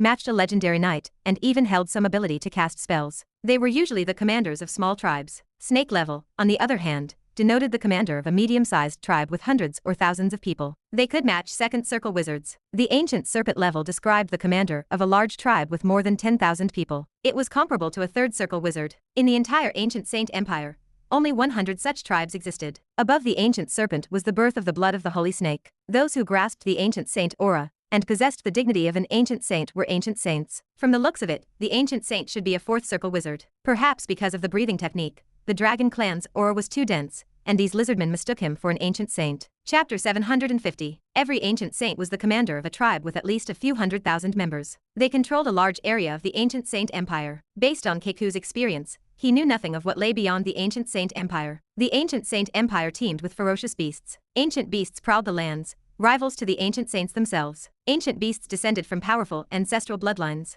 Their physical forms rivaled those of the ancient saints. They even wielded supernatural abilities capable of tearing the world apart. Without the 13 ancient saints guarding the empire and holding back those terrors, a small tribe like Keiku's would have been flattened long ago by the powerful predators. Most ordinary lizardmen found it impossible to leave the ancient Saint Empire in their entire lifetimes. They knew little of the world beyond. Levi explored the temple. He activated his intuition. He let no trace escape his attention. He found nothing. The temple stood completely abandoned. Only the altar remained. It held nothing special. Levi found no signs left by the ancient wizard. Let us begin. The main purpose of this operation is to understand the ancient Saint Empire and this plane. The cultivation method of the ancient saints might even help in subduing an ancient beast. Levi sent Keiku into Alice's ring. He walked on alone. He ceased using the Scarlet Dragon's transformation ability. He revealed his true form as a fire dragon. With some adjustments, Levi took on the appearance of an ordinary fire lizardman. Crimson scales covered his skin. A ghastly snake tongue flicked in the air. A hideous lizardman's head sat upon his shoulders. Keiku described the fire lizardman tribe as one of the strongest in the ancient Saint Empire. Their commander answered to the second ancient saint,